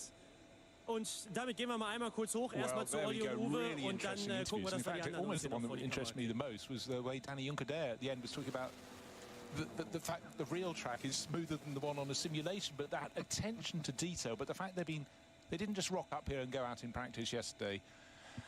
They've been sharing that knowledge clearly for weeks, if not months in advance, playing against each other, and as he said, just getting used to the traffic, and there's so many elements. But you think, hold on, you are tip-top drivers. Do you need all that practice? Yes, you do. That's what keeps you ahead. So that's it from the end of NLS 2. Thank you very much for joining us, and just to refresh your memory, victory today went to Max Verstappen with Jules Gounod and Danny Juncker for Mercedes. Join us again in a few weeks' time. It's been great to be back on board. Ya udahlah ya untuk live sekarang untuk NLS 2, gue nggak tahu juga kapan lagi Max bakal, mungkin 24 jam ya, dia udah siap mungkin untuk 24 jam Nürburgring, dan tapi yang nggak tahu juga bakal bisa atau enggak ya, karena ya nggak tahu, mungkin bentrok dengan F1, tapi yang nggak tahu juga sih. Ya kita lihat aja nanti untuk 24 jam Nürburgring gimana. Memang masih ada NLS ketiga sih. Gue pengen lihat dulu. NLS 2026 ya. Gue pengen lihat jadwalnya. Ini Endurance Racing 11 April. Kalau nggak salah Mei ya. Untuk 11 April untuk ronde ketiga ya. Seminggu sebelum 24 jam Nürburgring ya. Jadi, tapi kayaknya nggak akan sih di situ. Max Verstappen di 11 April kayaknya nggak akan, dan langsung ke 24 jam gitu. Nürburgring di ronde 4 sama 5 atau gimana itu. Soalnya ronde 3 langsung ngeclok ke ronde 6 gitu di tanggal 20 Juni. Cuma ya kita lihat aja nanti ya. Dan langsung untuk Nürburgring selanjutnya langsung di ronde 3, gue juga nggak akan live sih, tapi langsung ke 24 jamnya ya. di bulan depan tanggal 18 dan 19 gitu untuk kualifikasinya dan qualifier ini. Oh, jadi tunggu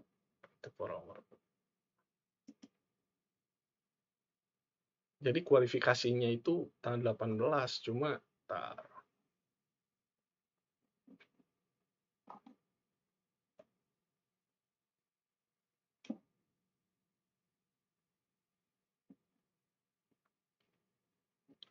Mei kan tuh kualifikasinya doang bulan April, jadi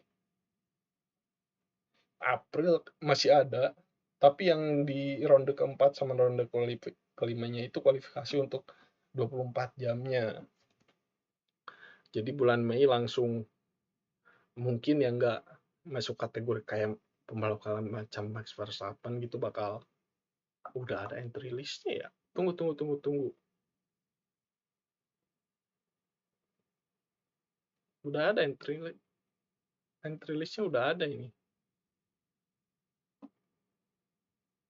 SP9 belum tentu juga ya, tapi belum ada sih di entry list apa namanya tuh. Oh ada 24 jam.